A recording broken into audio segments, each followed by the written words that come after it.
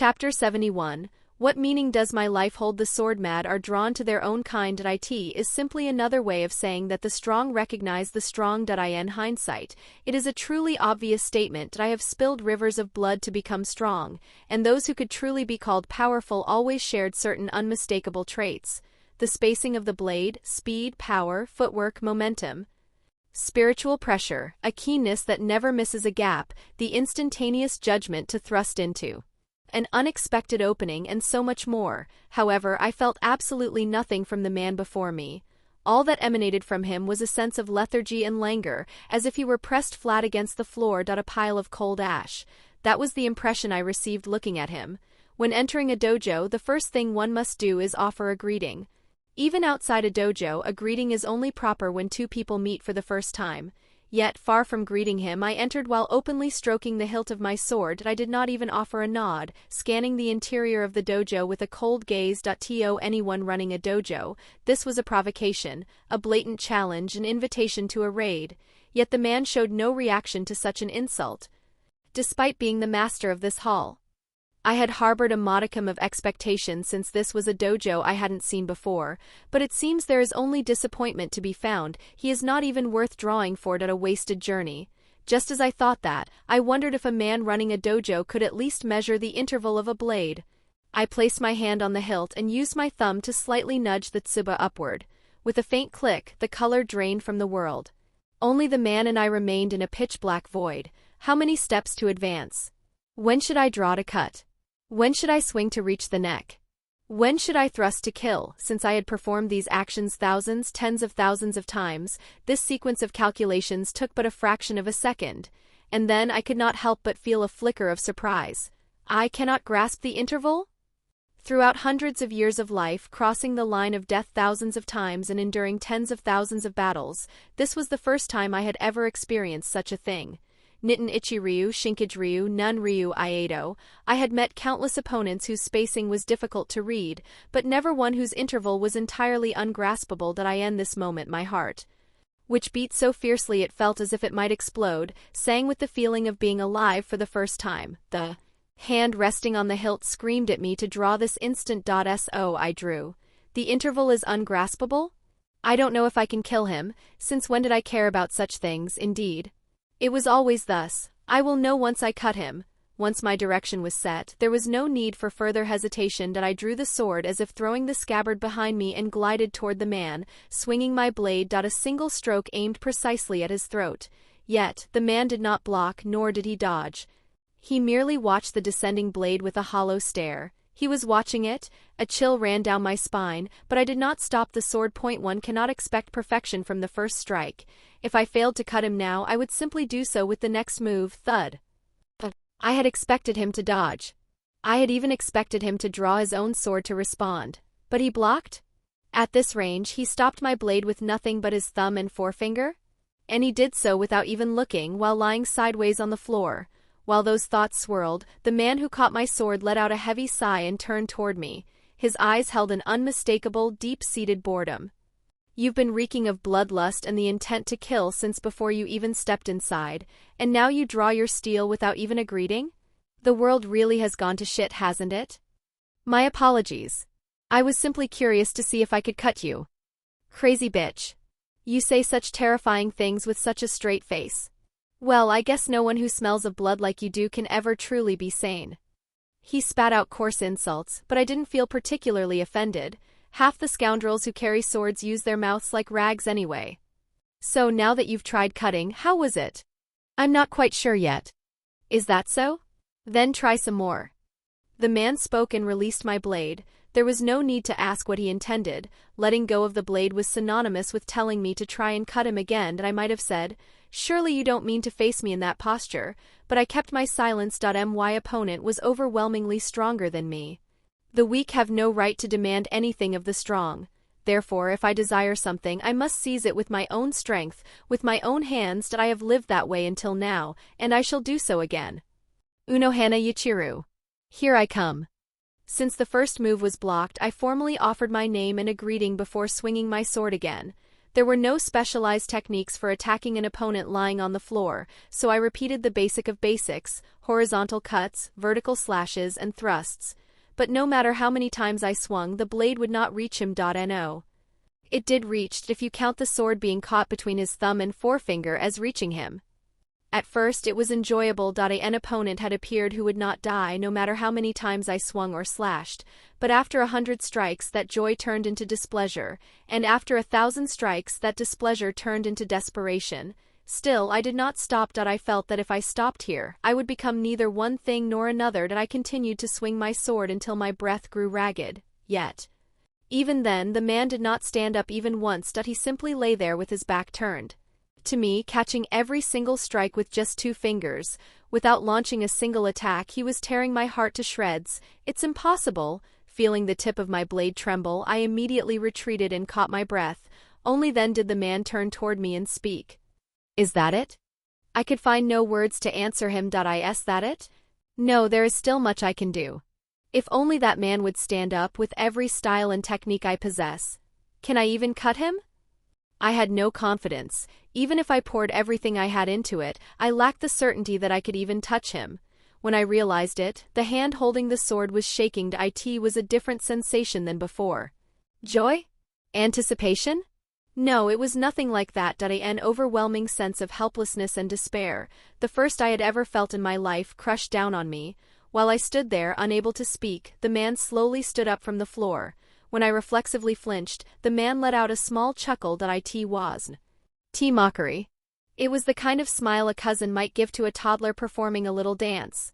I haven't lived your life, so I won't lecture you, but is it really fun living like that? What do you mean by that? All you do is go around fighting, killing, and killing again. You're so soaked in the scent of blood that it probably won't ever wash off. Just what kind of fun are you having? For a moment I thought he was insulting me, but looking at his face I realized I was mistaken. The man was genuinely curious. He wanted to know what enjoyment there was in such a life. Joy. The enjoyment I felt was always found within the fight. Yes, for me joy was synonymous with battle. Battle was my life, and battle was my everything. The thrill of standing precariously on the boundary between life and death. The exhilaration felt when crossing blades in a test of strength, and the sensation of slicing through flesh and bone. What remains after all those fights? The hollow emptiness and futility born after killing those I could finally call rivals with my own hands. And at the end, only the ash-like boredom that remains. Nothing. At my answer, the man gave a bitter smile and slowly walked toward me. Did you feel any pride after all those battles, thinking, I've become this strong? I shook my head. Strength was never my objective. To begin with, there was no benefit in becoming stronger. Being strong simply meant it became harder to find a worthy opponent. Then what about the fame and notoriety you earned after all those victories? Is that fun? Again I shook my head. Fame and notoriety only got in the way of the fight. They only attracted worthless rabble that wasn't even worth swatting. I never desired such things in the first place. Money? You must have destroyed so many dojos and taken so many lives. You surely gathered a great fortune. Did that bring you any satisfaction? No. Piles of gold delicacies stretching to the horizon, they meant nothing to me. Those things do not help in a fight. On the stage of battle, the only thing you can place upon it is your own self. What meaning could money possibly have there? Then what are you fighting for? I fought to fight. I killed to kill. That was the entirety of my life. Yes. Looking back now, how was it? Was it a joyful life? What was the purpose of it? There was no meaning there, no purpose. A fight is but a momentary flash, and once that flash fades, only a hollow victory remains. If that is so, then what meaning is there in a life lived only for the sake of battle? Nothing. It was the same answer as before, but the man smiled as if that was good enough, walked up to me and took the sword from my hand. For a swordsman to have their blade taken is to offer up their life, yet I did not resist. I simply let it go. Indeed. Just as you said, nothing remains. That is what a fight is. Or more accurately, that is what happens when the means becomes the end. So is that wrong? No. In life there may be mistakes, but there is nothing that is truly wrong. Especially so if you are still alive. Holding the sword with both hands, he raised it above his head and performed a simple vertical strike. It was the most basic of basics. yet the weight of the man's entire life contained within it was anything but light. The stroke that felt as though it could bring down the heavens themselves. I reflexively gasped for air. If you don't know, then you can learn. If you've taken the wrong path, you can start walking again. So stop living like a ghost, following the means as if they were the end. Establish a purpose and find something you actually want to do. Your life is still long. Is it truly permissible for a killer like me to do such a thing? You are the master of your own life. Therefore, you are the one who must decide that answer. What is it that you want to do? The man spoke, then offered the hilt of the sword back to me. Chapter 72. A life for moving forward. Whether it's a good thing or a bad thing, the first time always makes the heart pound. There are many reasons for that pulse. It could be tension, anticipation, joy, or even primal fear. So, here's a question for you. Now that I've opened my own dojo and officially taken on my first disciple, what kind of pounding is my heart doing right now? Master, I have prepared a meal for you. Huh? Oh, but I don't really need to eat. I see.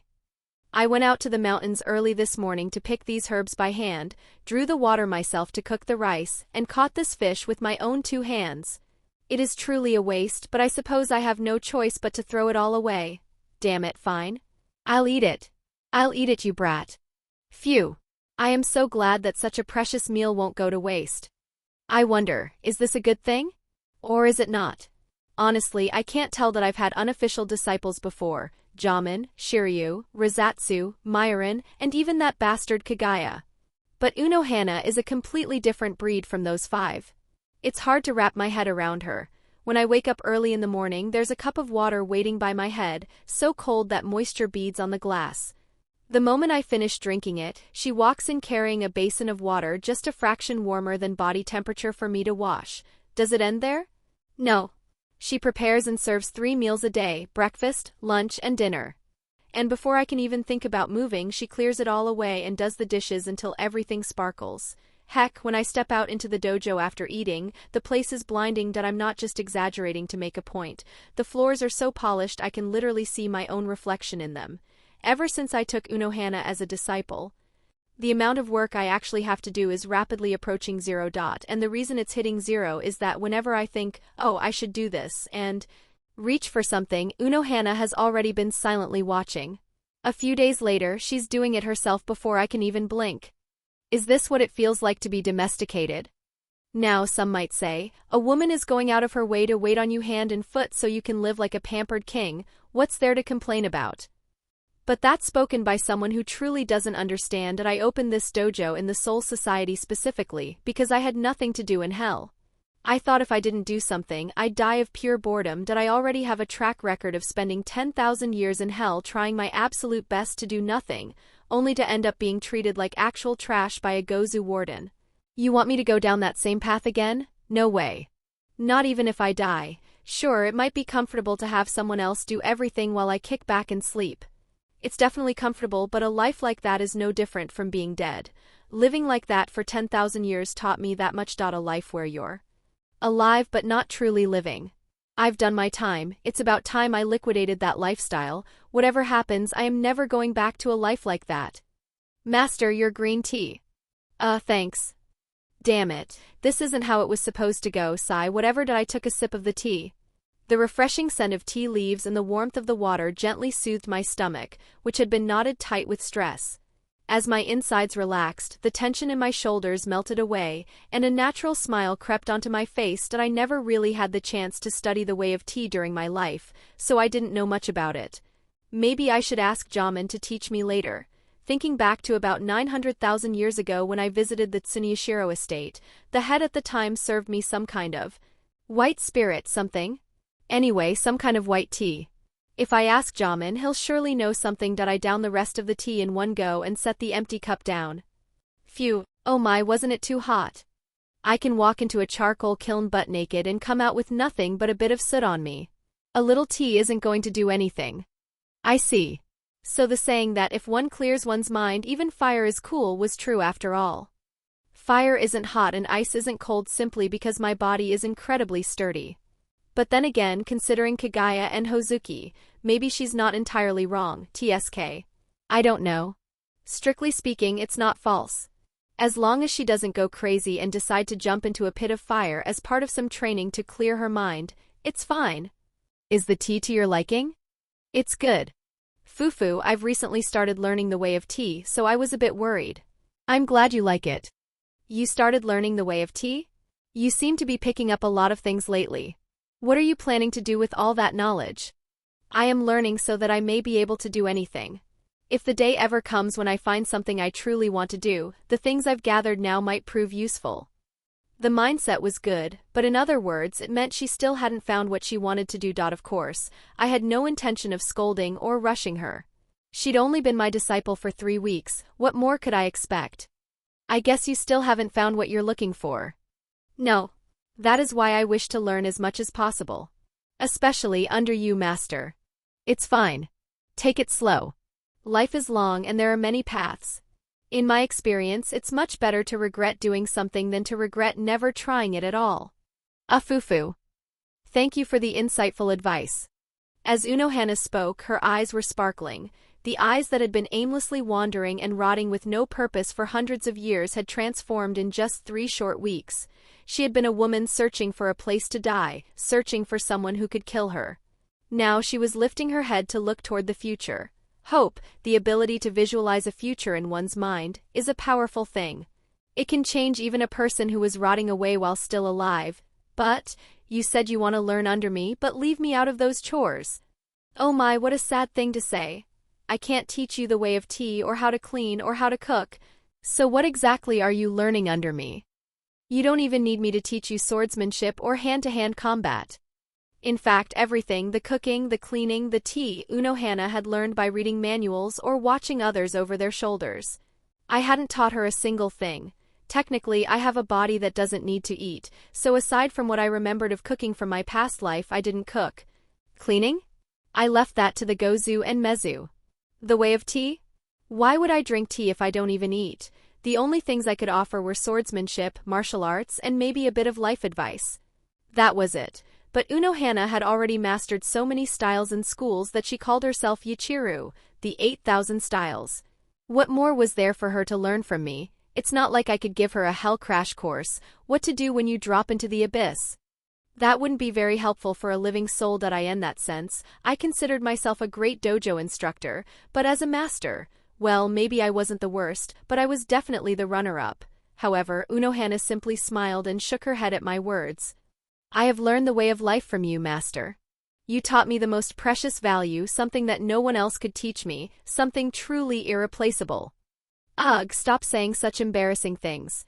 That's enough, brat. And as for why I haven't asked for lessons in swordsmanship or combat, it is not because you have nothing to teach. It is because my own experience is too shallow to even comprehend your level. I wanted to build up my own foundation a bit more before requesting your guidance. If the experience of someone who's been swinging a blade for centuries is shallow, then there isn't a single master left in this world. But I have you, master. This master-obsessed woman.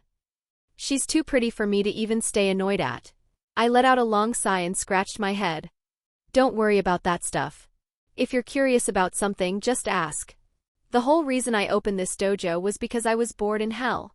If my only disciple is just running around waiting on me instead of asking for teachings, isn't that just telling me to die of boredom? You came from hell? Ah. Right. I wasn't supposed to say that. I tried to shut my mouth, but you can't exactly put the words back in. I thought about using one of my secret techniques, the memory loss punch, but I have a rule about not hitting women if I can help it, so I just gave up. I could tell you to forget it, but I know you won't. Fine. Got any questions? Not particularly. Now that was a surprise that I blinked and stared at Unohana, but it didn't feel like she was hiding anything. She looked like someone who had just stumbled upon a 4-leaf clover on the street, just that level of surprise and mild interest.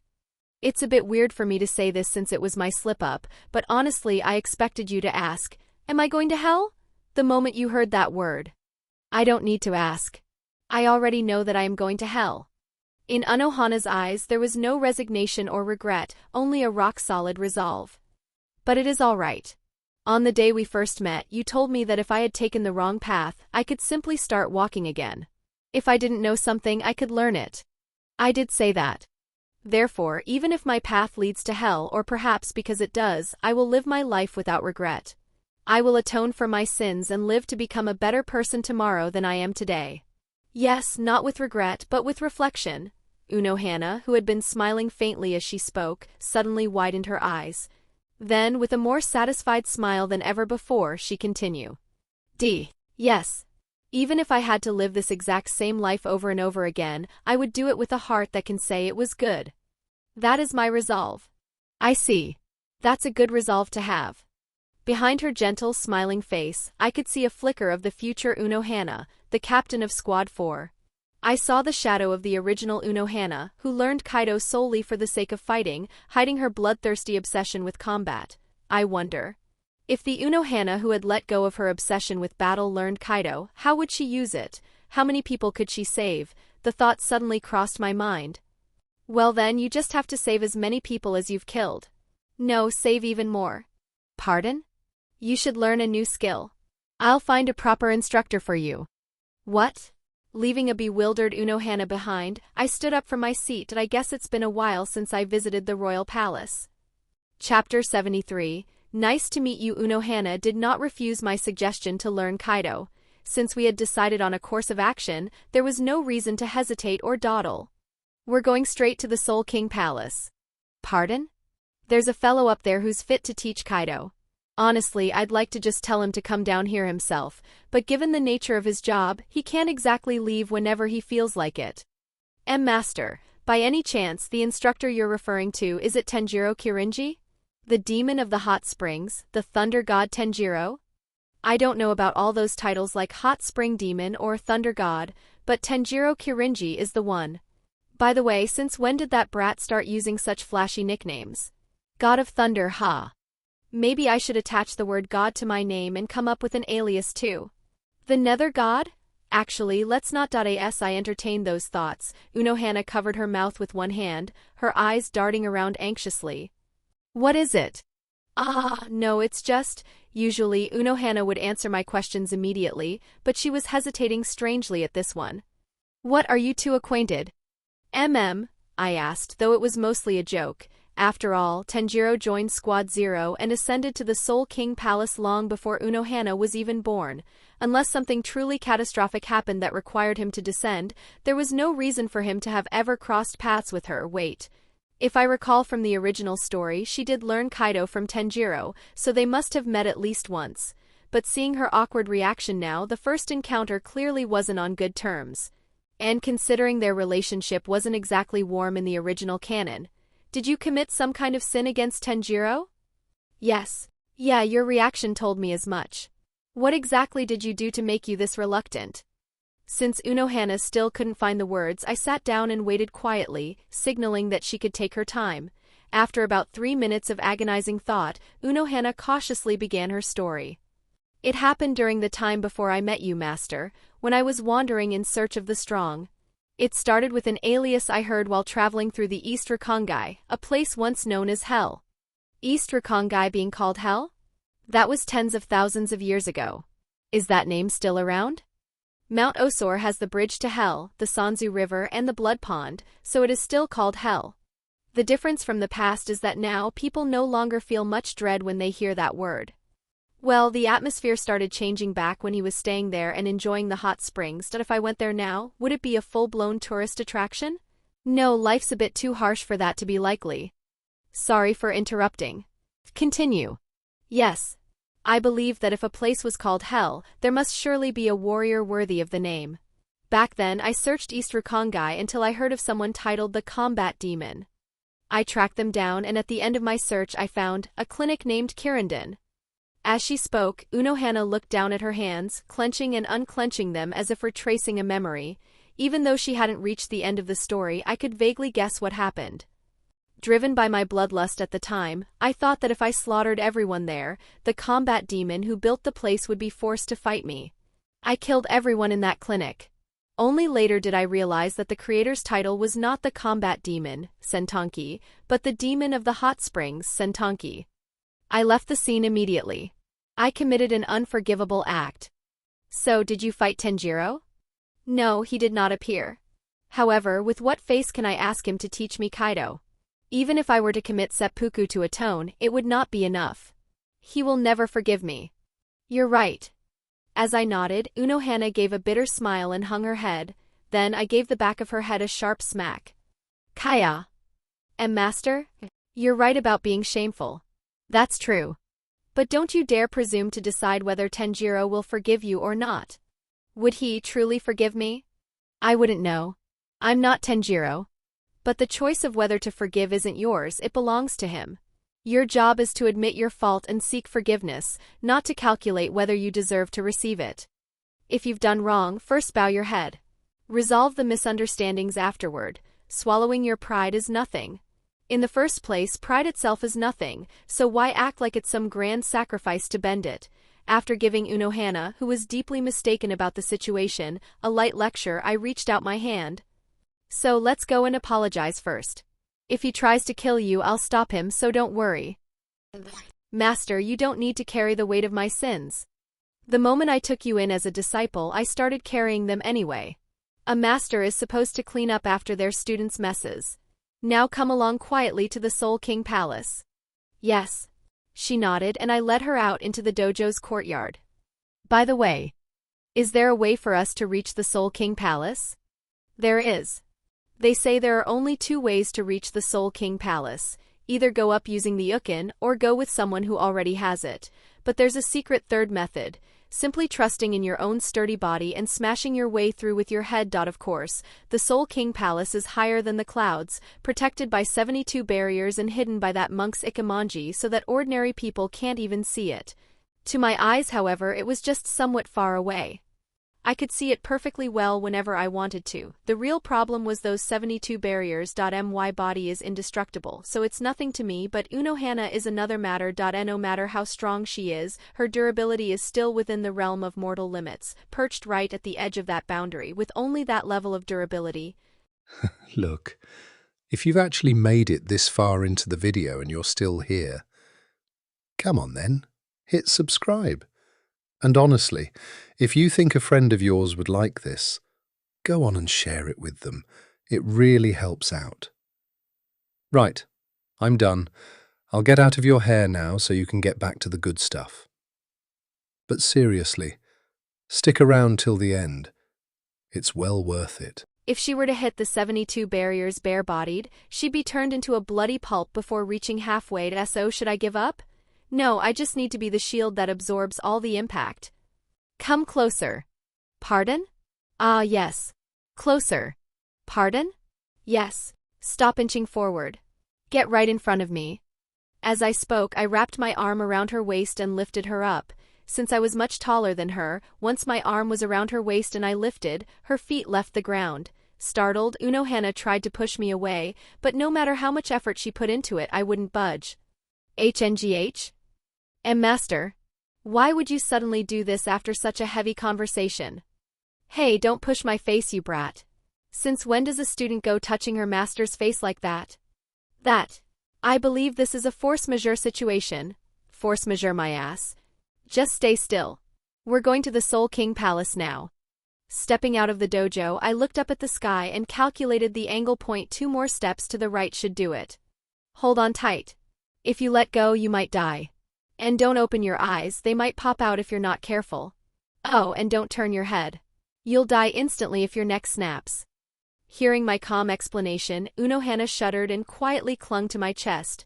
Her breasts, as large as watermelons, were pressed flat against my chest like pancakes. Hey, are you not wearing underwear? The sensation was much stronger than expected, and a blunt, unfiltered comment slipped out of my mouth before I could stop it. Fortunately or unfortunately, Unohana didn't get angry. She just moved her mouth wordlessly for a moment before hanging her head in embarrassment. That. I couldn't find a size that fit my chest.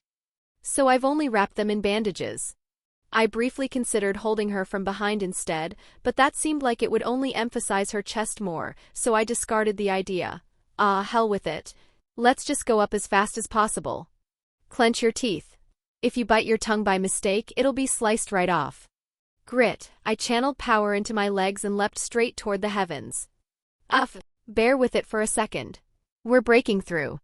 Luckily, Unohana's body wasn't entirely fragile. Since I took the brunt of the collision with the barriers, she was able to endure the aftershocks on her own.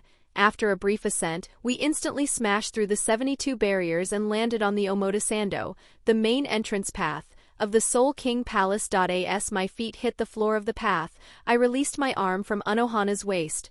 The moment I let go, Unohana stumbled back and collapsed onto the floor. Gah! Ugh, cough. You okay?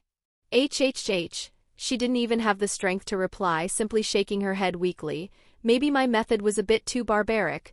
While I was patting the back of the retching Unohana, I felt a familiar presence approaching us. I figured you'd be the first to show up. Ho, it's been a long time, Master. And as for you, this is the first time we've met face to face like this. You crazy bitch. HAA. Phew. It is an honor to finally meet you. Tenjiro Kirinji. And so, the first meeting between the hot spring demon Tenjiro Kirinji and the master of 8,000 styles Yachiru Unohana was finally realized. Chapter 74. Carrying the weight of life. Just as Unohana was aware of Tenjiro Kirinji was well aware of Unohana. Yakai it wasn't particularly strange. And honestly, I had already expected things to turn out this way. After all, I have a decent grasp of how the Zero Division operates. The members of the Zero Division, selected to defend the Soul King Palace, cannot easily leave the vicinity of the royal realm due to their duties. However, the fact that they cannot leave doesn't mean they can't observe the Soul Society or receive reports. It simply means they aren't permitted to descend carelessly. To put it in simple terms, those chosen for Squad Zero become something akin to constellations in the sky. The difference from actual stars is that while they watch, they do not interfere unless the situation is truly exceptional, and exceptional in this context means an event occurring below that threatens to affect the Soul King Palace itself. If I hadn't stopped that gargantuan hollow, I believe its name was Ikemikidomo, they likely would have descended in my stead, which means Tenjiro had been watching everything when Unohana slaughtered the people of his Kirindin. Unohana likely knows this, which is why she might be hesitant to learn Kaido from him, or perhaps not. The details regarding the Zero Division haven't exactly been made public yet. If she's hesitant without even knowing who the Zero Division is, then it might just be a simple matter of her conscience. In that sense, I'll hold off on asking Tenjiro to teach her until this tension is resolved. Actually, looking at them now, just facing each other seems to be their limit. Teaching? That's a pipe dream for now. I should just be grateful they haven't drawn their blades to split each other's skulls open yet. Well, I'm going to go see that great monk's face for a bit, so you two have a talk. I spoke as if I were leaving the area, but instead I completely suppressed my presence and watched the two from a short distance away. Honestly, watching from the side, the silence was so stifling it felt like someone was stuffing dry lead down my throat, but that didn't mean I intended to step in and lead the conversation. And if I forced the dialogue, I'd be no different from an irresponsible teacher trying to patch a problem with a hollow now, shake hands and apologize to each other. I might be a flawed master, but I refuse to be an irresponsible one. That's why I'm hiding and watching while pretending to go elsewhere. Of course, I'll step in if it looks like they're actually going to kill each other, but otherwise I intend to watch in silence no matter what happens. That is my resolve, and that's why I'm waiting patiently even though this atmosphere is agonizingly frustrating. Though I really wish someone would just say something. As I kept my silent vigil, it was Unohana who finally broke the silence. First, I wish to offer my sincerest apologies. 230 years ago, due to my hideous greed, I slaughtered the people of Kirindin. For that I offer my atonement. With those words, Unohana knelt formally and bowed her head. Even as her forehead touched the ground in a deep bow, Tenjiro's expression only twisted into a harsh scowl. After staring down at her in silence for a long time, Tenjiro scratched his head irritably and let out a heavy sigh. You're barking up the wrong damn tree, you crazy bitch. Yes, it's true I'm pissed that you killed my people at Kirindin. But I'm not the one who can accept your apology. I have no intention of doing so either. With a roar, Tenjiro slammed the long wooden paddle resting on his shoulder into the ground right next to Unohana's face. Crack. Yet, even with the wooden beam shattering the ground inches from her face, Unohana didn't flinch, let alone lift her head. The people you need to apologize to aren't in this world anymore. They're dead. So don't you dare think for a second that you'll be forgiven. I have long known that I committed a sin beyond forgiveness. At her words, Tenjiro glared at her, teeth bared. Tenjiro waited in silence, and only then did Unohana slowly raise her head. That is why. I will live my life saving more people than I have killed. So that one day when I encounter those I murdered I can bow my head and apologize with dignity, so I can tell them I lived a life without regrets. You're saying you won't regret killing them? If I were to regret my actions, then the deaths of those who fell by my hand would become utterly meaningless. I intend to carry that weight for the rest of my life. It is my failure and it is my karma. Ha! Tenjiro barked a hollow laugh toward the sky, then swung the wooden beam back onto his shoulder and turned his back to her. I'll see how long that resolve lasts. Then please teach me Kaido. Follow me. I was planning on doing that from the start anyway. If she had planned to just apologize and leave, I was going to beat the lessons into her regardless, so I suppose this works out fine. Tenjiro stomped away with heavy strides. What are you doing, you brat? Get a move on. Only then did Unohana rise and quietly follow after him.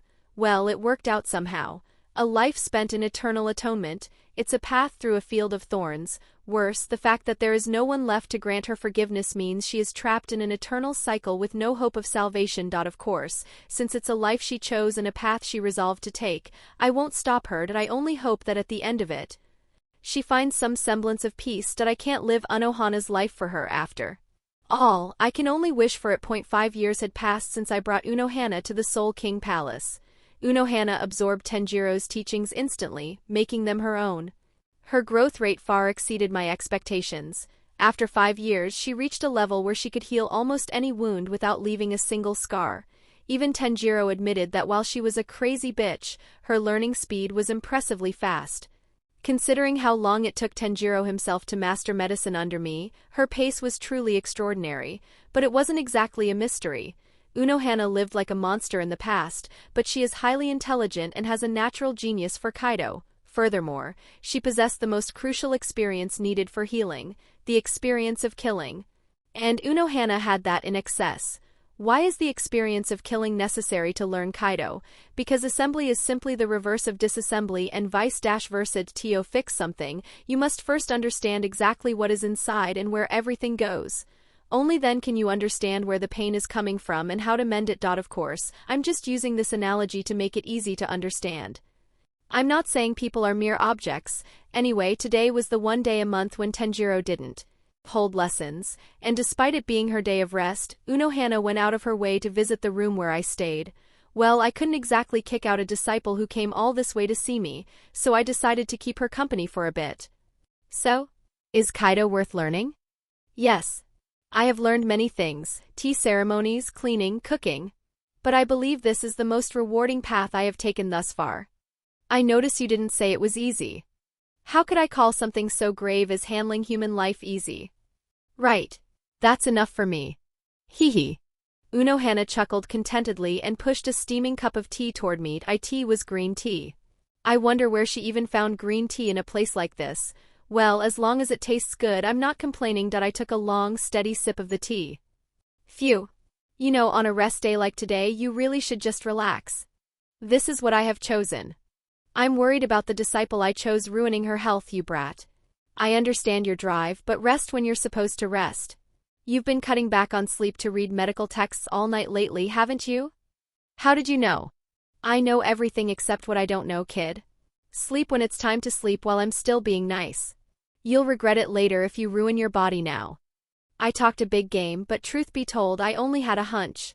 Tenjiro was the one who actually told me. He had asked me to tell her personally. Since he knew she wouldn't listen to a word he said, he was grumbling about how he hated seeing her ruin herself just to study.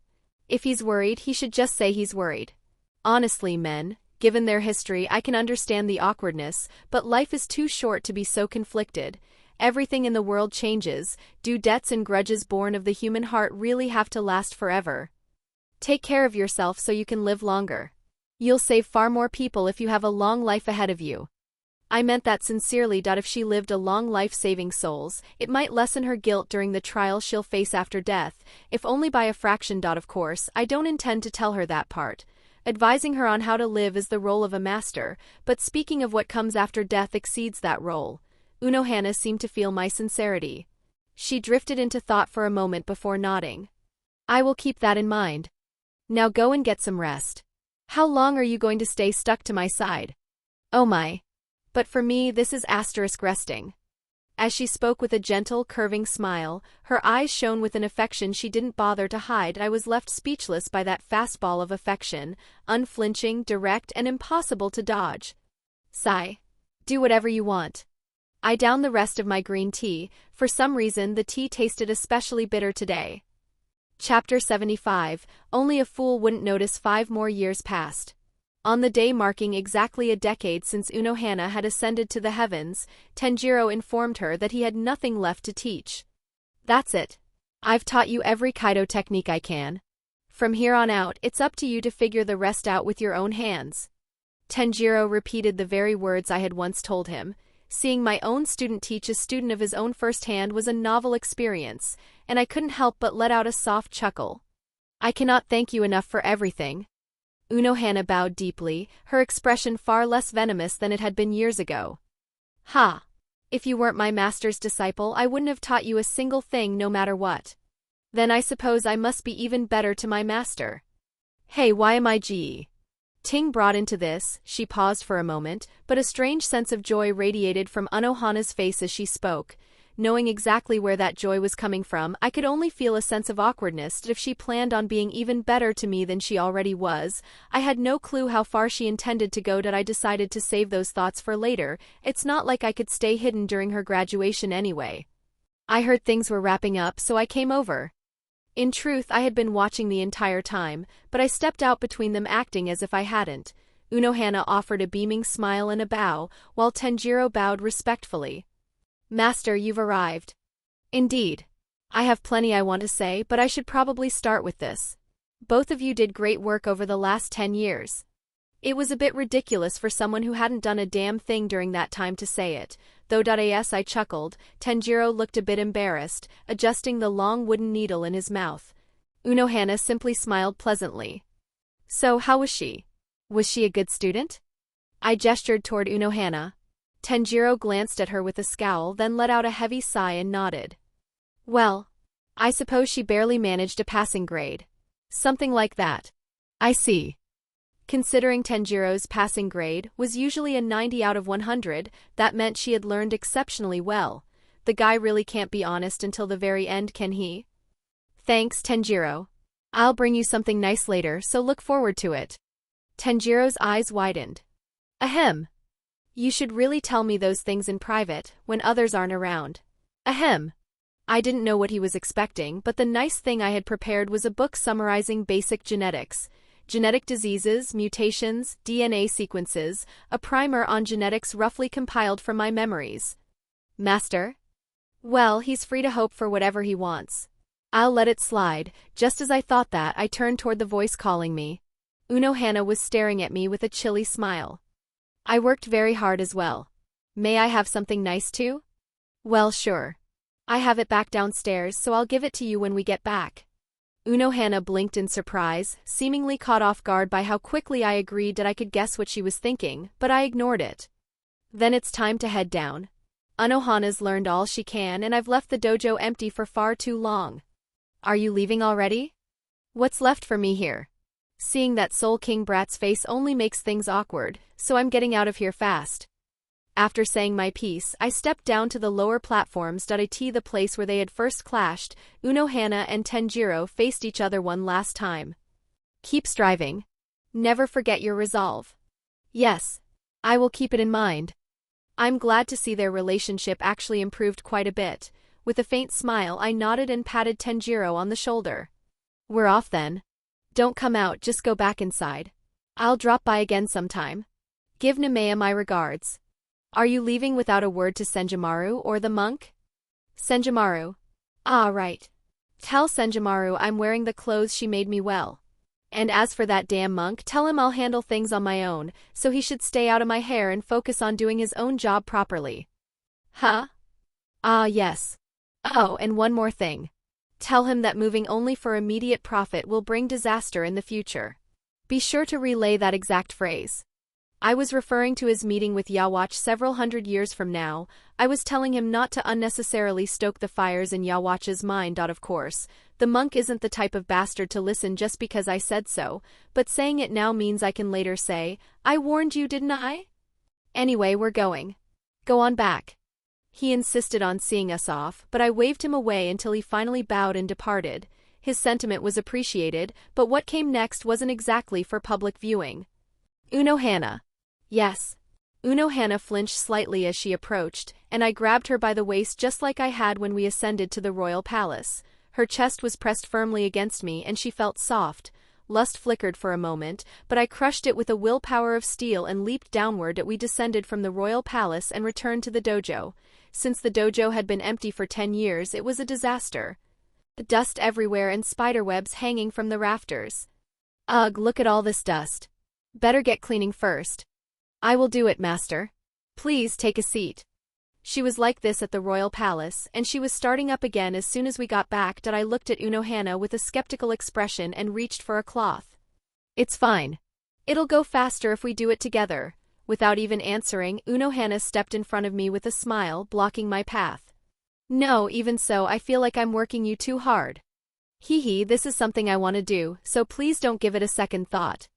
As she spoke with that bright smile, her eyes were practically overflowing with affection. It was the look of someone who would never back down until I gave in. That it wasn't stubbornness or malice, but genuine goodwill.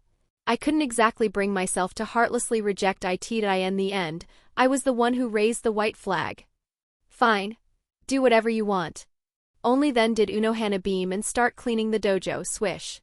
Swish. Watching her back as she wiped down the wooden floors with a wet rag, I rubbed my chin. Affection, huh?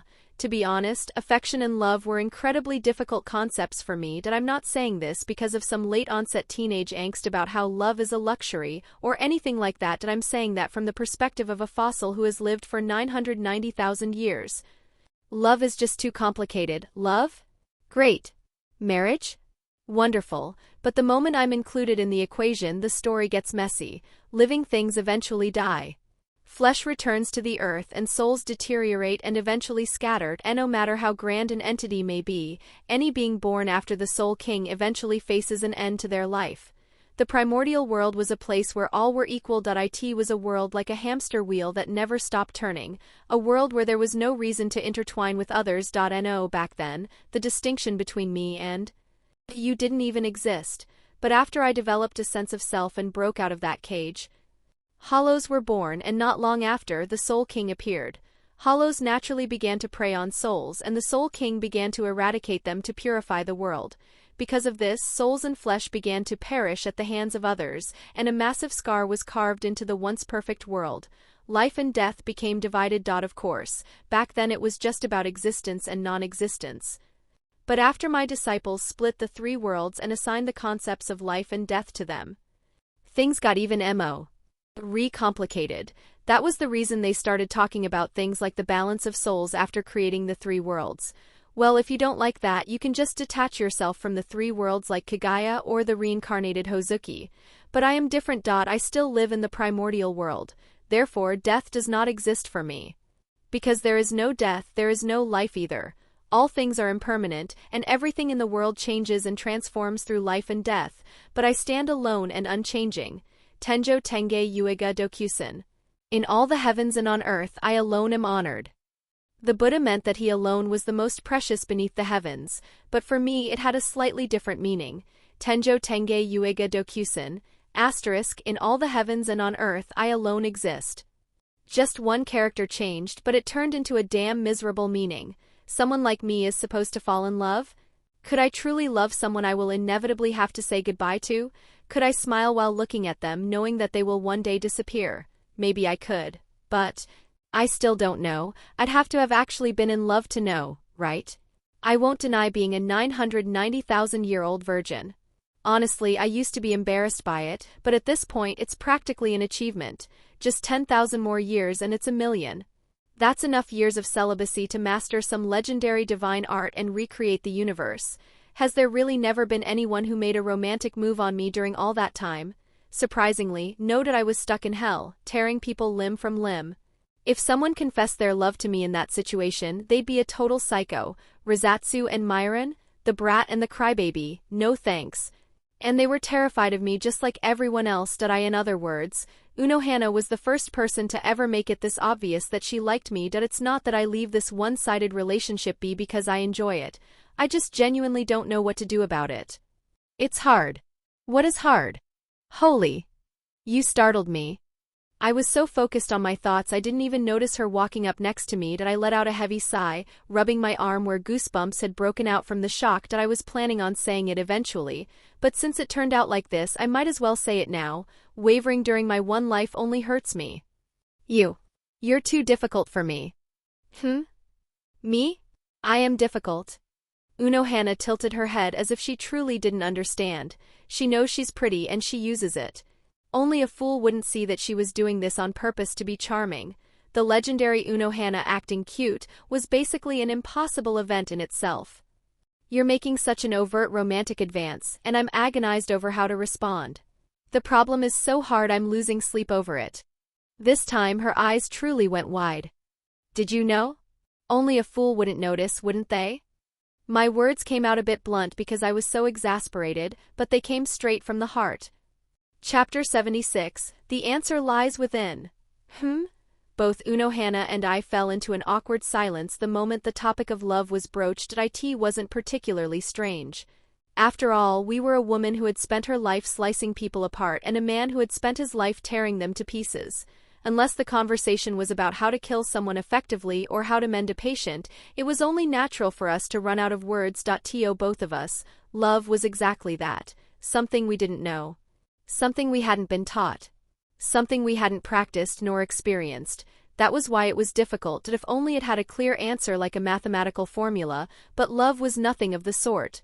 For a while we sat facing each other in silence until, as if by unspoken agreement, we both lifted our heads to meet each other's eyes. The one who broke the silence was none other than Unohana. Master, for a sinner like me to harbor such feelings. I know that adoring you is something that should not be. I had no way of knowing exactly what Unohana was thinking, but I could tell it wasn't anything good. If it weren't, she wouldn't look so pained. I know full well how selfish I am. For a bloodthirsty killer to speak of love now, it is a laughable story. However, even if my feelings remain unrequited, I do not care. I only ask that you please do not push me away. Unohana took a moment to catch her breath and closed her eyes like a criminal awaiting a verdict. She was waiting for my answer. What am I supposed to say at a time like this? No, that's not it. The important thing here is my own heart. Giving a heartless answer would be nothing more than a deception of the other person that I am in the first place. Wasn't the reason this conversation started because I admitted I didn't know how to respond to Unohana's affection or love? Then what about me? Do I love Unohana? I certainly have affection for her, but if you ask if that's love, well, it's difficult. As expected, I couldn't answer. This wasn't an answer about whether I liked Unohana or not. After all, the answer to that had already been decided. It was true that I loved Unohana. That was a fact, but I had been trying my best to ignore it. Why? Because I was afraid. Yes, afraid. I crossed my arms and pondered for a long time, then let out a sigh and scratched my head. Well, since you've spoken honestly, I should give you an honest answer in return. Yes. Taking a deep breath, I calmly began my story. Having lived for nearly 1,000,000 years, how many people do you think I've met who I could truly call a bond? At my question, Unohana swallowed hard and spoke cautiously. I imagine a number beyond counting. No. The Soul King, the monk, Shiryu, Myron, Rizatsu, Jamin, Kagaya, Nemea, Hozuki, Tenjiro, and Senjimaru. I only received clothes from her and have never seen her face, so exclude her. There are exactly 10. Separate from my memories of the original series, in the vast span of 1,000,000 years, I couldn't recall the names or even the faces of anyone other than those 10. Do you know why? I'm not entirely sure. Countless emotions flickered across Unohana's face as she spoke. She probably had mountains of things she wanted to say, but felt suffocated being unable to speak them. I gave a bitter smile at that expression and shrugged. There are mountains of reasons. Because I'm bad at making friends, because I'm too old and have forgotten everything, because I didn't travel much. I didn't think any of those things for a single second. I'm not saying you thought that. I'm saying that's what I would have thought, and in fact that is what I think. If an old fogey who's lived for 1,000,000 years only knows 10 people, then clearly he's lived his life all wrong. That's Master's life could never be. It's my life. I know it best. I gave a faint smirk, closed my eyes and slowly looked back over the path I had walked. Except for those 10 people I remembered, the faces of everyone else were obscured as if someone had splashed them with black ink. It wasn't that the monk had manipulated my memories in the first place. There was no way a guy who couldn't even manage to name me, and got beaten up for it instead, could tamper with my memory. It was just that I had forgotten because I wanted to forget, because I didn't want to remember. The truth is, I'm a terrible coward. I was so afraid of the parting that would eventually come that I didn't form any bonds. Even if I did, I tried my best not to become attached. This is the result. That was why I didn't even make a name for myself. I had used ridiculous titles like Nether King as a substitute for a name, because if someone were to call me by my name, I would be unable to forget them even if I wanted to. They would remain in my heart. I'm afraid of love. Are you saying you are afraid of the act of loving? No, I'm not afraid of the act of loving. I'm afraid of the emotion of love itself. Because love is an emotion that requires you to be more honest with yourself than any other. Call me a coward if you want. The fact was, I truly was a coward. Even when the very first hollow appeared in this world, didn't I run away because I was scared? Seeing that, my nature is clearly that of a coward. Am I not afraid anymore, you ask? I have power now, so there's no longer any need to be afraid. But love is different. What you have to face when standing before love isn't another person, it's yourself. Love is having to look yourself in the eye and ask your own heart how you feel, and that was why I was afraid, because I didn't have the slightest clue how much emotion I had forcibly ignored and crushed down for 990,000 years, or how much was sticking like sludge beneath it all. Subconsciously, the vague fear that my mind might shatter the moment those feelings erupted was what had stopped me from loving anyone. The thought that someone I've grown to cherish will eventually die makes me so sad I can't bear it. Parting is always a agony. Love? For a coward who's terrified of goodbye? What a joke. Since I didn't suffer physical pain, the mental pain of parting felt all the more crushing. That was why my partings with Shiryu, Rizatsu, and Myron, despite having more than enough time to prepare for them, remained as scars within me even now. Even if I were to meet them again through reincarnation, they wouldn't be the people I remember. That void, that futility was so painful that it remained as a scar. Perhaps this scar will never disappear for the rest of my life. So I lived my life ignoring it all. Trying my best to forget, immersing myself in other things. That was a pretty way of putting it. The reality was that I had hidden myself away like a frightened child. My body had grown, but my spirit hadn't matured one bit. That's why whenever others asked me for teachings, I always said this: I'm just wrapping up some fancy-sounding words and tossing them out. The life ahead was so distant that even trying to picture the future felt like a fool's errand. So I ran away like a scared brat. I lived my life without awareness of anything, just going wherever my heart took me. If I just drifted along with the current, I wouldn't have to acknowledge the things around me. To avoid recognizing the changes in my surroundings, I focused only on what I wanted to do. Because of that, I still don't know who the other kings of the 10 kings are, aside from Jamin. I don't know their names, nor even their faces. I sought out work with a fervor that bordered on obsession. But eventually, the finite amount of work was bound to run out. Left with nothing to do and having lost my purpose, I just lay there like a corpse. Yes, just like the Unohana before she met me. The difference was that Unohana wandered to find an answer, while I knew the answer yet hid myself away, trying my best to ignore it. But how can a person live only doing what they want? This world isn't meant for living alone. This dojo was the start of my attempt to overcome that. But since the fear was still there, I purposely set up the building right next to the Genji Academy, even attaching the petty excuse that I wanted to screw with them. That if I built a dojo right next to such a massive academy, no one but a complete madman would come seeking it out. But there was one person who came. And that's how I met you. The person who had lost her purpose, and the person who had achieved his purpose. They say all paths lead to the same destination. Despite being at opposite poles, Unohana and I were hideously alike.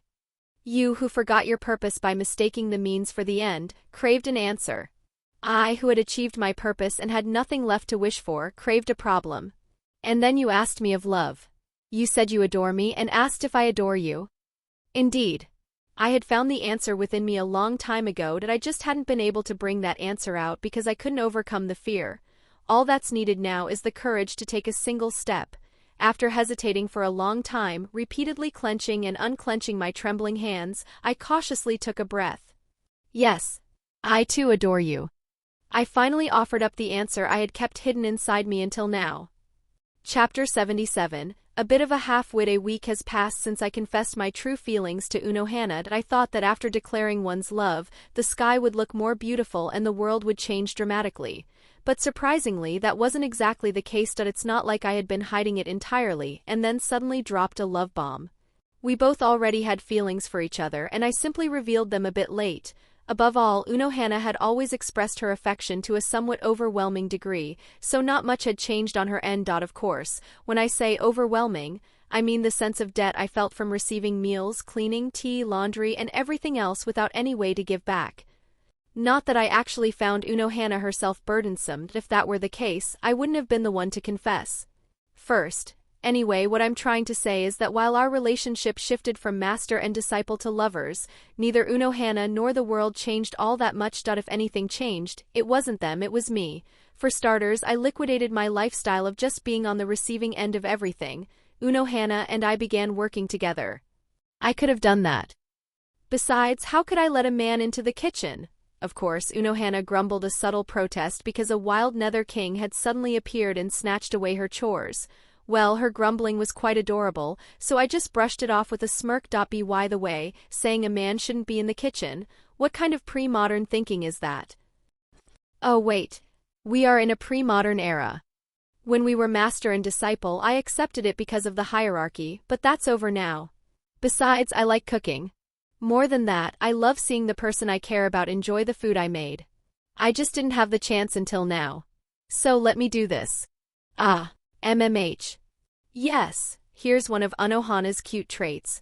While she's incredibly proactive when launching an affectionate offensive, she's completely defenseless when she's the one on the receiving end. She tried to turn her head away as if she didn't care, but catching a glimpse of the tips of her ears turning beet red was just too endearing. Compared to me, who has only aged uselessly and is clumsy at expressing emotions, she's nothing short of an angel. Granted, she's an angel who smells quite strongly of blood, but life is still long. What is wrong can be set right. Even if it can't be fully rectified, a life lived in the effort to do so is a brilliant one. This is also why I don't punish Unohana. Because she is still alive. Because there are still plenty of chances to fix her mistakes. Of course, that doesn't mean I'll tell her exactly how to live. There's a reason I don't go out of my way to order Unohana around. It would be a violation of fairness. I am the one holding the title of Nether King, at least nominally. I love her, but that isn't a reason to show her favoritism in that regard. In fact, because I love her, I must be all the more impartial. So that when she eventually faces death, she can proudly say she lived her own life, that she lived by her own will, not by someone else's. Dear, I think the food is going to burn. Right. There was one other thing that changed about Unohana. When we're in the kitchen or the dojo, specifically when we're alone, Unohana has started calling me dear, Anata, instead of master. Wait, that's strange. Aren't dojos usually crowded with people? Well, whatever. More than half the reason I opened the dojo has already been achieved anyway. Dear, sorry. I was just thinking for a second. I quickly flipped the pan-fried zucchini, but they were already spotted with black charred marks. It wasn't to the point of being burnt to a crisp, but it definitely didn't look as appetizing as the ones Unohana used to fry. TCH. What a waste. I'll have to eat these ones myself. As I said that and continued flipping the rest, Unohana wiped her hands on her apron, walked over and took my hand. Maybe it was because winter was approaching, but her hands felt quite cold. You shouldn't zone out while cooking, even if you usually do. Especially not in front of the fire. It's dangerous. I can eat magma and lava and stay perfectly fine, so a little kitchen fire is hardly. Normally I would have said that with a shrug, but I quietly nodded my head instead. She was speaking out of concern for me. There was no need to say something unnecessary. Thanks for the concern. I'll be more careful from now on. Hoo-hoo. Lately it's always been this kind of atmosphere. Of course, it's probably because we're only a week into the fresh honeymoon phase of our relationship. After 10 years, we'll probably fight a lot. After 100 years, we might barely have any necessary conversations at all. That it's not that the relationship will end or we'll drift apart, that it's just that after fighting and fighting until you're sick of it, you find a middle ground and learn not to touch each other's taboos. That you're asking why I'm being so calculating for my first relationship. Well, romance might be a first for me. But it's not like I haven't dealt with people before. Moving past romance, any relationship between people is a continuous cycle of struggle and learning. Arguments, fights, or the process of adjusting to each other through dialogue. It's a process of learning so that you can become better versions of yourselves for each other. That's how most human relationships I've observed turned out. Maybe these aren't the kind of thoughts one should have while flipping zucchini pancakes. Thinking that, I finished the rest of the cooking and returned to the dojo hall. That I didn't have a separate living quarters, so we ate in the dojo and slept in the dojo. Some might ask what if someone sees us, but since no students were coming anyway, who cares? As long as I'm comfortable, that's all that matters. Is what I was thinking just a moment ago. As if mocking my thoughts, while I was plating the zucchini pancakes, I felt someone approaching the dojo. Judging by the stride, they weren't very tall, about 148 centimeters? No, it felt like they were intentionally taking oversized steps. Maybe they were more like 144, they seemed light too. About 44 kilograms.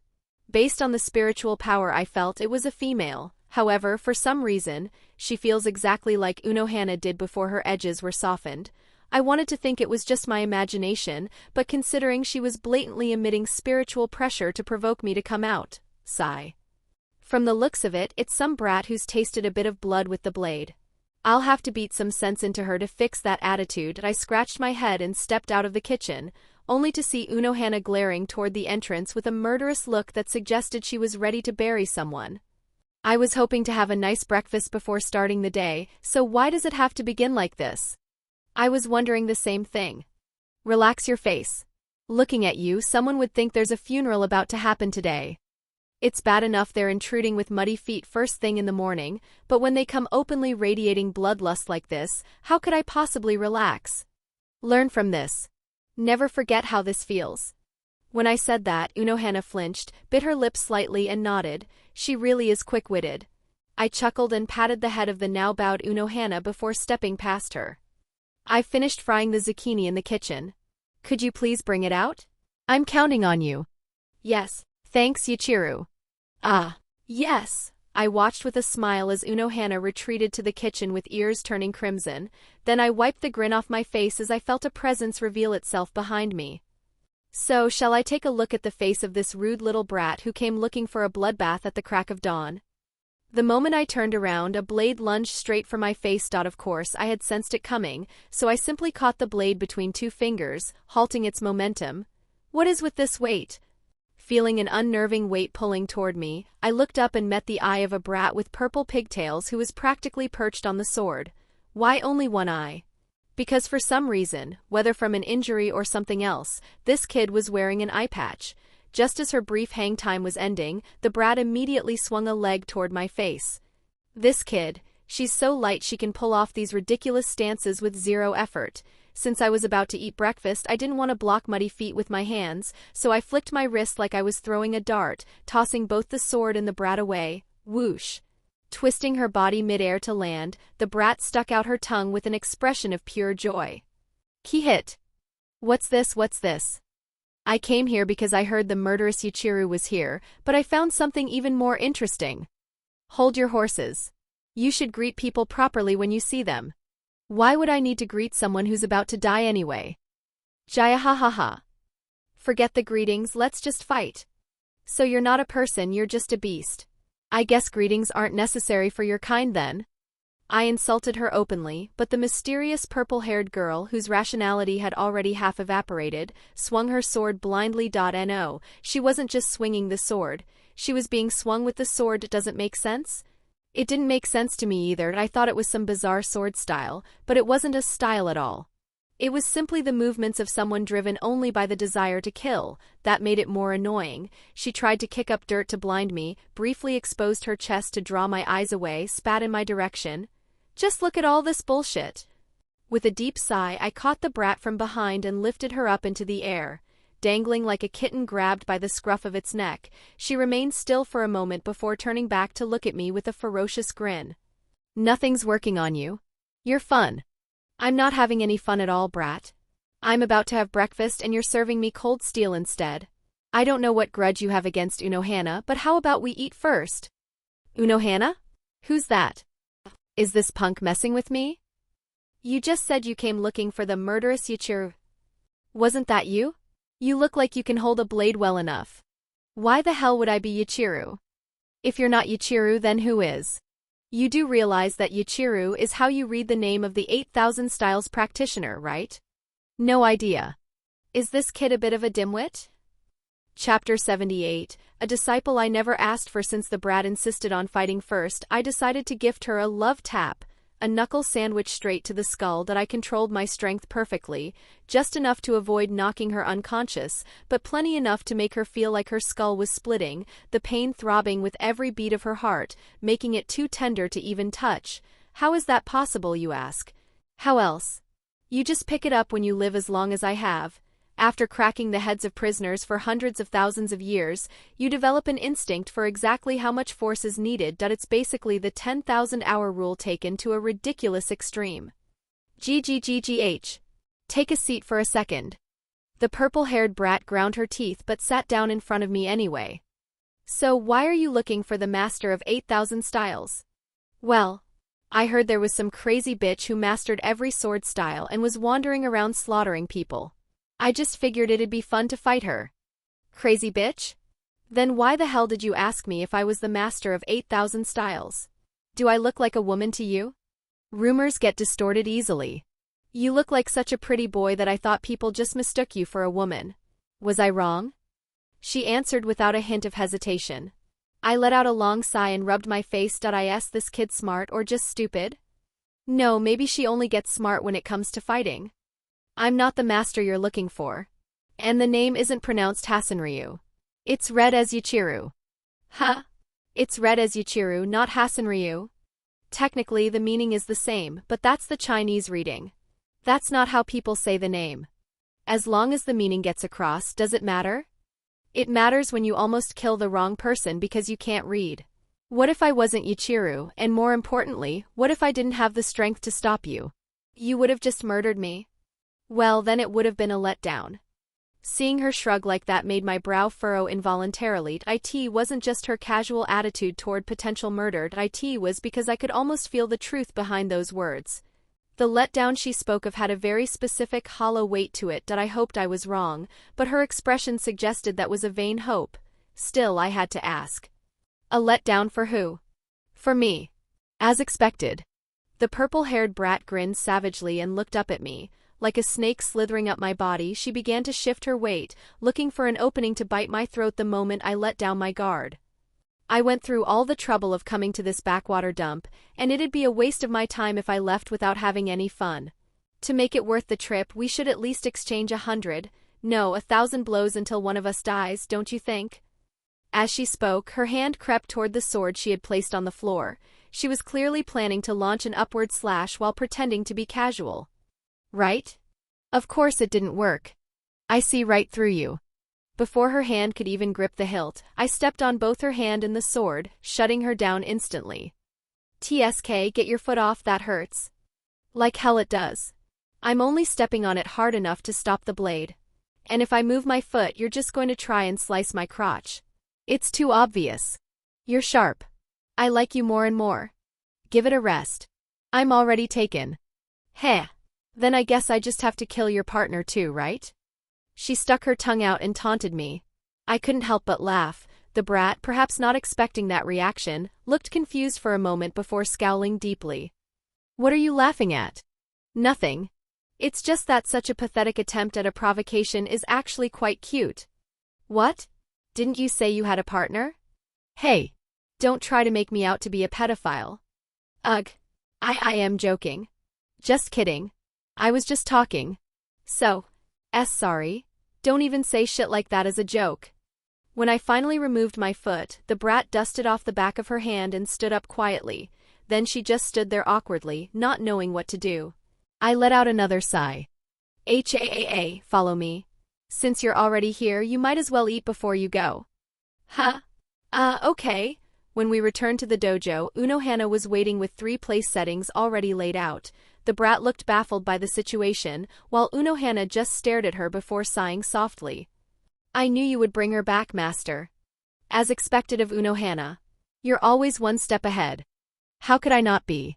I was exactly like that child barely a decade ago. No, you weren't this obnoxious. You win by a landslide. In the end, we're both drenched in the same bloodbath. Hearing Unohana's bitter laugh, the brat's gears started turning quickly, and her hand moved toward her hilt.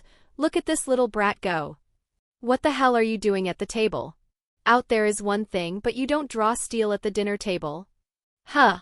I immediately reached out and clamped my hand onto her head in a crushing iron claw. Ayakak. My head. You're gonna crush my skull. Hee hee, this brings back memories. Wait, did I ever use an iron claw on Unohana? While I was trying to remember, the brat flailed her limbs and screamed. Stop messing around and let go. It's all right. Master's control is exquisite. It hurts just enough to make you wish you were dead, but never enough to actually kill you.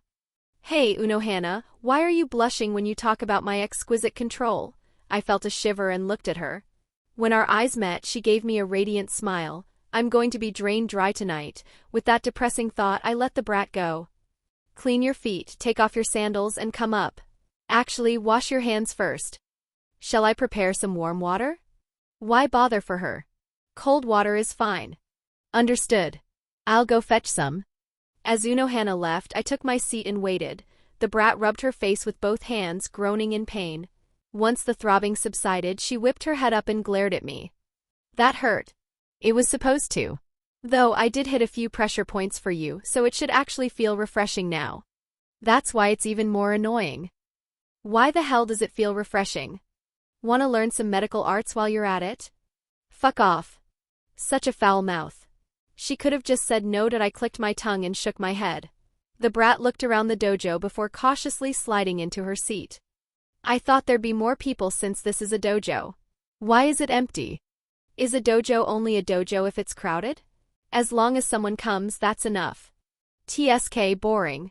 Who goes to a dojo for fun? You go to learn. Learn? What? How to cut people. You don't learn that. You just pick it up on your own. True, as you said, you can learn the sword anywhere, and most people learn the killing part on their own. But here, we just learn how to live in this world. And what's the point of that? No matter how you live, you die all the same when a blade hits you.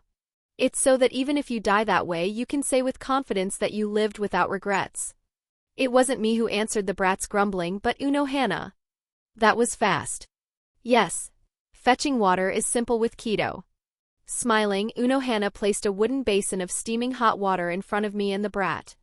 I told you cold water was fine. This is just the leftover water after heating yours, master. It was less trouble than making a separate batch of cold water. I suppose so. I nodded and started washing my hands. The brat stared at the water before shouting at Unohana. Forget the water. Tell me what you meant by that. Boy, this kid is impatient. She was shouting in a fit of temper, but luckily she didn't flip the basin, and if she had, I would have broken her skull right then and there.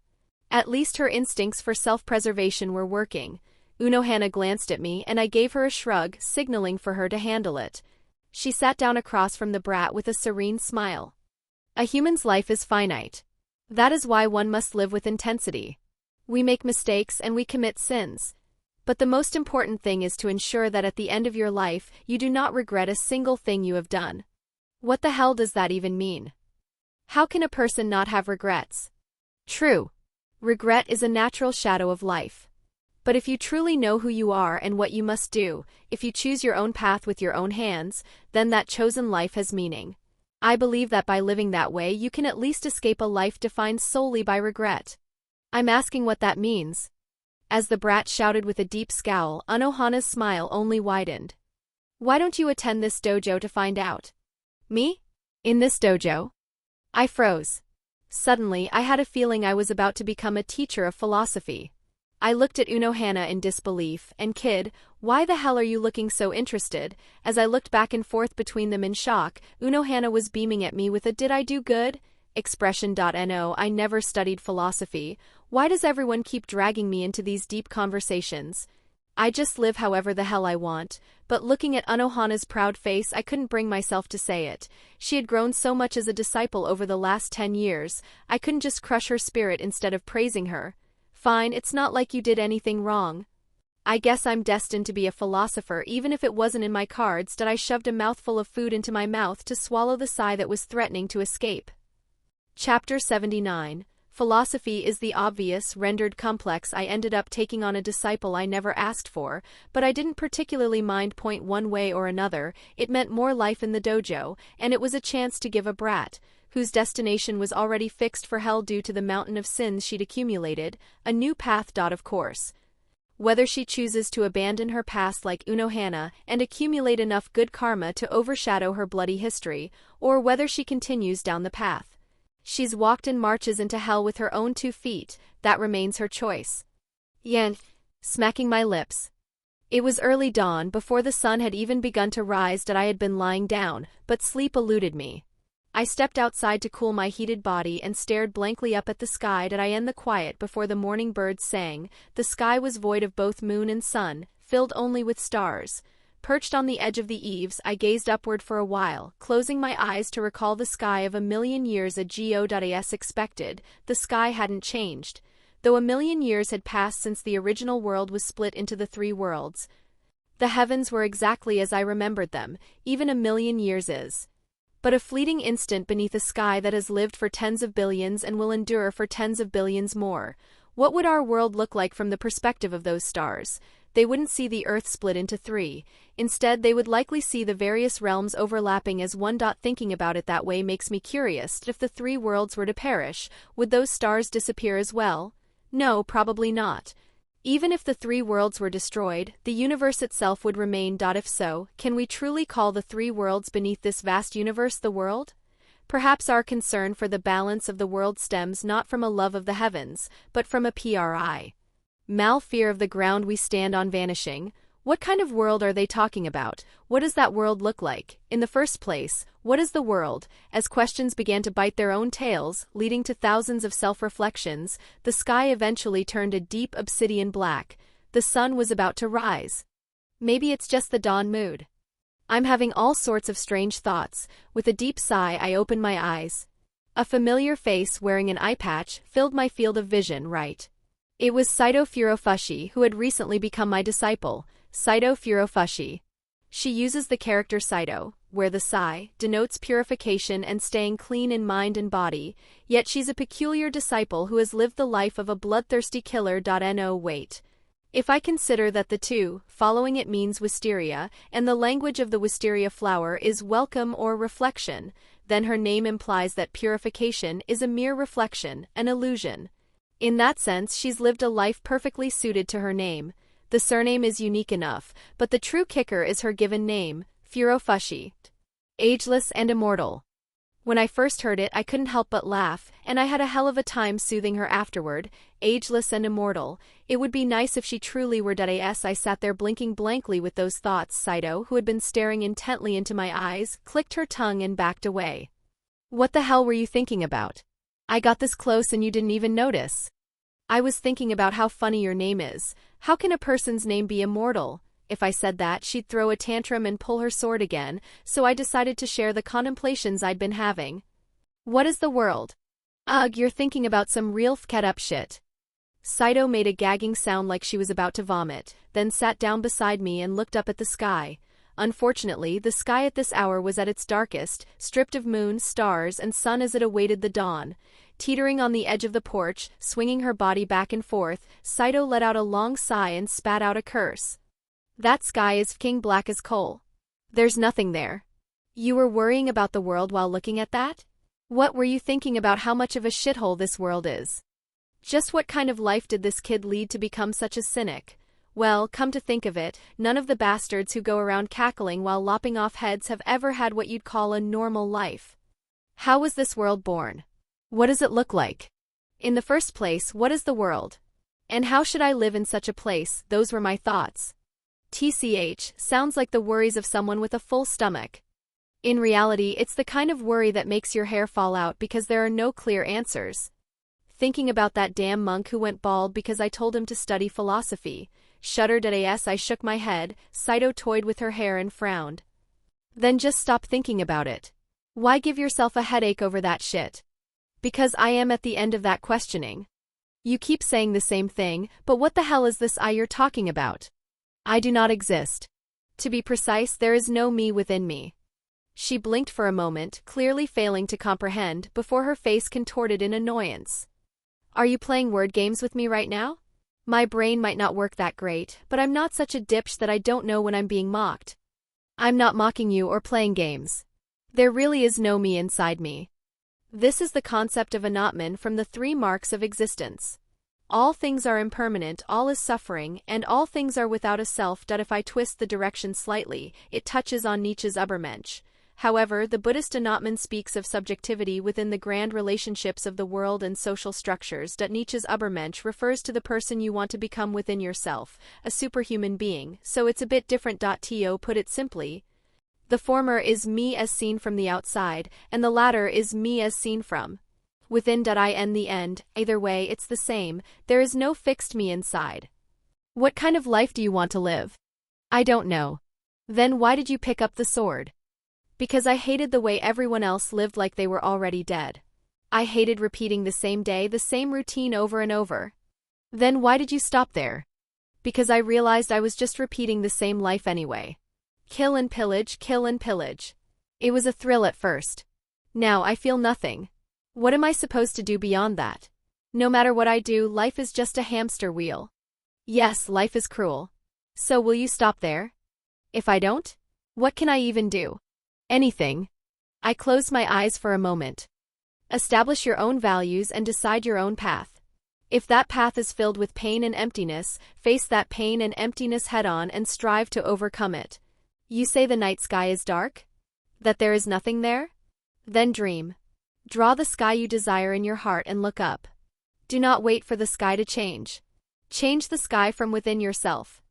By the time Saito Furofushi looked back up at the sky, the sun was cresting over the ridge, illuminating the world.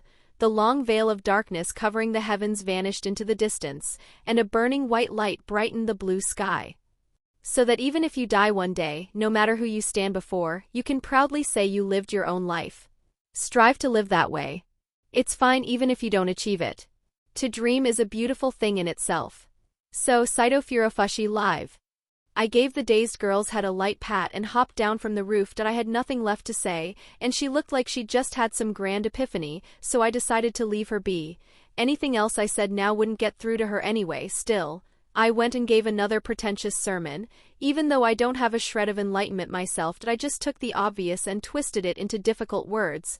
Philosophy, my ass. If real philosophers like Nietzsche or Schopenhauer were here, they'd probably tell me that reciting what I've read isn't philosophy. I smacked my lips at the bitter taste in my mouth and scratched my head. I had spouted a lot of flowery language to catch her interest, but the reality was simple. Don't live aimlessly, set your own goals and live a life that follows them.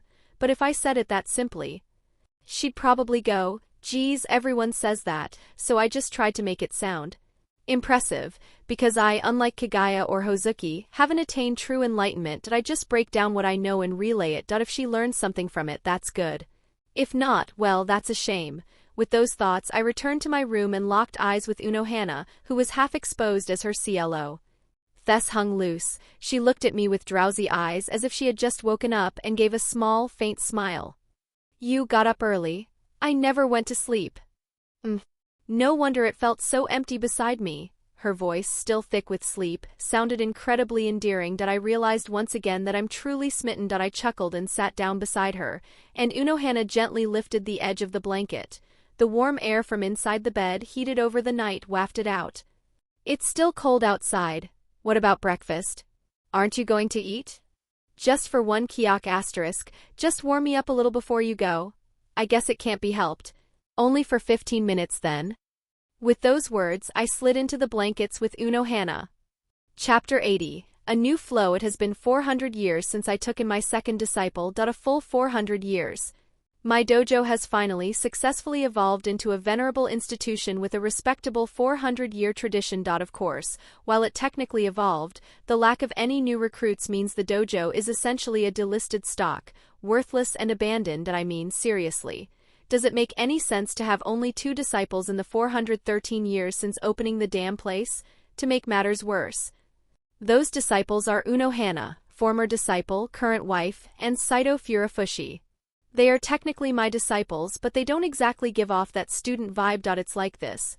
I opened a math academy to teach calculus and functions to high schoolers, but suddenly out of nowhere, a grad student shows up asking me to explain vector and tensor calculus. I don't even know that shit, for fuck's sake. But when I teach them the little I do know, they go off, research it themselves, earn their doctorates, and then insist on calling me master. It feels like someone else put together 999 pieces of a 1,000-piece puzzle, and I just happened to snap the very last piece into place. And no matter how positively I try to frame it, I can't shake the feeling that I'm just taking credit for a meal I didn't cook. Of course, I'm not saying there's anything wrong with Unohana or Saito. It's just my own lack of satisfaction. In that sense, I need a new disciple. I mean it. Seriously, I want to bring in a total newbie who knows absolutely nothing and raise them up with some actual teaching. And so here I am again today, looking at my dojo of only 3 people and feeling my spirit break. Sigh. If I think about it, the reason my dojo isn't popular is entirely my disciples' fault. For the record, I'm not joking or slandering them. I'm being dead serious. Just think about it. One disciple is Unohana, the mass murderer who spent centuries killing people outside. The other is Saito, a woman labeled the eternal mad dog because she picks fights with everyone and refuses to die. Sure, they've tempered those traits a bit now, but 400 years is way too short for the notoriety they've built in the Soul Society to just vanish. The Soul Society is a place where it's not unusual to live for 1,000 years if you've got a decent position. 400 years is barely a drop in the bucket. Consequently, in the eyes of outsiders, this dojo has become a den of monsters. The rumor is that any man who has a mass murderer and a mad dog serving as his disciples must be an absolute psycho. Who in their right mind would walk in and ask to become a student? Well, as I said, it's not that I have a problem with those 2. It's just a bit disappointing. What's the point of going through the trouble of opening a dojo if there are no students? Sigh. Why do you keep sighing like that? It's the disciples. We have no disciples. Unohana, who was scooping rice beside me, tilted her head with a look that said, I don't see the problem. I can't read minds, but I can tell just by looking at her face. She clearly wanted to ask what the issue was since she was right there as my disciple. And Saito, who was just sitting there wordlessly inhaling her food, didn't seem to care one way or the other if we got new students. Not you too. I mean a new disciple. Does it make sense that in 400 years since I opened this place, you 2 are the only students? Just think of it as a small elite group. Why stress about it? Saito muttered. I agree with Furufushi's sentiment, but master, I don't think it's that strange that no new students have arrived. And why is that? Well, the location is terrible. Don't you know that better than anyone, master? I let out a heavy sigh at the logic I couldn't even begin to argue with. Setting up shop right next to Genji Academy with the intent of only taking those who sought me out was indeed a mistake. Didn't you say you built it in a place like this because you were afraid of social interaction? There was a time like that, yes. As I nodded in affirmation to Unohana's words, Saito, who had been drinking her soup, suddenly spat it out and burst into uncontrollable laughter. Right. Only Unohana knew about that. I suppose by the time I took Saito as a disciple, I had already overcome my social anxiety to an extent, so she wouldn't have known. Ha ha ha. No way. You haven't taken a single disciple other than me and Cowtits for almost 500 years, so I thought you just had insane standards. You're telling me you weren't avoiding students because you're a snob, but because you were scared of people? Didn't you hear what I just told Unohana? I said there was a time like that. I'm not like that now. Even if that's true, the fact that you built a dojo in the middle of nowhere for that reason is hilarious. Jaya ha ha ha. For someone who acts all detached and enlightened, that's fucking adorable, master. You're being damn rude. You want to spar until you drop for the first time in a while? Oh? Gladly. I've been bored out of my mind lately, so this is perfect. Seeing Sato's hips practically vibrating with the urge to fight, I looked at her with cold eyes and sighed. Forget it. I just remembered that for you this isn't a punishment, it's a reward. What? No sparring? Nope. I'm the idiot for suggesting a spar to a battle maniac like you. TCH, total buzzkill. As I shook my head at Saito, who went back to her food, Unohana thrust her rice bowl in front of my face. What the? Why is there so much rice? This is too much. I filled it with as much affection as I feel for you, master. The side dishes will be gone before I even finish the rice. You want me to eat plain rice? Are you being spiteful right now? Unohana merely gave me a serene, silent smile. She's definitely being spiteful. She's been acting like this lately whenever I joke around with Saito. Sighing inwardly, I accepted the bowl. Don't worry. My heart only belongs to one person. At my confirmation, Unohana flinched visibly. She quietly raised her soup bowl, pretending to drink while hiding half of her face behind it. Hiding her mouth didn't help. I could see the tip of her ears turning beet red. Ha! Whose heart belongs to who? I wasn't talking to you, so just eat your food. Fine. Hey, Cowtits. Give me some more rice. Get it yourself. Unohana flicked the rice paddle towards Sato's forehead. It flew with precision, hitting the center of Sato's forehead with a sharp thwack. Grinding her teeth, a vein popped on Sato's forehead as she glared at Unohana. You want to go right now, Cowtits?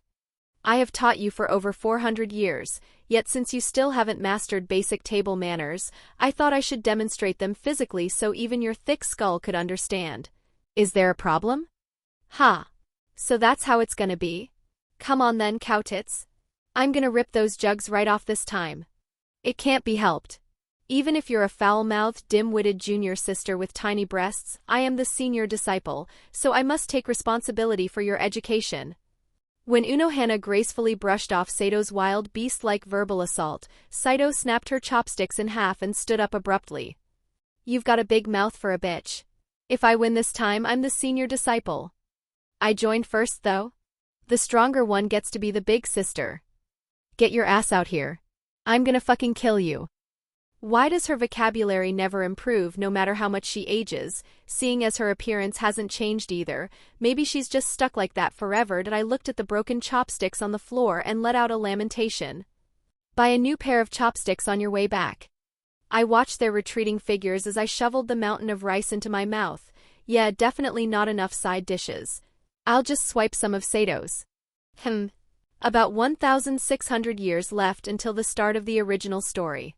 The Quincy invasion should happen in 600 years. I thought it was a long way off, but maybe not. I set down the empty bowl and closed my eyes, sensing the flow of spirit particles. Spirit particles flow along the Great Circle, encompassing the Soul Society, the world of the living, and hell. But recently, a strange current has begun to emerge within that flow. Is this a bad omen? Well, not necessarily. It feels like a surge of power has been added to the previously static Great Circle. It's like Bernoulli's principle. The flow speed increases in narrower regions. I take in spirit particles and breathe them back out in equal measure. Through that intermediary process, I could feel the flow of spirit particles gradually accelerating. If there is an entity capable of distorting the flow of the world to this degree, there's only one. So Yawatch has already been born. I tapped my finger on the floor once, twice. Opening my eyes again, I stood up and cleared the table. Even though I know Yawatch is born, I have no intention of doing anything about it. At this stage, Yawatch is literally a newborn. Worse, he's a living lump of flesh without limbs, eyes, ears, nose, or a mouth. I don't intend to hunt down a creature like that and tell him to die for the sake of the future. Besides, Yawatch is essentially the key to reaching the future I desire. Why would I kill him? It won't be long now. 600 years. It's a long time, but for me it's nothing more than a fleeting moment. I can afford to wait that long with leisure. Chapter 81. Suit yourself. They say a best friend is someone you can fight to the death with one moment, and then act as if nothing happened shortly after. In that sense, Unohana and Saito were the ultimate rivals and friends. They bickered every day and swung their blades at each other with murderous intent, yet lived their daily lives with total nonchalance once the dust settled. That's why I decided to leave the dojo in their hands for a while and step out. The moment I told Saito I was appointing her as the acting instructor, she made a gagging sound and tried to bolt with a look of pure horror. I had to grab her by the scruff of her neck and threaten not to let go until she agreed before she finally accepted. What was surprising, however, was Unohana, whom I appointed as the acting director. I expected her to protest, saying things like, "How can you leave me behind?" But she accepted it surprisingly cleanly. "Because I trust you." "Huh? What's this?" She usually only calls me Anata when we're alone, but suddenly, "You're calling me husband even with Saito right here." "Fufu. When a stray cat starts eyeing what's mine, how could the primary wife possibly stay silent? So it's jealousy after all. Well, I like that side of her too. With that thought, I reached out and patted Unohana's head. So where are you headed? Just to the human realm for a bit to look into something. It won't take long. And unless something special happens, I plan to return every night, so don't worry too much. Asking me not to worry, you ask for the impossible. It is only natural for a wife to worry for her husband. As I blinked at the sight of Unohana leaning into my embrace with a longing expression, Saito, who had been lazily swinging a wooden sword, hurled it onto the floor and screamed. Gah! I'm not eyeing him. Stop that fucking public display of affection in front of me. Seeing that slutty expression on your face is making me feel physically sick. I can't take it. Do you really not understand that you lack a husband because your mouth is so foul? No, perhaps it's not just your mouth, there seem to be other reasons as well. With a beaming smile, Unohana let her gaze drop towards Sato's chest. Saito looked down at her own chest, then looked back up with a twisted grin as she drew her real sword. Are you finished? You want another go? No, let's go. I'm going to kill you this time. If it's a spar you want, I'll accept any time. Though you'll lose again just like before. Keep it moderate, you two. And if any new students show up, take them in. Anyway, I'm heading out. Yes, please be safe. I will be waiting. Leaving behind the sharp sound of clashing steel, I stepped out of the dojo. Immediately upon exiting, I ran into a middle-aged man whose forehead was exposed almost to the crown of his head. I didn't even need to think about who it was. A middle-aged man in a GI with a scar shaped like the character I. Across his brow, there was only one person like that. What the? You haven't shown your face for nearly 500 years, so I thought you didn't even know I was here. Why do you show up exactly when I'm leaving? You realize I could suspect you're trying to hijack my dojo while I'm gone, right? Pardon me. I merely came because there was a certain matter I wished to discuss. Such an intention never crossed my mind. If I have caused offense, I apologize. Forgive me. I nodded at his clean admission and apology. Well, standing here isn't the best way to talk. Should we move elsewhere? As you can see, the dojo is a bit chaotic right now. Indeed, it would be inappropriate to disturb the students during their training. If it pleases you, shall we speak at my dojo? I have recently acquired some fine tea that I would like to serve. Sure, why not? And so, for the first time since opening my own dojo, I set foot inside Genji Academy. Unlike my place, Genji Academy was teeming with countless students. Greetings, master. Yes, keep up the hard work. Understood, sir. The difference in scale was so vast it was almost laughable. However, among the crowd there were many students who seemed significantly below par in terms of skill. Suddenly, Sato's words about a small number of elites came to mind, and I couldn't help but chuckle. Looking at it this way, it really did seem that way. This is a fine dojo. It is. It is my pride. The sight of him answering with a warm, satisfied smile made me feel good too. That a person who possesses both confidence and pride in their work radiates such light. Truly, there is no end to learning. Yes, so what if my dojo doesn't have many students? As long as I am satisfied and take pride in it, that is enough. With that new lesson etched into a corner of my heart, we arrived at the reception room of Genji Academy. Genryosai took out tea leaves and a tea set from a cabinet and began brewing. So what's this talk about? I'm sure you didn't call me here just for a leisurely chat between fellow dojo owners. Correct. It was not merely for tea. I have a proposal for you. As he said this, Genryosai placed a cup of steaming green tea in front of me. Please do not misunderstand my intent. I would like your help in running the academy. Sure. Since you gave me the don't misunderstand disclaimer, I'll assume you aren't just trying to trick me. Looking at Genryosai's character to begin with, he wasn't the type for such things. He was the type who would rather hit you head on than play petty games or backstab you. Of course, once he decided to sink his teeth into something, he would pursue it by any means necessary, but he wasn't a backstabber. So he must have a good reason for saying this. Let me ask you point blank. Your dojo is massive and you have far more students than I do. What on earth are you lacking that you're asking for my help? A lack of quality. An absolute deficit of experience. Saying this, Genryosai took a sip of tea and let out a deep sigh. Genji Academy accepts all who are qualified. This is why we have so many students. However, having many students is not purely a blessing. I'm not sure if that's something you should be saying to a man with only 2 students. The situation changes if those 2 are superior to 70% of Genji Academy combined. I wasn't about to praise myself, so I just shrugged and downed some tea. As I thought, the tea Unohana makes is better. This is too astringent. So? Should I take this to mean you want to use my dojo to gain combat experience for your students? One could see it that way, but that is a misunderstanding. I am well aware that we are several steps below you. I would not make such a proposal in that manner. Fair enough. If that were the case, you wouldn't even mention sending your main forces my way. What's the angle? I wish to establish your dojo, the Budokan, as the advanced academy of Genji Academy. I would like the students of Genji Academy to be able to progress to Budokan in the future. What say you? Now that was unexpected. As I blinked at the completely unforeseen answer, Genryosai sighed deeply. It must be hard to comprehend that the master of a dojo that has spent 400 years following its own path would suddenly make such a proposal. But please understand, I do this because it is a necessity. Let's see. So, it's not a personal matter, nor is it a simple convergence of interests. Since you say it is a necessity, I should take it to mean you feel you must do this, rather than you want to. An increase in combat power is necessary, and for that purpose, dojos that have been independent for 400 years must unite. Why the sudden need? I looked down at the tea leaf floating vertically in my cup and assessed the situation. The man before me was that Genryosai. Well, his scar isn't across yet, so he's still technically Ijusai, but that's beside the point. Genryosai had the experience and pride of running his own dojo his own way for at least 500 years if he needed cooperation. He was the type of man who would either use force or absorb the other party. He wasn't the kind to bow his head and call my Budokan an advanced academy. Of course, it could be that he was bowing because he knew the extent of my power, but why now? Why would the same Genryosai who avoided me for over 400 years out of awkwardness suddenly ask to join forces? And specifically at the exact time Yawatch has appeared in the world.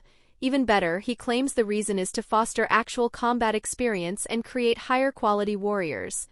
I can see right through this. Someone told you about me. And that someone is... I paused for a moment to watch Genryosai's reaction, but he merely sipped his tea with an expressionless face. Ah, isn't that an ink stain on your chest?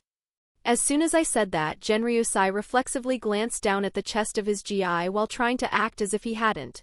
Naturally, his GI was black. It was a design very similar to the Shahakusho the Soul Reapers would wear in the far future. Do you really think black ink would show on a black GI? I had a feeling, but it really is that damn monk. He looks like Bodhidharma, but since I told him not to touch me, he decides to play this card. So you already knew. Boy, I might look like this, but I'm an old man who has lived hundreds of thousands of years longer than you. Did you really think you could deceive me with such a paltry lie? I slowly allowed my spiritual pressure to rise, crushing down on Genryosai, and by extension, the monk hiding behind him. I saw Genryosai's hand creep toward the sword propped up beside him. Was it survival instinct? Or battle lust? Either way, it didn't matter, but there was no need to stir up unnecessary trouble with someone who would be a long-term acquaintance. Did I let my aura vanish like a popped balloon and lifted my teacup? I have half a mind to turn your head into a bald one just like that monk's, but as you said, since this was done out of necessity, I won't reprimand you for it. I am truly grateful for your vast magnanimity. I shall gladly pay the price for this rudeness later. I stood up and laughed, patting the shoulder of Genryosai as he bowed his head. Kid, look at you changing your tone just because I turned up the heat a bit. Cut it out. I don't care about formality. If I cared about that, would I still be talking so casually at my age? Is that so? Yeah. Anyway, enough of that. When you see that monk again, tell him this for me. Suit yourself. Got it? Oh, and about the Advanced Academy. I'm thinking about it, Positively, so go to Budokan later and work out the details with Unohana. She's the acting director. Don't drag your feet waiting for me, just handle it yourselves. Without even waiting for an answer, I turned and left the premises. Chapter 82 Parallel Lines. Initially, I had planned to leave the dojo in Unohana's care and head out to see Yawatch for a moment, but something came up that required a detour to the Soul King Palace first. As for how to get to the Soul King Palace. Well, to avoid causing a stir, I just find a spot where people aren't around and, like this, thump. One sergeant jump later and presto. I've arrived at the Soul King Palace. To be precise, I landed in Tenjiro's Kirindin, but whatever, the zero division cities are within the Soul King Palace anyway, so it counts as arriving. I chuckled as I saw Tenjiro staring at me with a dumbfounded expression while I dusted off my clothes. Your master arrives and you don't even greet him? Why are you just standing there gawking like an idiot? At my playful jab, Tenjiro finally let out a hollow laugh and scratched the back of his head. Good grief, at this rate it would be better if we just handed you an ukin. Honestly. Don't bother. Even if you gave me something like that, I'd probably just lose it. Actually, I've forgotten the Akin, the key that opens the Hell Gate, 2 or 3 times over the last few centuries, which makes me even more anxious. The Akin is just the key to hell, so whatever, but losing the Ukin would be an unmanageable disaster. Should I ask Senjimaru to weave the Ukin into your Shihakusho? Then there'd be no risk of losing it. No need. I've had plenty of reasons to take my clothes off lately, so why would I wear something that's just a pain to remove? I'm not particularly curious about my master's nightlife if I'm being honest. I shrugged at Tenjiro's sour face and began to walk. As I moved, Tenjiro naturally started following behind me. What brings you to the Soul King Palace? Judging by the atmosphere, it doesn't seem like it's for something good. Oh? You've learned to pick up on that, have you? I've been watching you for how long now? How could I not know? Is this because of the monk? Yeah. You hit the mark. But don't worry, I didn't come to start a fight. I just felt like having a talk after a long time.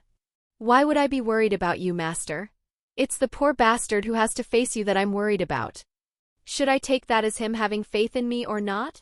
I smirked as I saw him shaking his head with a bitter smile. Exactly. So stop worrying about that. Where's the fat priest? Is he having a private audience with the Soul King today too? Yes. He hasn't come out of the inner palace for several days. You'll find him if you head there. Got it, thanks. I'll bring a gift the next time I visit. With those words, I headed straight for the inner palace where the Soul King and the priest were located, and there he was. That damn monk was sitting prominently waiting for me. I have been waiting, oh Forerunner. Bullshit with that Forerunner crap. It's been tens of thousands of years and you're still calling me by that title? Is it not the truth? One who created hell alone, established the Buddha and set the laws that fortified this world. What else should I call such a person if not the Forerunner? The Nether King? I won't deny creating hell, but I didn't make the Buddha. He reached enlightenment on his own. I did absolutely nothing. Is that so? You haven't changed a bit. Yeah, and neither have you. Still trying to pull strings from the shadows like a coward, and then acting all noble and innocent like you don't know anything. I insulted him openly and gave him the middle finger, but the monk just chuckled softly without much reaction. He was either holding it in, or he was so caught up in his pathetic elitism that my words didn't even register.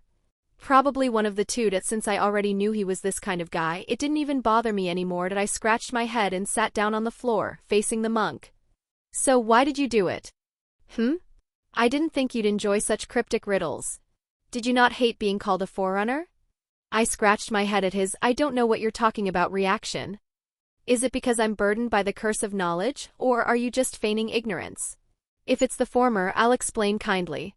If it's the latter, the explanation might be a bit unkind. Needless to say, it was the latter. There was no way he didn't know. Ichibe Hyasub's wisdom alone rivaled that of the Soul King. Of course, I'm talking about his sapience and insight, not the ability to see the future. If he had known the future, he wouldn't have started this mess in the first place. If you're talking about the new current that has emerged, one could say it's to prepare for the future. Preparing for the future, by trying to use me openly to slaughter a being that just came into existence and hasn't even established an ego yet. Using you? Those are harsh words, though not entirely incorrect. Wasn't it your own will to establish a dojo? I merely followed the dojo's reason for existing. I could only let out a hollow laugh at his tone, which suggested there was no issue at all. What he just said was effectively, "I just used the tool you left out, so what's the problem?" You sure talk a lot of shit for a load of nonsense. If you've claimed the title of the Soul King's watchdog, you should stay in your kennel. Why the hell are you so obsessed with interfering with the world below? Are you one to talk? You walked out of hell on your own feet, built a dojo in the Soul Society, taught others, and interfered. Is this not a double standard? Unlike someone who stays holed up in the Soul King Palace because they don't want to lose their vested interests and just uses others for profit, I did my fair share of work, retired, came up here myself, and handled things with my own hands. And I didn't interfere more than necessary. You didn't interfere more than necessary? You say that after altering the destinies of Unohana Yachiru and Saito Furufushi to your liking? Watching him snark back so slyly, I couldn't even laugh anymore. This bastard is really crossing the line while I'm being patient. Your expression has hardened. Have you only now realized what you've done? The destinies of Unohana Yachiru and Saito Furufushi were not meant to be this way. Since you know the future, you must understand what I mean. I merely acted to rectify the destiny that was twisted by your choices. Even after hundreds of thousands of years, that elitism of yours shows no sign of improving. I merely showed them a path. If their destinies changed, it was because they chose to forge their own paths through their own will. It wasn't me who changed their fate. The world has its providence. Is this determinism? Don't make me laugh. If that providence of yours means taking the fate of humans with free will, interpreting it to your own taste, and trapping it in a frame called destiny, then I will shatter it. I will prove that nothing in this world is set in stone. Gahahaha. The monk laughed heartily, then rested his chin on his hand. And yet you plan to utilize this new current? Yeah, I'll admit it. I did make plans to use that flow. But I never assumed it would definitely happen, and I was simply preparing for a potential disaster. Another double standard. In the end, aren't both of us just preparing for the future? It's fine for you but not for me? Don't you think that's childishly stubborn? Don't give me that crap. You think we're the same? You talk about providence and then claim we're alike? You see that kid as a subversive element and plan to kill him later, so you prepare a kill squad. That is fundamentally different from preparing for the worst-case scenario. You aren't stupid enough to miss the distinction, are you? Isn't it just wordplay in the end? Wordplay? Even a passing dog would laugh. I intended to watch. I was going to move based on the choices it made. In the end, it means you'll do as you please. Don't lose the point. If I truly intended to do as I pleased, the three worlds themselves wouldn't even exist. The reason I merely watched as the Soul King was sealed was because the Soul King chose that destiny himself, not because his sealing was providence, and I let it happen. If he had said he wanted to live, that he didn't want to die like that, I would have saved him regardless of whether the world of Bleach was destroyed or not. The same goes for Yawatch. I intend to acknowledge his existence and respect his choices. Of course, if he chooses to return the three worlds to the primordial state as he did in the original story, I will move according to the plans I've already prepared. And if he makes a choice different from the original story, I'll adjust accordingly. Ultimately, isn't your intention to shift the burden of choice onto others while you take the profit? I am exercising restraint because I know what impact my choices would have. I am not shifting the burden. It is fundamentally different from you, who looks down from on high and blathers about providence and destiny as if you were a god. Chapter 83. As originally planned, did your conversation end well? What were you waiting for me? Someone has to be ready to clean up if things go south, don't they? He really has a roundabout way of saying he doesn't trust his master for shit. As I stared at Tenjiro with a flat expression, he seemed to have no comeback. He clicked his tongue and scratched his head. It's not that I don't trust you, master. But you showed up with such a grim look on your face, radiating an aura that would make anyone shudder. I had to be prepared for the worst. Well, when you put it that way, I guess I can't argue. So, what happened to make you leak such a foul spiritual pressure? Because of that, Nemea was throwing a fit, shouting about how the Soul King Palace was going to collapse. It was a mess. It was just a small disagreement with the damn monk. A little argument over a difference in opinion. Nothing major. If nothing major happens twice, the Soul King Palace really will come down. Was it really that bad? I don't recall intentionally flaring my pressure. I scratched my cheek, let out a long sigh and shook my head. Don't worry. I'm not crazy enough to tear down the house where a friend resides. Even if the world were ending, that wouldn't happen, so relax. By friend, do you mean the Soul King? A friend indeed. One I can never see again. That I swallowed the words lingering on the tip of my tongue and shrugged. Anyway, it's really nothing, so don't sweat it. It's not like the monk and I have been on good terms anyway. You'd have to count that in units of 10,000 years. Don't talk nonsense. Phew, fine. I'm going to clear my head for a bit. Take care on your way in. Next time you visit, at least give us a heads up. Yeah. I waved my hand and simply stepped off the edge of the greater imperial palace. Falling from the heights of the heavens, I watched the Soul King Palace grow smaller in the distance. Ichibe Hyasub. You have obtained the foresight to read the future, yet because of it, you fail to see reality. If the future were truly set in stone as fate, an existence like mine could never have appeared in this world. After all, I am not a character from the original story, and if such a thing as destiny truly existed, I would have been the first to die. Or perhaps my very existence would have vanished, or I would have lived a fleeting life, gone in the blink of an eye, yet here I am alive. Living and influencing things like this. Of course, there's no way Ichibe Hyasub would know that, and no way for him to find out. If one has lived a life as long as mine, they should naturally come to realize it regardless of whether I exist or not. I don't understand why he clings to such rigid thinking. Humans possess free will. They have the volition to choose their own future and the strength to carve it out with their own hands. Wasn't that how the Soul Society and the world of the living were made in the first place? They shattered the shell of the primordial world through their own choices and created the three worlds, didn't they? Was that too the natural order? Was it something that was bound to happen? No. If the Soul King had made a different choice, if those four ancestors had chosen differently, if Shiryu had volunteered to be the wedge instead of him, then the world would have taken a completely different form than it has now. The present is simply the result of countless choices made in the past. To call that fate is far too tragic. Besides, if the destiny you speak of exists, then why does hell exist? Why do rewards and punishments exist? Why do we cling to laws and regulations? It's all fate anyway. A life that had to be lived that way regardless. With your ears, you can probably hear me even now. There is no such thing as predetermined fate in this world. If there is a heart that wishes to change, a life can be altered. If there is a will to overcome a cruel reality, the future can be shifted. In this world, there is no single clear answer that has been set in stone. That is why one must find the answer within themselves. So stop with that fate nonsense. You know it's wrong, you little bastard, so why keep at it? He refuses to let go of his vested interests, so even though he knows he's choosing the wrong answer, he keeps picking it. They say a person who commits a wrong knowingly is worse than one who does it out of ignorance, but, still, I couldn't just tell him I'm right and you're wrong, and force him to follow me with strength. If I preach about free will and then suddenly pulled the might makes right logic, I'd just be an idiot with a double standard. Sigh. Please get it together. If you don't snap out of it and keep fumbling, I might be the one stuck cleaning up your shit later. I spat out my hidden sincerity with a sigh of dread for the future and landed lightly on the ground. Taduk. As soon as my feet touched the floor, rumble, the sound of thunder echoed through a clear sky. The weather wasn't supposed to be rainy.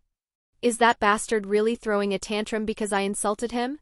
They say many a true word is spoken in jest. Just in case, I narrowed my eyes and looked toward the direction of the Soul King Palace, but there was no such sign. In fact, it looked even quieter than usual. A bolt from the blue. Ah. Is it that incident? It's finally the day Ijisai turns into Jujisai. Misfortunes never come alone. How can so many incidents happen in a single day? I let out a heavy sigh and headed toward the world of the living, which had been my original destination. The method for going from the Soul Society to the world of the living is simple. In the original story, they talk about Senkamen or the Dongai or whatever. But really, you just follow the spirit particles flowing through the three worlds, find a place where the current is strong and tear through the boundary. That's it. Of course, to do this, you need to be able to see the flow of spirit particles, but well, that's not my problem. So this is the world of the living, which I hadn't visited in hundreds of thousands of years. Didn't exactly look nostalgic. It looked exactly like the Middle Ages. Yep. Exactly. Well, that made sense. The original story takes place in the early second millennium, around 2000 or 2001. If there's roughly 1,600 years left until the original plot begins, when would this be? The 4th century. 400 AD. Since I track time in 100-year units, I don't know exactly what year in the 400s it is, but it's around there. It's the height of the Three Kingdoms period in the East, and the era when Rome was split into East and West. Nostalgia? My ass. It's not an era where you can expect much in the first place. It'll take at least another 1,500 years of progress before I can look around and think, yeah, those were the days. Let's see. Should I head that way? After confirming the direction of the spirit particle flow, I strolled along, taking in the sights. Of course, strolling by my standards would look to others like I was folding the very earth to run. After crossing mountains and running across the sea as if I were on a walk, the buildings around me began to shift from Eastern to Western styles. It felt like being in a history museum. As I looked around with curious eyes, men draped in white cloth approached me. "'Cause yes? Who are you?" "Ah shit. I don't know this squiggly talk." As I muttered and scratched my head, the men gave me puzzled looks and whispered among themselves. "Quid venisti? What is your business here?" "Ubi yes? Hoc primum est meum tempus cum vestes quas geras." "Where are you from? This is the first time I have seen the clothes you wear." "Ugh. Maybe it's because the words are so alien, but just listening to them is making my head spin. And it's not even just one person speaking, they're tossing questions at me like a relay race, which makes it even worse that I hated English in my past life. Wait, is this Latin? No wonder my head hurts more. From the nuances, it sounded like they were asking who I am and where I came from. After a moment's thought, I raised my index finger and pointed to the sky. "I came from the other world. I don't know if you'll understand, but that's how it is. Insanus est. Nolli implicari. He is a madman. Do not get involved. Cte intramitas colum te puniet. If you interfere, heaven will punish you." Blasphemia. Blasphemy. When I said that, the men who had been whispering stared blankly before recoiling in terror and rushing away. How anticlimactic. Well, it works out for me. Leaving the men behind, I trudged along the flow of spirit particles until I reached a place where they were swirling into a vortex. It was a terrain shaped like a valley centered around a cavern, reminiscent of an antlion's pit. Down there, inside that cave, was Yawatch. Or rather, the thing that would eventually become Yawatch was currently gestating. As expected, it's not in a state that can be called an entity yet. What I was looking at right now was closer to a phenomenon than an individual named Yawatch, a phenomenon that sucked in the surrounding spirit particles and simply breathed them back out in equal measure. Should I watch for a bit? To monitor the situation, I sat down at a reasonable distance and watched the flow of spirit particles in silence. And so, 500 years passed. Of course, I went back home occasionally. If I said I was just going out for a bit and then didn't come home for 500 years, Hannah would see why. No matter how important this work is, it can't be more important than family. Anyway, after waiting those 500 years, Twitch, that which had been nothing more than a phenomenon, stirred for the first time, beginning to draw in people instead of spirit particles. Chapter 84. 1,000 years before the original story, it inhaled and exhaled people, much like it did with spirit particles. The peculiar thing was that, unlike spirit particles, it would feed spirit power to a human once and then suck them back in later. How should I explain this? Should I say it felt like steeping liquor? Yes, it felt like making medicinal infusions, like hornet wine or snake wine. Comparing people to steeped liquor is a bit grim, but there was no other way to describe it. Of course, it only looked that way to my eyes. From the perspective of ordinary people who didn't understand how this world worked, it looked a lot different. They say if you go there, the cripple shall walk, the mute shall speak, and the blind shall see. The Messiah has returned. Maybe it's because I've been doing listening comprehension for 500 years, but I can understand these foreign squiggles perfectly now. Anyway, that's how it was. Those who entered the cave where it resided would receive the spirit particles and spirit power it exhaled, and their bodies would recover. To be precise, it felt as though their deficient physical forms were being forcibly activated by spirit particles. In computer terms, it's similar to forced overclocking, and there's no way that comes without side effects. The humans who accepted the spirit power it emitted would have their lifespans reduced according to how much they were activated. Some lost a few months, others lost decades, leading to many dying young. Of course, among them were those who were highly compatible with spirit particles and lived a long time, but they were so few that it was basically like winning the lottery. TSK. I wanted to tell them that wasn't it, that if they went in there, their life force would be sucked dry, but since blinded humans never listen anyway, I just watched. Naturally, it's not that I just thought they won't listen, so forget it. I warned them multiple times and preached about the side effects, but they just threw stones and called me a heretic, so I gave up. Still, I had to leave some warning, so I carved the surrounding rocks as best as I could. He who wishes to proceed, you must offer your life as the price. The act of trading one's future happiness for a moment's joy. I carved dozens of phrases like that, but not a single one of them took it to heart. Well, what can you do? It's their choice, I have to respect it. Resting my chin on my hand, I watched a group of humans enter the cave. That was the 7th team today alone. In terms of numbers, it had long surpassed 100, counting the ones entering now, it made exactly 200. I can see. I can see. Ha ha ha. Oh Lord. Oh Messiah. Since they were healed the moment they entered, the humans naturally became even more fanatical. They went as far as building altars and temples for a phenomenon that didn't even have a physical existence, calling it a divine blessing. 20 years passed like this. During that time, a total of 885 people entered the cave. Among them, the survivors numbered only 3. And not long after, when even those remaining 3 died and the number of victims reached 888, an anomaly occurred. Arg! The spirit particles lingering inside the cave began to swarm into the body of a young virgin woman. Soon, a life took root within her, and 9 months later, a fully grown infant was born. The baby was named by taking the letters of the one god, YHWH, Epsilon, Ha, We, Ha.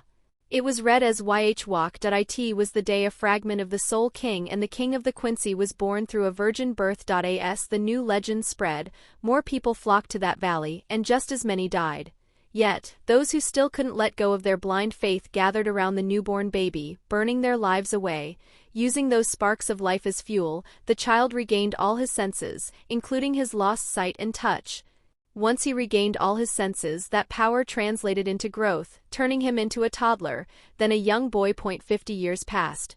More time passed, and at a point when everyone else was asleep, Yawatch questioned the world for the first time. Why do they follow me? Why do they cling so desperately to life and death? Why must they live in pain only to depart in pain? Watching him cast questions to the starry sky, I hesitated for a moment. Should I step forward here, or should I let him find the answer himself? The answer was already decided. Because all things must have an end. Who is there? I am the question you asked, and the problem yet unsolved.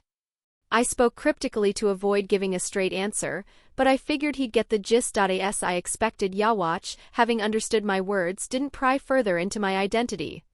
You are no ordinary existence. I am an ordinary existence. If that is what you think. Enough. I have had enough of your wordplay. Is it because he's still a brat? Or because everyone around him has worshipped him? His attitude is quite something. For a moment my true feelings almost slipped out, but I held it in and moved on. It wasn't like I came here to be a village schoolteacher or to teach him manners. Then I ask you, why must these pitiful lives live this way? Seeing them as pitiful is likely because that is your perspective. I have heard the pain of those to whom I gave my soul when they returned to me. They cry that they want to live longer, that they do not want to die. Why must they die? Because there is an end to every life. I am asking why that end exists. There is no reason for them to suffer like this. Did I not say that thinking of it as suffering is because of your perspective? Their suffering is not some perspective, it is a reality. Seeing him scream, unable to control his emotions, he really is just a child. Then let's flip it. There are those who are satisfied with the life given to them and accept their death calmly. What do you think of them? Do you think they too lived in pain and ended in pain? That is, life, death, joy, and sorrow are not absolute. It depends on how one receives them. If those who followed you lived in pain, it is because that is how they felt. Why did they feel that way? What did I do wrong? Why is that your fault? Did you push them into suffering? No. Then did you urge them to live in pain? I did not. Indeed. Everything is simply the result they met at the end of their own choices. Then it is this world that is wrong for forcing them to make such choices.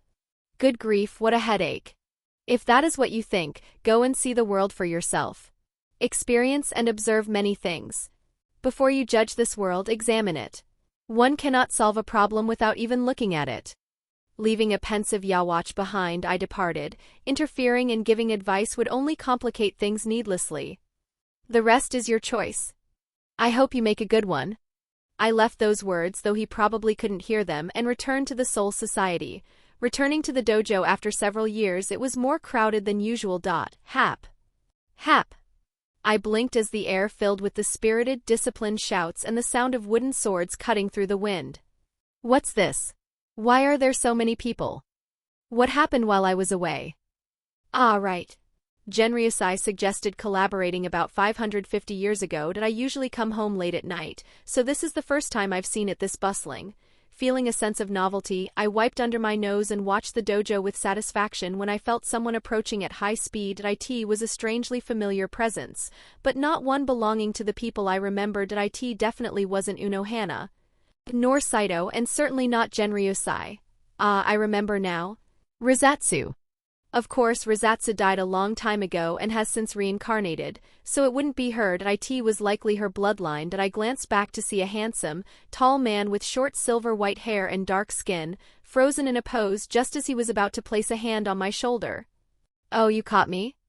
Thinking he was playing a prank, he laughed, ha ha ha, as soon as he was caught, backed away, and raised his hands in a gesture of surrender. Judging by your looks, you must be of Rizatsu's bloodline. What brings you here? Huh? How do you know the first head's name? Ah. No way. The first head's master? Holy crap. You're damn young. What a rude fellow for a first meeting. No, come to think of it, that tomboy Rizatsu was rude from our first meeting too. I guess T's a family trait. Actually, no. He's at least better than the tomboy who tried to kick me the first time we met. So you know me. Of course I do. You're the one at the very top of the list in our family's forbidden archives. If it's a forbidden archive, aren't you supposed to not tell others about it? Ah well. Nahaha. What does it matter? If you're the first head's master, you're practically family, right? He was a cheerful guy, unlike his appearance might suggest. Fortunately, he didn't talk as much as Shiryu. So what did you come here for? Ah, right. I came to get Unohana Yachiru and Saito Furufushi. The Gotei 13 Foundation? Old man Yama said he needed to talk to them about that and told me to call them. The Gotei 13. It's already that time. Actually, it's about time it came out. I see. But why were you trying to touch me? I saw someone I didn't recognize standing in front of the dojo and thought they might be lost, so I was going to strike up a conversation. Guess I was being nosy, haha. Your lying is quite obvious. I'll call the two of them and send them over so you can go. Yes, sir. Ah, the location is the government office in the Siri, so don't get mixed up. I've delivered the message, so next time I see you I'll bring a gift. See ya. I watched the descendant of Rizatsu depart without even the sound of grass rustling under his feet, and then I entered the dojo that I should ask for his name next time I see him. Chapter 85, 1,000 years before the original Unohana and Saito are joining the Gotei 13.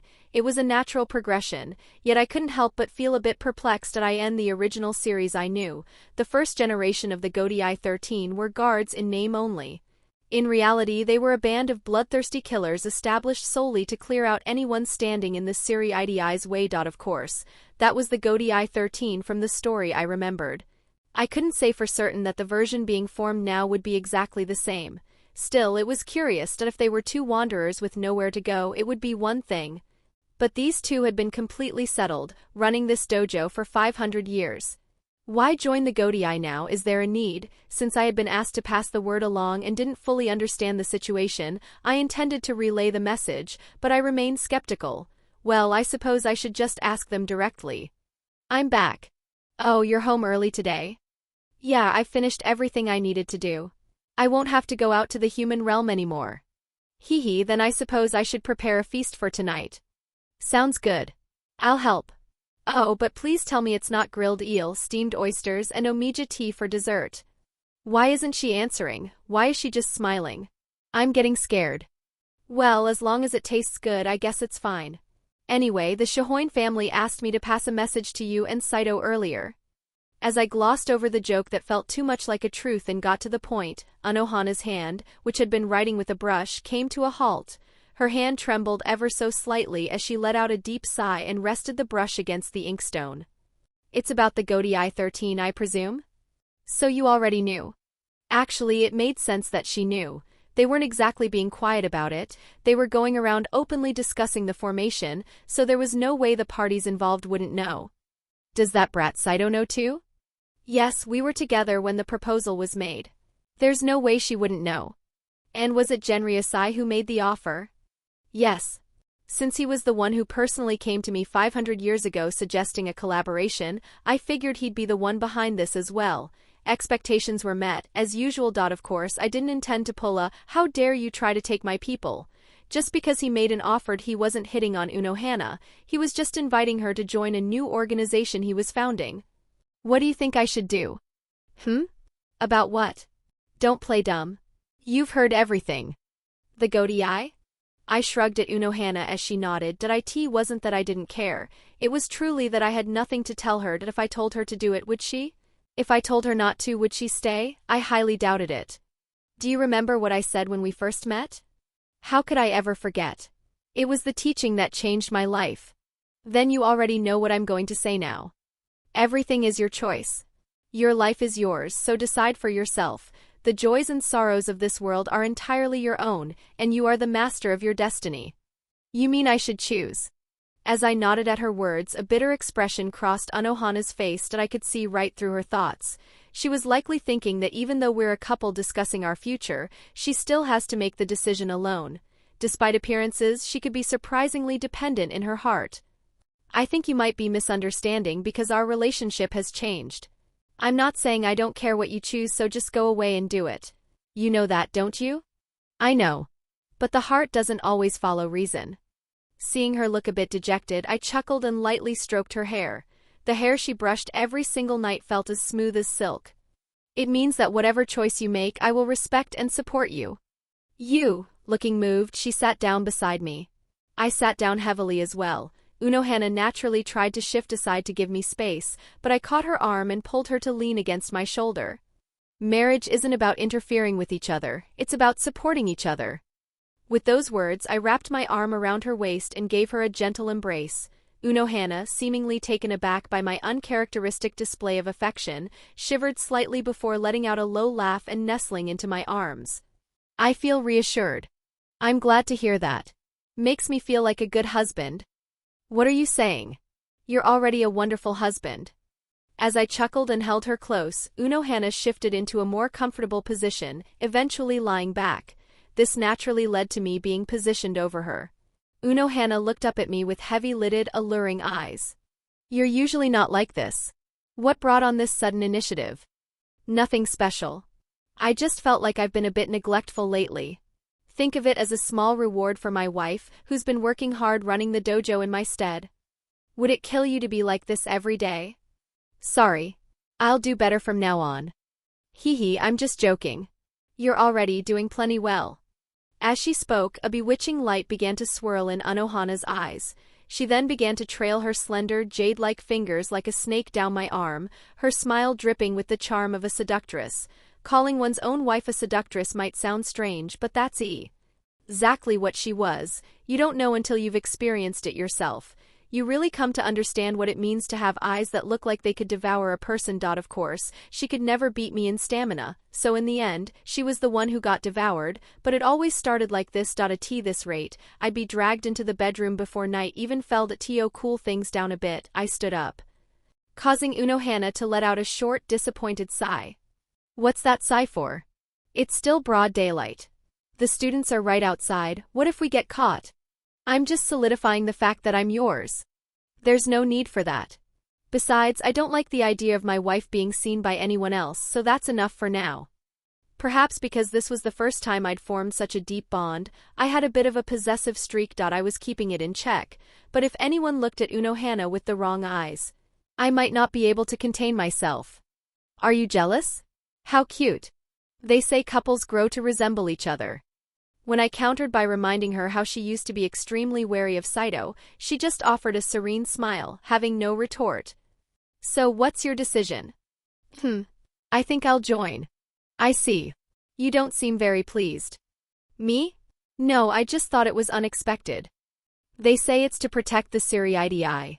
In the end, I thought that might be the same as protecting this dojo. That's why I chose it. If something occurs that one person cannot stop, we can protect it together with others. So that was her logic. Seeing how I had been blinded by the image of the original version, I still had a long way to go myself. It would be nice if Yawatch would make his own choices like Unohana. The sudden thought made me blink before I nodded with a bitter smile. You've grown. Humans are always growing. It's just that the direction is different for everyone. Right. Anyway, they said to come to the Siri government offices if you want to join. I'll watch the dojo while you're gone. I'll tell Saito. If you're taking over, I can go with peace of mind. I'll leave things to you for today then. Take your time, no rush. Then I'll go get ready for a moment. I'm counting on you, dear. I blinked in surprise at the sudden affectionate title she threw out before leaving the room, but soon enough I left with a smirk on my face that it's the first time she's called me that, and it's not bad. Enjoying the ticklish feeling in my chest, I headed toward the main training hall. Crack. Thwack. Your waist is loose, you bastard. Focus. If you're shivering in front of a wooden sword, you're dead in front of a real blade. You think you're fit to carry an Asachi with that attitude? Sir. I will correct it, I can't hear you. Sir. Are you screaming? Keep your ki short. Shout from your gut. Ha. Ugh, so noisy that I was already getting a headache before I even stepped inside and I slid open the dojo door with a sour expression. Immediately, the venomous glares of students drenched in blood and sweat turned toward me. Ugh, the smell of sweat. I waved a hand in front of my face as I stepped inside. The students' expressions were quite a sight. They looked as if they were wondering, who the hell is this guy? And I'm the master here. Well, I haven't shown my face once in 500 years, so I guess it's not that weird. Ha. Which bastard is late? Oh, when'd you get here? Just now. I raised a hand in greeting to Saito, who was poking her head out from behind a massive student with a deep scowl. I'm late because I was talking to Yuichiro. You've heard about the Gotei business, right? Ah, that? Yeah. Why all of a sudden? They said to go to the government offices in the Siri. Yuichiro's already gone. It's just you left. God damn it. You should have told me sooner, fuck. I'm covered in sweat and now I have to go without washing up. She was fuming, and as I stepped closer, there was definitely a scent of sweat. Of course, it wasn't her own sweat, it was the stench vibrating off everyone around her that had rubbed off. It wasn't actually that bad, unless you were looking for it you wouldn't notice. It doesn't smell that much. Since when did you care about that? It's gross. Forget it, I'm going. Yeah. Don't go starting fights on your way there. Just do your job and come back.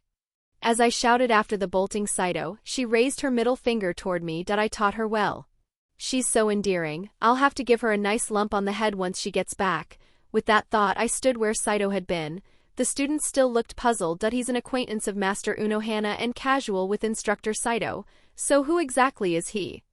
That's the look you've got on your faces. Excuse me, but who are you? Me? The first master of this Budokan.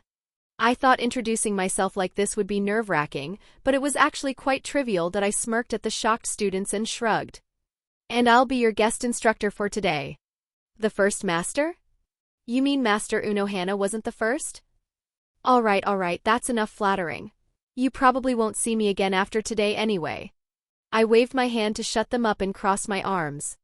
500 years ago, that Genryusai brat rambled on about combat experience. Yeah, this'll do. Let's see, a suitable branch. Obviously, there wasn't one inside the dojo. Wait here for a second.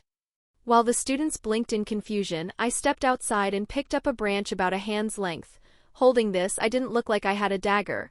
I looked more like Harry Potter with a wand. Not that it mattered. All right.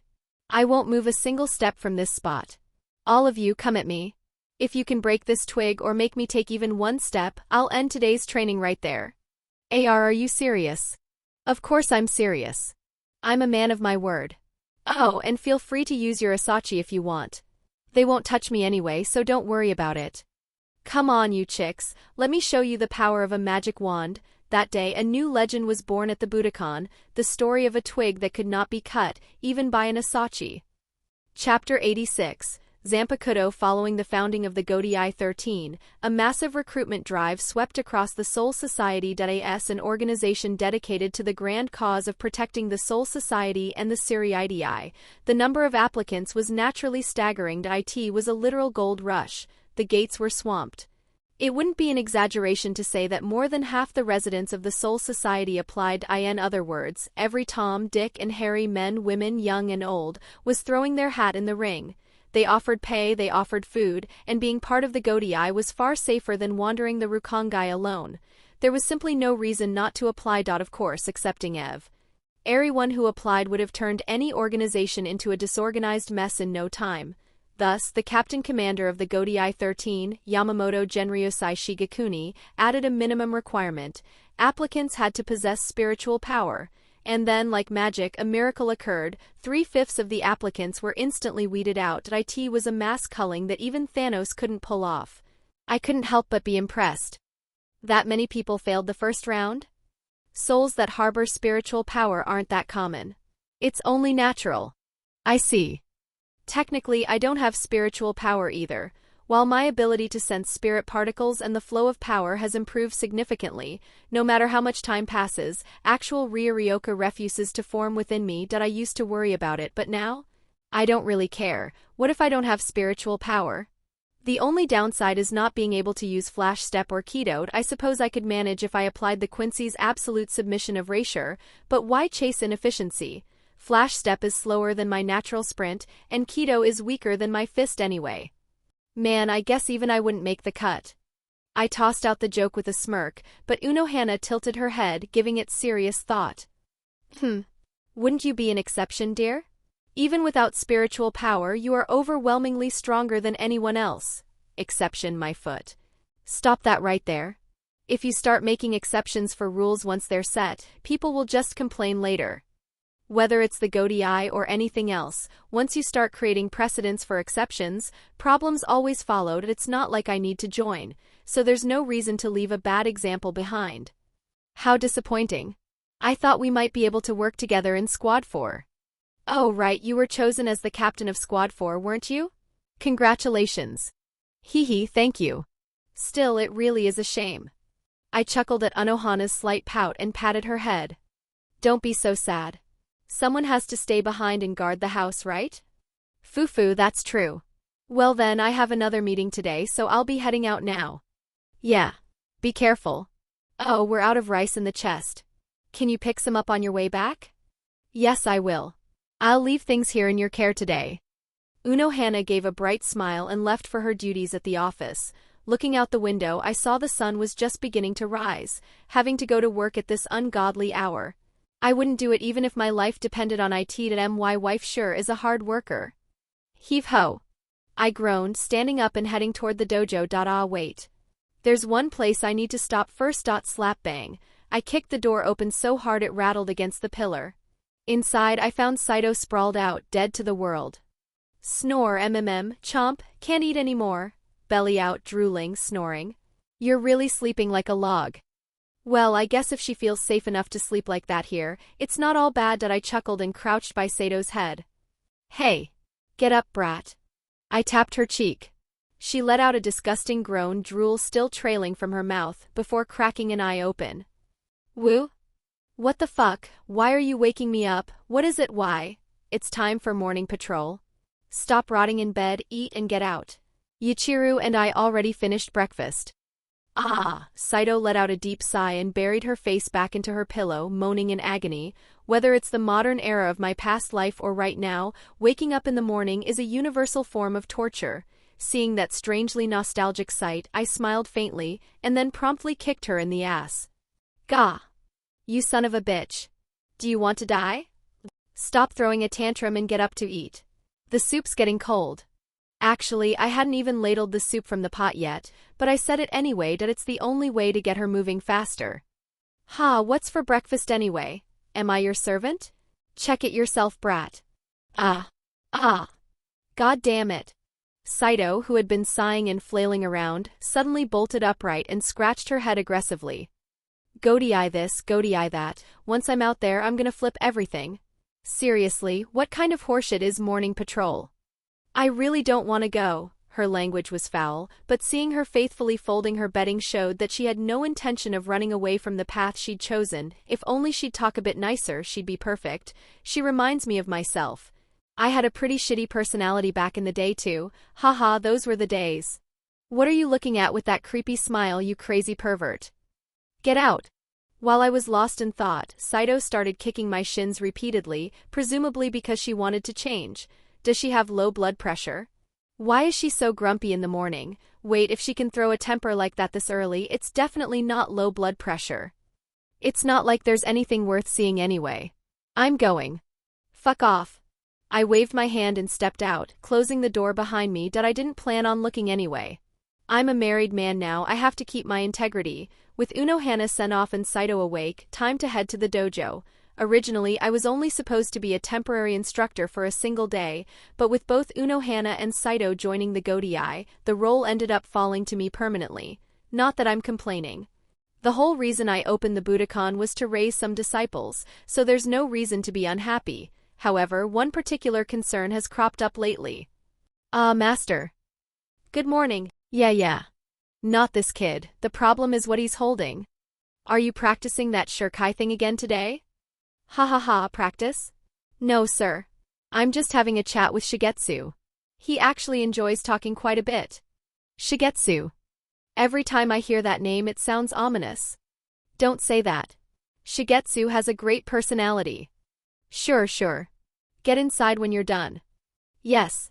The Zanpakuto. Recently, some of the students have started successfully imprinting their souls onto their asachi, turning them into Zanpakuto, and, how should I put this? I can't spar today because of my shurikai training. Fine. Yes. Then I'll be on my way. Slacker bastards like this have started appearing one after another. Now, students like that guy who at least know the name of their Zanpakuto are the better ones. Those still holding plain asachi are a whole other story. The real problem is the ones who haven't learned the name yet. You. Name. What is your name? Your name. Tell me your name. Please, just talk to me once. I'm begging you. At least let me hear your voice just once, please. Watching them clutch their swords and beg like absolute idiots makes me wonder what the hell I'm even doing here. That's enough, gather round. Gwaza. Name. Good grief, as I let out a heavy sigh, one of the students holding a Zanpakuto raised his hand high. Master. I have a question. Yeah, speak. Master, do you not have a Zanpakuto? Don't have one.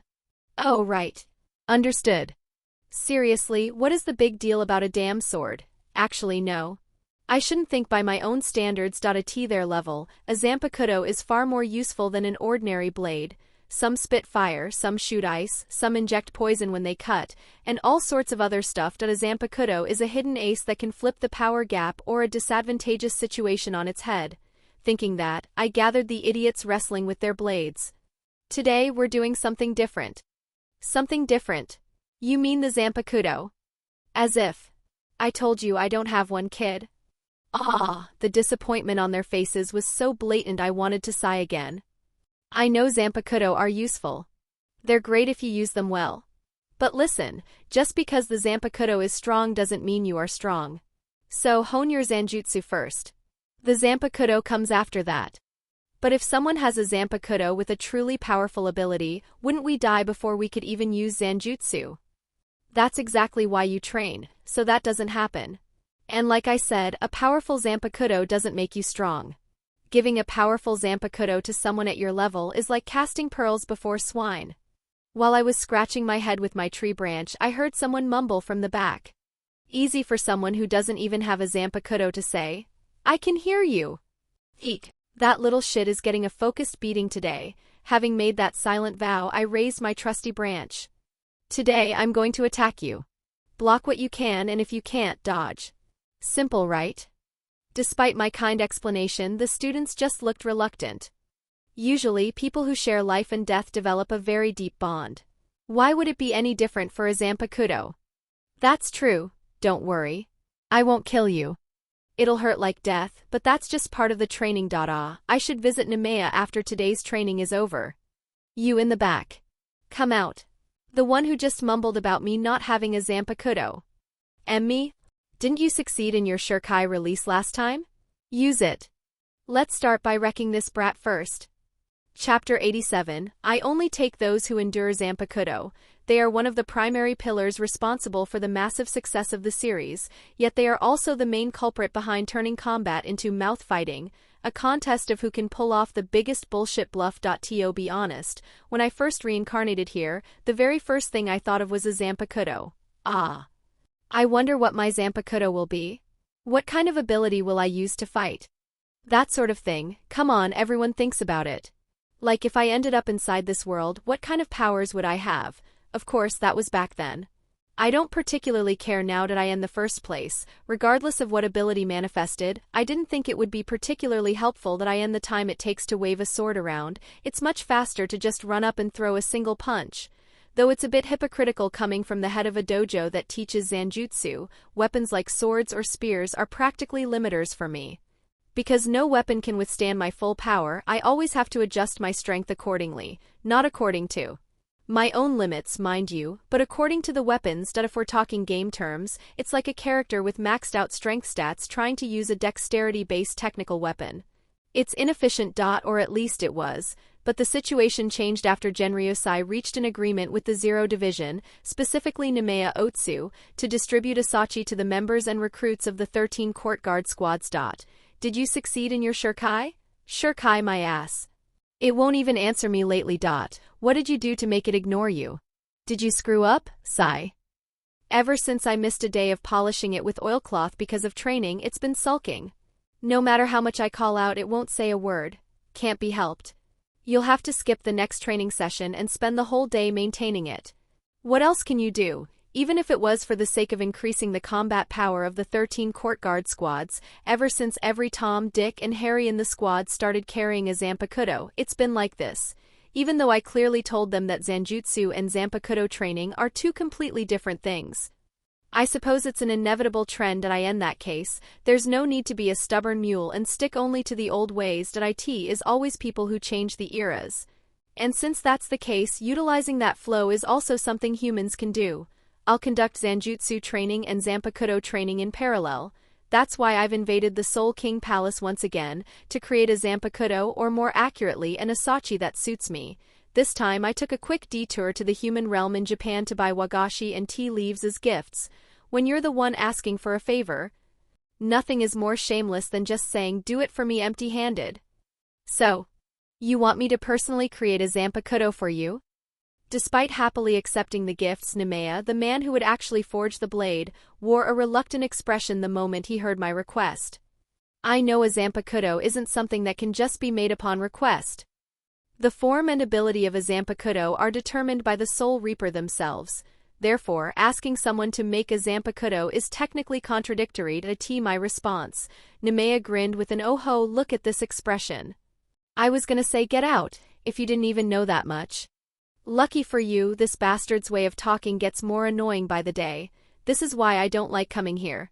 Just listening to him drains my energy. That I let out a deep sigh, shook my head and answered.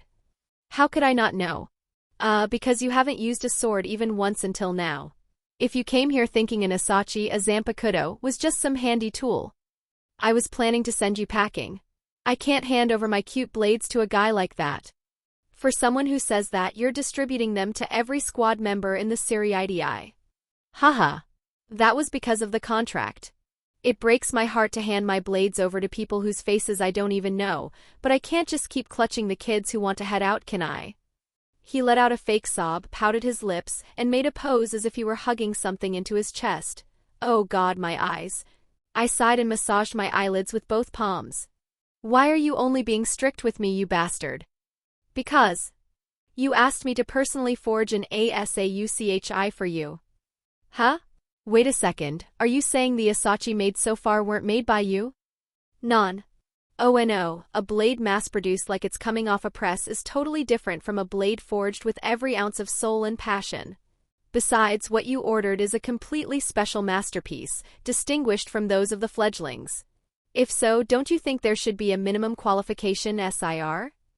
His dizzying manner of speech caused a bit of buffering in my brain, but the conclusion was clear. He was going to test whether I was worthy of a blade he forged personally. Usually, when faced with this situation, some might react with, "Who are you to test me?" But I actually welcomed it. It meant that even after hundreds of thousands of years, Nemea's essence as a swordsmith and a craftsman hadn't changed. I nodded with a smile. Nemea suddenly leaped to his feet and shouted. Question. What does a sword mean to you? I could have given him the answer he wanted, but that would be no different from lying to myself. In that case, my answer was already decided. A tool. A useful tool that can be used in various ways. However, for me it's something so fragile that I find myself being careful every time I use it. At those words, Nemea asked in a serious tone, devoid of his usual antics. Why? If you think of it as a mere tool, can't you just use it and discard it when it breaks? Is there a need to be careful? Well, is there a reason needed to cherish one's own belongings?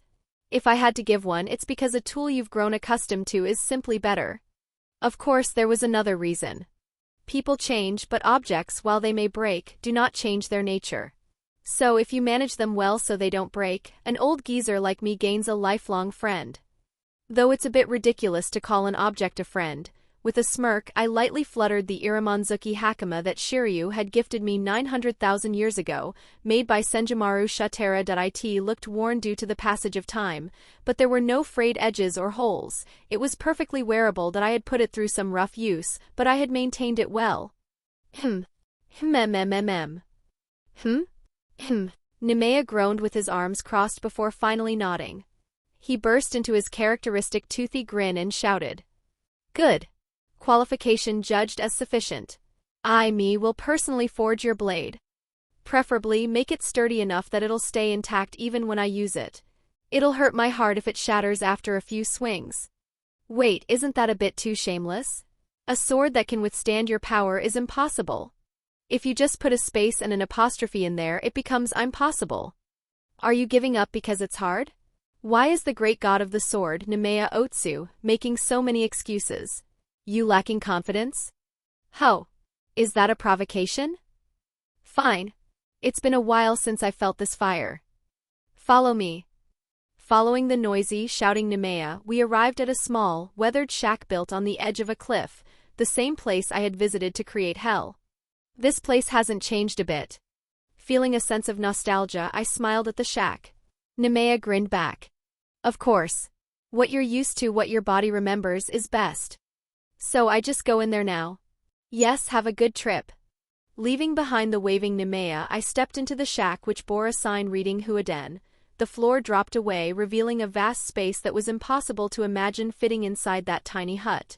Soon after, a swarm of pure white Asachi appeared from head to toe. In the original story, they attacked while drooling from mouths where eyes should be, but these ones just stood there, staring at me blankly. In the original, they must have been angry because they were visited by people whose Zanpakuto had broken. From their perspective, it was like someone who caused the death of their kin coming and saying, "Join my side." On the other hand, I was just here to ask, who wants to come with me? So there was nothing for them to do but watch with curiosity. This makes the choice harder. I can only take one from this massive crowd. Let's think about it differently. What if I let them choose rather than me choosing them? All of you, come over here and take a seat. Let's have a little chat. As I sat down and patted the floor, everyone, including Nemea and the surrounding Asachi, stared at me in a daze. What are you staring at? When an elder speaks, you should come over and sit down. Beginning with the hesitant Asachi sitting around me, I began to tell the story of my life. Listen up for a moment. It was a condensed life story spanning a long 990,000 years. I'm only taking whoever can endure this. Chapter 88. Asachi, I said I'd tell my story, but honestly it wasn't anything grand, and yet it was everything. After all, I was laying out a life story accumulated over 990,000 years, filtered through nothing. Wait, does that actually make it grand? What have I even done in my life? I witnessed the primordial world. And I watched the very first hollow manifest in this universe. I debated the survival of the world with the being who created it, and I stood by as he died. I observed the genesis of the three worlds, and with my own hands I carved out hell as a part of that creation. My first 4 disciples became the 10 kings of hell. My second became the Buddha. My third joined the Zero Division. I cast the primordial Ajuchas, a beast capable of erasing the 3 worlds, into hell and ended him. I saved 2 souls who intended to walk a path of thorns atop a mountain of corpses. And I watched as the king of the Quincies, the ultimate adversary of this world, was born. In every one of those moments I asked the same question. How will you live? Yes, that was the question I posed in every instance, and it remains the same now. How will you live? Will you live a life that is chosen, or a life that chooses? Once you are born into this world, you are the sole honored one throughout heaven and earth. No one else can live your life for you. So at the very least, choose your own way of being. I knew it was harsh to say such things to tools rather than people, but the world is inherently harsh. So fight back. Will you live as a mere tool, or as an individual personality? You could be a kitchen knife slicing vegetables or a butcher's cleaver rending meat. You could be a scalpel that saves lives or a blade that takes them. Anything is fine. Choose your master with your own will and live by your own will. Just because you were born as a tool doesn't mean that is your destiny. Well, there's likely no point saying this to kids who don't even have egos yet, but at the very least, don't forget my words. When I finished my long tale, only about 10 of them remained in their spots that I hadn't expected much, so I was surprised there were so many. Then 3 of them stood up and approached me as if asking me to choose them. I told them to choose for themselves. But I didn't think 3 would actually come forward. As I scratched my head in dilemma, they looked at each other and stood still for a long time. I watched, wondering if they were communicating amongst themselves, when one of them suddenly raised a fist as if ready to fight. I let out a deep sigh. I don't necessarily believe in fatalism, but that one definitely feels like he'll turn into a direct combat type. Hey, Nemea. Can I take all 3? Haha. You're a greedy man. Well, I heard a good story, so it's okay. But can you really turn all of them into Zanpakuto? Your greed might end up bullying the others for no reason. These are kids who thought for themselves and made a choice. It doesn't matter if they become Zanpakuto or not. I just want to respect their decision. I said that and turned back to the 3. What do you want to do? Like Nemea said, 2 of the 3 might not become Zanpakuto. If you're fine with that and you all want to follow me, I'll take everyone. The 3 looked at each other for a moment, nodded, and then 2 stepped back while 1 stood firmly before me. They all looked identical, but I could tell the difference. It was the one who had suddenly raised his fist earlier. To be honest, I'm a bit disappointed I can't pull off a 3-sword style with 1 in each hand and 1 in my mouth, but I suppose this is natural. The reason I asked once more was out of respect for those who chose me, not because I actually wanted to lug 3 of them. There's nothing uglier than an old man getting greedy, and it's too cruel to be born and live an entire life without a name. So it's you? The one coming with me. A nod. Right. I'll be in your care. As we exchanged a light handshake, the surrounding Asachi vanished as if being sucked into the shadows. Once things were settled, Nemea, who had been watching from above, jumped down next to me. To OT. That shout sounded like he was about to buckle a belt and transformed. That thought crossed my mind. Nemea grinned and slapped my shoulder. Then let's go. The important part starts now, Ka. Yeah. Following Nemea deeper into the basement, a majestic forge revealed itself, with a waterfall cascading inside. Hiding something this grand under a shabby hut. Talk about romance. A secret base. Now that I think about it, that's every man's dream. Maybe I should build one too. As I contemplated this, Nemea laughed loudly. Haha. I don't know what to do with all this praise, man. I curse my past self for teaching this bastard English. Wait, if I hadn't, he'd probably be annoying me with some self-interpreted Wapanese by now. Now, shall we begin? Everybody. Let's party time. As I sighed at the never-ending stream of Wapanese slang, 5 flashy young women suddenly swarmed out and began stomping on Nemea. I wondered if this was the right description, but they were literally punching him, kicking him. It was pure chaos. The Nemea guard has arrived. What kind of guard beats up their own boss? This is also part of their charm. Well, if he likes it, who am I to judge? Not wanting to get in the way of their work, I retreated to a corner to watch quietly, just like the old days. A pink-haired brat with hands transformed into chisels fashioned the hearth and tempering tub. A red-haired one started the fire, one with a ponytail filled the water, and a twin-tailed blonde used her hair to hold the Asachi. Their abilities were as flashy as their hair colors. Ugh, why is she suddenly pulling out her own tooth? Whoa, a hammer. Doesn't pulling that tooth out hurt? Not really, it grows back anyway. I see. Wait. Hold on, surely. I stood up and walked over to the red-haired girl who was standing back with her arms crossed, having finished her part. Hey, you know me, don't you? Ah? Well, yeah. We met once before. I thought so. These were the same ones present when I created the hell of the Mountain of Needles. No wonder they felt strangely familiar. Tsukumagami, they must have been a great help in creating the Zanpakuto. I watched Nemea hammer away with a smirk. A voice spoke up beside me. Huchigashima Mera. What's that a name? Did you give it to yourself? Yeah. It's a good name, right? Signal fires and flints, asterisk Huchi is my essence. And a furnace burns with a Mera Mera asterisk sound. So Mera. What's the Gashima for? He added that on his own because Huchi Mera sounded too plain. Even though he only ever calls me Marichan anyway. She clicked her tongue, though she seemed less upset about the name itself and more about the fact that he went to the trouble of giving her a surname only to ignore it was a rather cute grievance, so I chuckled and shrugged. It's a sign of affection. Calling you by your surname is too distant, so Marichan. Giving you a flashy full name means he values you a bit more than others. That guy? Well, I guess that sounds like him, though I don't recall being treated particularly special. Fire is the most fundamental element of smithing. Even if everything else is ready, without fire *high, the work cannot be accomplished, Huchi *.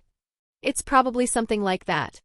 To accomplish with fire *Huchi, so that's why it's Huchi Start.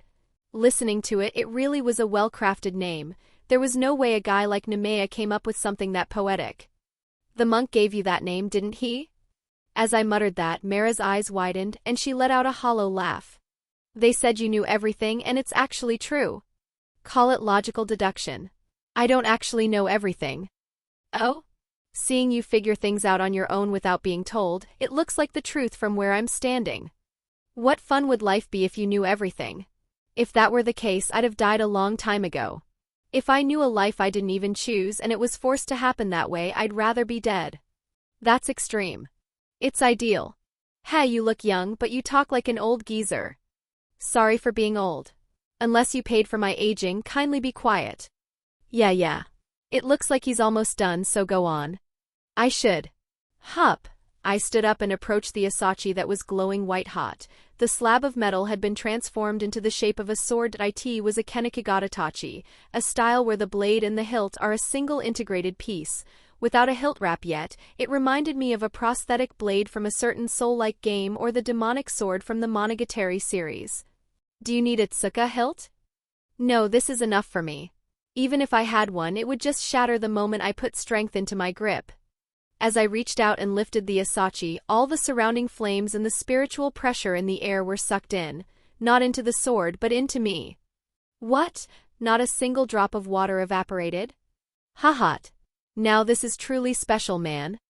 Ignoring the guard's muttering, I rested the sword on my shoulder and looked around. Nothing had changed. Only I was different. Well, I guess it turns out like this after all.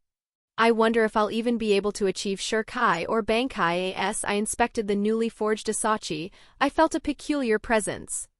Thanks for making it. I've just run into something urgent, so I'll be taking my leave. No need for a reward, Jiyu. Like I said, getting to hear a good story was enough. Leaving Nemea behind as he waved me off, I leaped down from the royal palace. A familiar Ryatsu, yes, a spiritual pressure remarkably similar to the Soul King's. Yawatch's invasion had begun. Chapter 89. If you're human, let's settle this with words. Did I not know that Yawatch would come to the Soul Society? No, I knew. Because that's how it happened in the original story. Then, did I know he would come now in this timeline that isn't the original? Well, I had a vague idea that if you don't just wander the world aimlessly but instead dig into the truth of life and death, the path eventually leads to the Soul Reapers. And if you trace it back even further, you reach the Soul King. I wonder what conclusion Yawatch reached. What judgment did he pass within himself, using his own morality and standards as a gauge? Coexistence or mutual destruction? Hostility or friendship? Affirmation or negation? What is your answer? As I fell, breaking the sound barrier, I saw through the clouds the Sternritter, led by Yawatch, facing off against the Gotei 13, led by Genryosai. Fortunately, since I set out the moment I felt their presence, it seemed they hadn't started fighting yet. Fearing that dragging it out would lead to an immediate collision, I didn't slow down and slammed directly into the ground between Genryosai and Yawatch. The ground, unable to withstand the supersonic impact, exploded, sending earth and stone fragments flying into the sky. The debris that had been propelled upward began to fall like rain. Thud, patter, patter. You are Lord Shimon. Ignoring the two men staring at me in shock, I plunged my sword into the ground and began casually brushing the dust off my clothes, since I was wearing pure white. The dirt and dust really stood out. Of course, the outfit itself was a custom-made piece with a special self-cleaning function, but it was a matter of how it felt. After calmly dusting myself off, I pulled my sword from the ground. As the dust settled, gazes from all directions poured over me. If this were the modern world, I'd be standing right at the point where crosshairs meet. The pressure was quite intense, though of course it was nothing compared to the cruelty of passing eons or the full spiritual power of the Soul King. So, how far did the conversation get? I looked back and forth between Genryusai and Yawatch. Both of them furrowed their brows, seemingly finding it absurd that I had suddenly appeared only to say something so deflating. Why the long faces? You brought all these kids here for a fight, and you're just going to charge in without saying a word? Where's the justification? Where's the pretext? If you act like that, you're no different from wild beasts, right? I chattered flippantly, trying to drain the atmosphere of its combativeness while looking between the two. Yawatch finally spoke. Time is indeed cruel. Have you already aged that much? Or, have you chosen to age to that degree? If you think you can stop this war with such trivial behavior now, I must tell you that you are far too late. Oh, blind one. Why are you so angry? Did something bad happen? I have merely discovered the truth. That all of this is a deception. As Yawatch shouted and drew his sword, Saito and Unohana, who were standing at the very front, began to radiate killing intent. Yawatch's stern ritter also began gathering spirit particles in their hands, and the atmosphere I had briefly loosened froze solid in an instant. The moment anyone moved, blades would swing and arrows would fly. It was, quite literally, like stepping on a landmine. Weren't we talking? Don't let out so much bloodlust. Let's settle this with words. Neither your side nor ours needs to see blood unnecessarily. Don't you think it's far too late to settle this with words? After you Soul Reapers have mocked and deceived my people all this time? Only now? Death is equal for everyone. It's the same for humans and it's the same for Soul Reapers. If your humans die and come to the Soul Society, they end up following the same path as a Soul Reaper. Do you not know that? The fact that they are forced to experience suffering that they shouldn't have to is the crime in itself. That is mere stubbornness. Well, fine. This too was Yawatch's choice, not the choice of the world but the choice of Yawatch. A decision made at the end of the anguish of a man who had learned the truth of the world. I let out a deep sigh. Yawatch glared at me and asked. I ask you. Long ago the world was one. Who destroyed the land of peace, that utopia without life or death, and created this imperfect world? It was the Soul King who divided life and death, and it was his 4 disciples who created this imperfect world. The boundary between life and death was formed when the Soul King began eradicating hollows, causing the cycle of reincarnation to crack. While discussing the world with me, the Soul King had asked me to protect the future, so that he would not have to destroy the fleetingly beautiful world with his own hands. However, the already broken ring wore down and shattered over time. To hold the broken pieces together by any means necessary, the 4 disciples established a new great circle. That is this world, and that is the law of circulation. And to supplement that, the disciples and I established the law of the 6 realms of reincarnation. Certainly, compared to the primordial world, this world is imperfect. Joy, anger, sorrow, and pleasure, life and death all came into being. Who brought the fear of death to my people? You ask the same thing. It is something they chose themselves. To fear death is no one's fault but their own. The division of life and death was a mistake from the start. Where in these 3 worlds is there any peace? It exists within oneself. Are you discussing metaphysics? You know nothing. At the very least, I know there is no peace in the world you desire. What? Looking at Yawatch, whose brow twitched in annoyance, I shrugged. Why don't you see it for yourself? You can, can't you?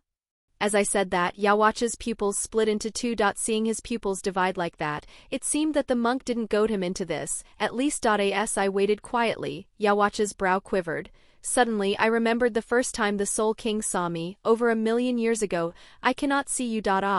Thinking about it now, Yawatch can only see the future.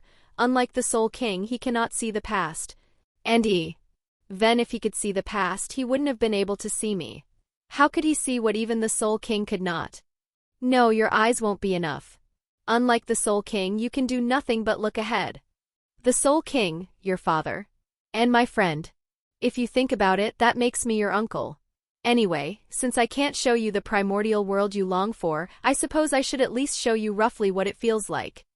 I really didn't want to show this sort of thing in front of Unohana of all people. Scratching my head, I pondered for a moment before slowly retracing my memories. A world that was like a silent lake. A world where not a single breath of wind blew, not a single ripple stirred, where time did not flow, and where there was neither sun nor moon, only souls being born and dying repeatedly, like the flip of a coin. Life and death are two sides of the same coin. Since there is no fear, there is no moving forward. Since there is no moving forward, one stagnates and rots. The life existing in that solitude is like a jar of poison, containing both life and death within itself while rotting away in the hearts of those who touched the bottom. It left an unfillable hole, and through that hole the poison contained within was spat out. Life and death alike were meaningless. What in the world? No. When I opened my eyes again, a massive hole had appeared in the center of my chest. I had become what they call a hollow. Yes, hollowification. Well, unlike the typical hollowification you see in Bleach, I had become a hollow itself, so it's a bit different from being a visored, but a hollow is a hollow. Looking at the horrified soul reapers in Quincy, and especially at Unohana, who looked terrified and seemed about to rush toward me, I waved my hand. Don't worry. It's fine. It's not what you think. When I spoke casually in that shimmering, distinct voice of a hollow, question marks practically appeared over everyone's heads. Taking another deep breath, I recalled the meaning of living in this world. Vanity of vanities, all is vanity. And yet, that is why this moment is precious. As I exhaled, the hole in my chest closed. And I returned to my original form. I rubbed the area where the hole had been and lifted my head. This is the primordial world you long for. A world where souls simply drift without doing anything, only to eventually rot and molder away, becoming monsters that do nothing but crave life. You can call it perfection if you like, but in reality it was just a world that was rotting away. I waved my hand and made a gagging sound. Yawatch lowered the sword he had been pointing at me. That sort of thing, that hideous thing, was the primordial world? Stagnant water is bound to rot. When you struggle to find meaning within yourself and fail, you eventually give up and turn into a hollow. Do you really like a world like that? It felt like shit to me. Yawatch's eyes darted back and forth in confusion. Then, what should I do about the pained cries of the souls that returned to my side? What of the resentment of my people who cling to their fleeting lives out of fear of death? Am I to tell them to just endure it because that is how the world is? I think there's a lot to talk about on that subject. Why don't you pull back your army and talk with your uncle for a bit? I'll even tell you some stories about how badass your father was. Chapter 90. Over a drink. A situation that could have easily spiraled into a total war turned into a drinking party in an instant. It all happened because I told them to wait a second and brought out some booze I'd stashed away a long time ago. Genryosai, likely sensing that the situation wasn't right for a fight, brought out his own prize sake, and as we went on, the atmosphere gradually relaxed, until it eventually became a full-blown drinking session. It somehow felt like a scene straight out of One Piece, but whatever. They're both weekly shonen jump works, they can afford to be a little similar. I chuckled and popped the bottle. A refreshing pop echoed, followed by the pleasant aroma of alcohol. I took a light whiff of the scent before pouring a cup for both Genryosai and Yawatch. Genryosai accepted his immediately, but Yawatch seemed a bit hesitant. What are you doing? My arm's gonna fall off. I shall drink. He must find this awkward too. He'd marched in here shouting about war, never again anything but war, only to end up at a drinking party when it came time to actually fight. Even I found it absurd, so imagine how he must feel. All right. Now that we've all had a drink, how about we talk a bit to lighten the mood? Anything you're curious about? Genryosai, having drained his first cup, let out a low grunt. It is a fine brew. I brewed a few bottles as a hobby. I guess they turned out well. I did not expect to be discussing such things over a good drink, but I must ask. What was that from before? Your transformation into a hollow. I guess just seeing it isn't enough for a full explanation, huh?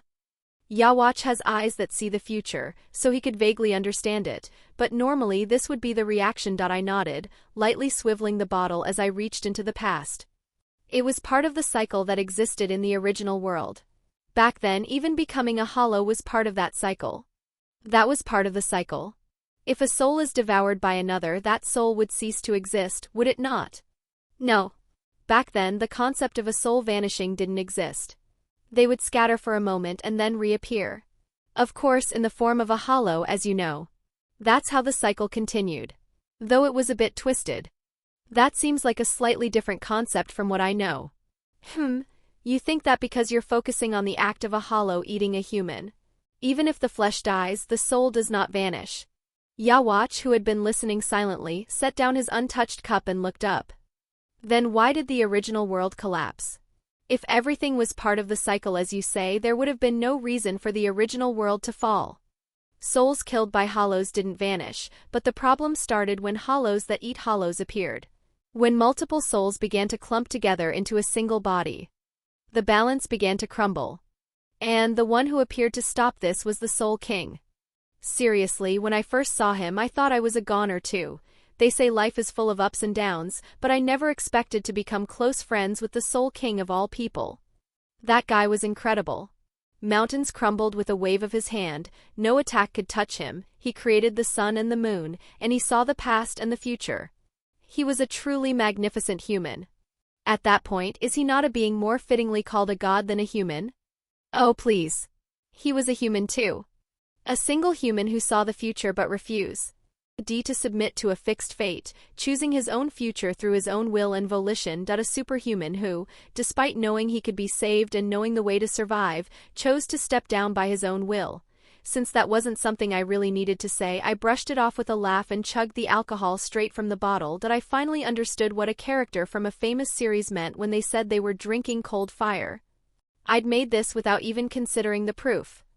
And the ice-cold liquor was so damn strong it felt like pouring fire down my throat. Cough. This is poison. Straight poison. You actually enjoy drinking this stuff? It seems you still haven't learned how to drink. It's just that I haven't had the chance. If the Soul King were still alive, wouldn't we have drank quite a lot together? At the sudden thought, I swirled the bottle and let out a sigh. Am I drunk already?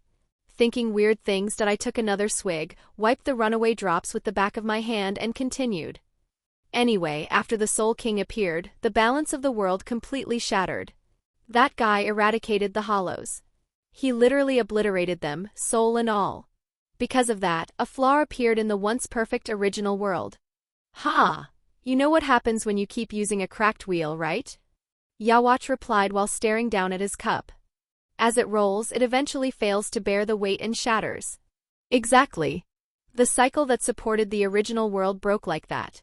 Because of it, the concepts of life and death were born. This is why everyone born after that cannot escape death.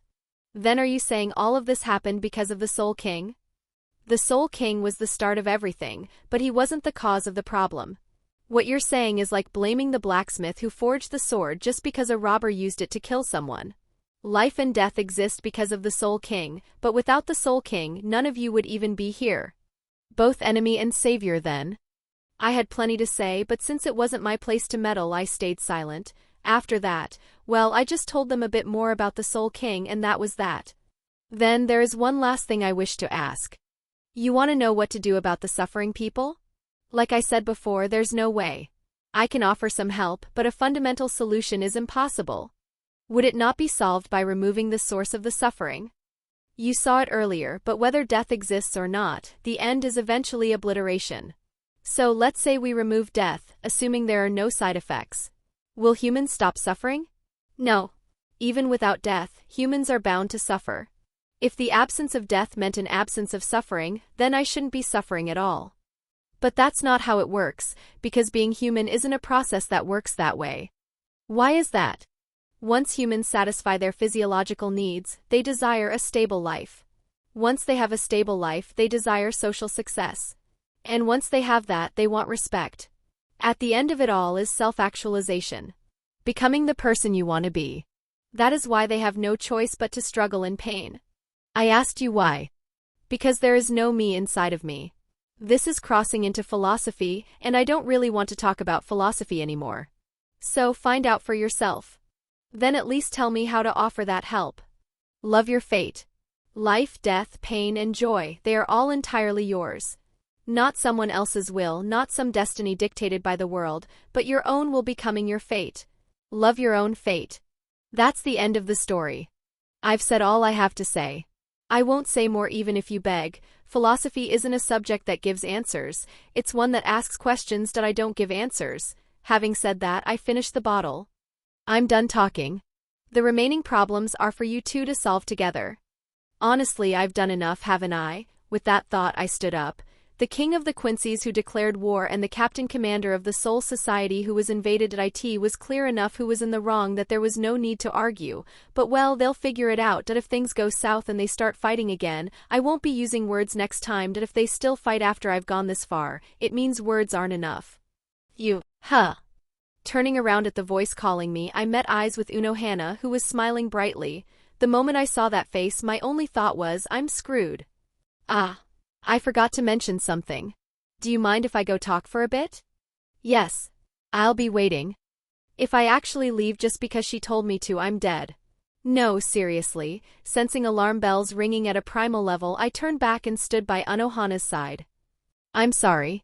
For keeping it a secret until now.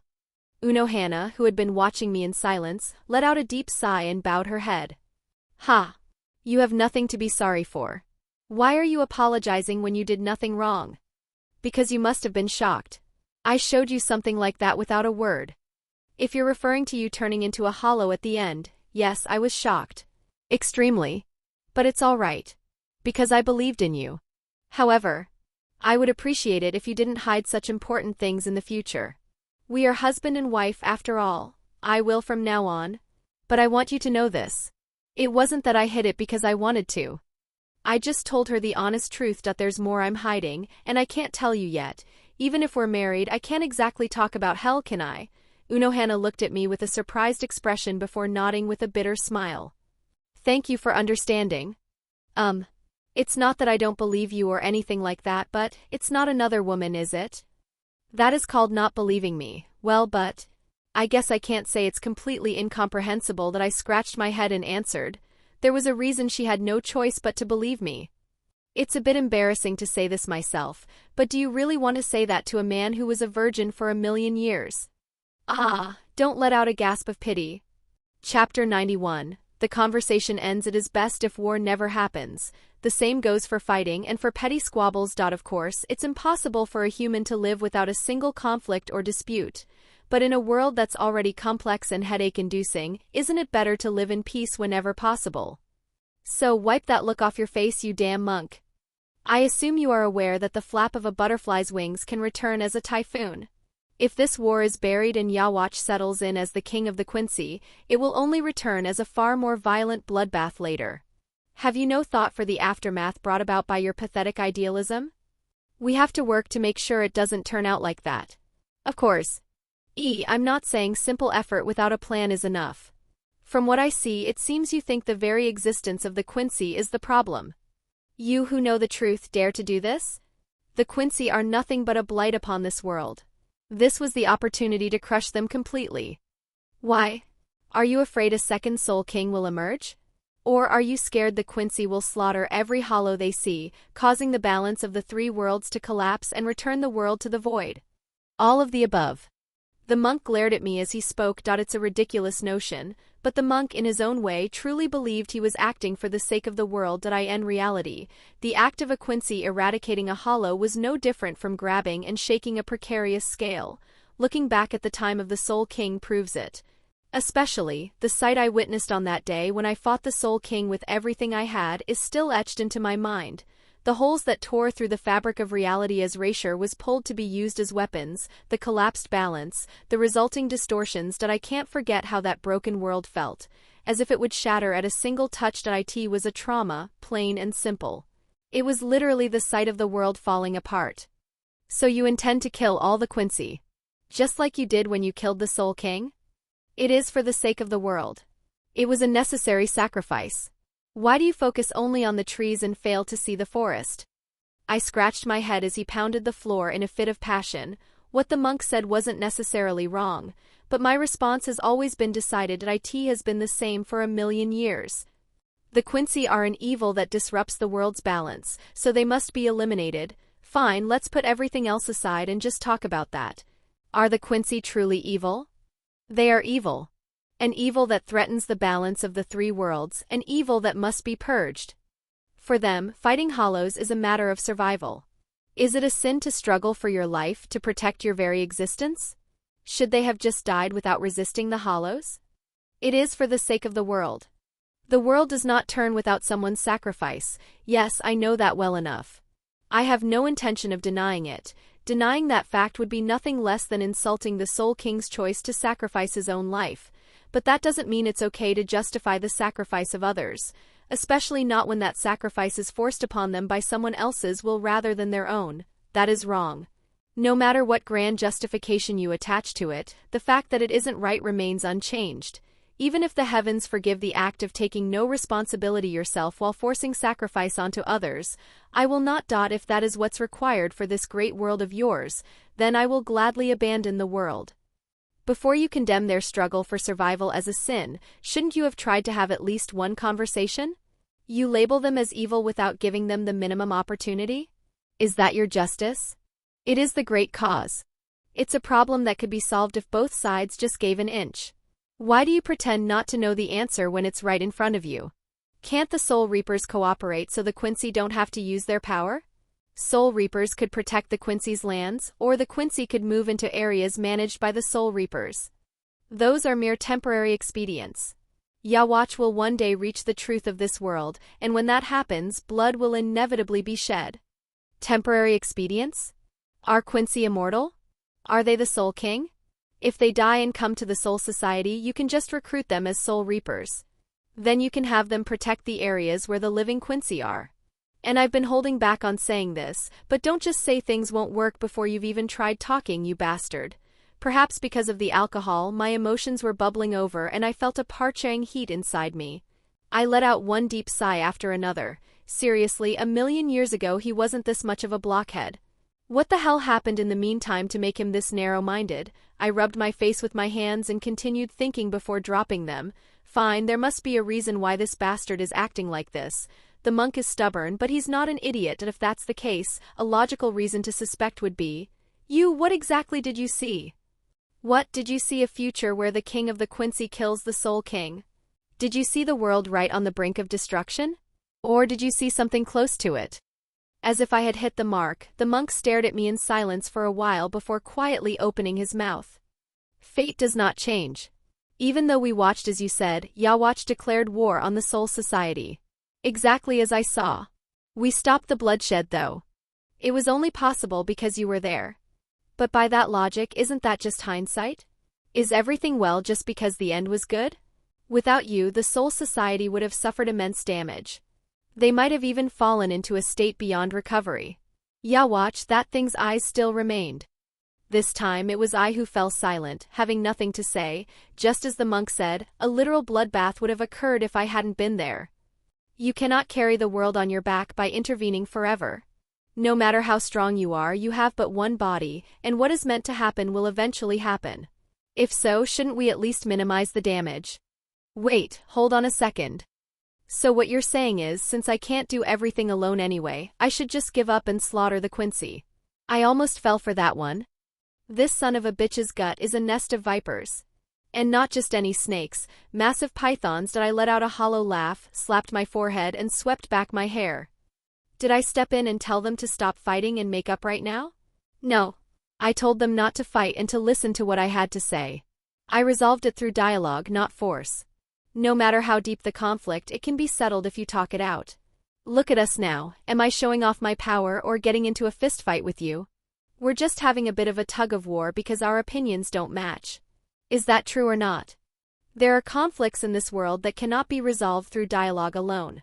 Survival is one of the primary examples. And you're saying that applies to the Quincy? Just to be sure, I asked, and the monk nodded. In that moment, a surge of rage flared up within me, nearly erupting, but I took a deep breath to cool my head. Fine, let's summarize. The Quincy's eradication harms the balance of the world, so the Soul Reapers will pressure them not to break that balance, and the Quincy will define the Soul Reapers as enemies who threaten their right to survive. Liadin. G them to start a war just like they did this time? So we're back at square one. I'm not just saying no blindly, I'm even providing alternatives for him to consider. So why the hell does this bastard keep saying no? What exactly is he rejecting? What about this is so displeasing to him? Wait, you never had any intention of listening to me in the first place, did you? Yeah, now it makes sense. You were planning to ignore me completely until Yawatch, who threatens your position, disappeared or died.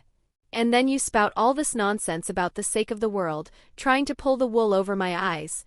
You never intended to understand or listen from the start. Of course, that's why the conversation keeps going in circles. That is a leap in logic. I wish it were. If I'm wrong, tell me now. If you tell me I've misunderstood and that I'm wrong, I'll apologize. The reason the Quincy must be killed is, as I stated before, because their very existence is a blight upon the world. If that's the case, what about hollows? You haven't forgotten that the primordial world almost ended because of them, have you? Surely you won't claim you didn't know. According to your logic, hollows are also a threat and a blight to the world, so why do you leave them alone? Is it because you think they're fine as long as they're imprisoned in Hueco Mundo? Because soul reapers can purify hollows. And I'm telling you the soul reapers can help the Quincy. Parallel lines, yet again it was like chanting scriptures to an ox. Actually no. Chanting to an ox would be better. Who knows, maybe the ox would one day attain enlightenment and reach nirvana. But talking to a wall is a different story. An ox might not understand, but it at least listens. A wall doesn't even listen. I'll ask you one last time. Are the Quincy evil? They are evil. Then I'm done talking. Saying so, I drew my blade. Chapter 92. Judgment. The moment I drew my blade, the monk rose from his seat and raised his brush. Calling this a fight would be generous. Considering the chasm of power between the monk and myself, it was nothing short of a slaughter. It felt like twisting the wrist of a mere child. I in the first place. If it isn't the Soul King himself, no one can truly withstand my full power. Whether it's the monk or anyone else, the result is the same. That is exactly why I try not to use my strength unless necessary. Enforcing my will through raw power rather than resolve would be following the law of the jungle, the very thing I despise most. But that doesn't mean I'm just going to stand here like an idiot and let myself be struck when I possess that power. Folding space itself. I appeared right before his nose in a single step and swung my sword. A simple vertical slash sweeping from bottom to top, devoid of logic or secret technique. Yet the monk couldn't even withstand that single blow. He was sent flying, crashing into one of the pillars of the Hyosarai Palace. I gave you plenty of chances. I handed over the world and watched what you would do. I gave you options and watched your choices. I even minimized my intervention, just as you requested. And yet you always choose the wrong path. Clatter, brushing off the falling wooden splinters as he emerged, the monk looked at me and replied. The world. Ugh, it must turn without the intervention of a god. I am no god. There are only those who choose to elevate me and call me one. I am well aware that I am simply a human. Don't make me laugh. You talk of humans having free will, yet you stepped in to stop them when they chose to wage war with that very will. If that isn't divine intervention, then what is? Even shamelessness should have its limits. Seeing something go astray and watching it happen while holding the power to stop it is not respecting will, it is incompetence and indulgence. Do not confuse freedom with negligence. I grabbed the monk by the collar as he spewed his contradictory nonsense and hurled him away. The ground shattered and the monk bounced across the floor like a ball several times before stumbling to his feet. Blacken.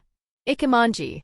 Unleashing his shurikai, the monk lunged at me. He swung and thrust the long brush as if it were a spear, but nothing could touch me. Imph! I parried the swinging brush with my asachi, strike after strike. I continued until the asachi in my hand was dyed pitch black, becoming an unrecognizable mass of shadow.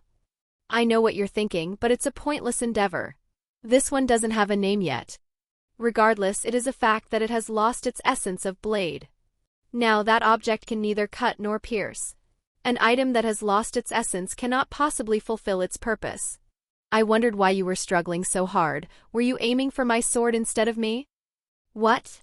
Seeing the monk flinch in surprise, I let out a short chuckle. Until I called its name, it was but a single gesture.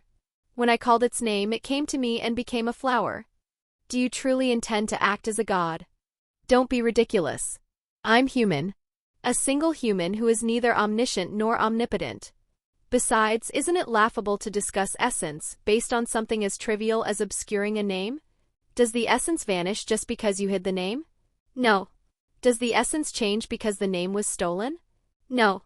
If anyone is under the delusion of being a god, it's you, the one who thinks he can control the fundamental nature of things just by blotting out a name. As I shrugged, the monk's eyes rolled back. He slammed Ikemanji into the ground and clasped his hands in prayer. O eternal darkness! O eternal darkness! Come hither. Show thy face for a moment, and share a drink before thou departest. For to drink is to lose one's life. Even on the road to the afterlife, flowers shall bloom. Fine. Give it your best shot. Let's see how far you can go. As I watched quietly, the black color bled out of the obi tied around my waist, turning it the same stark white as my hakama. All the blackness in the vicinity, including shadows, began to gather behind the monk's back. Where is the accompaniment? I shall dye it pitch black, tear it to shreds, sear it in pitch black flames, and devour it whole.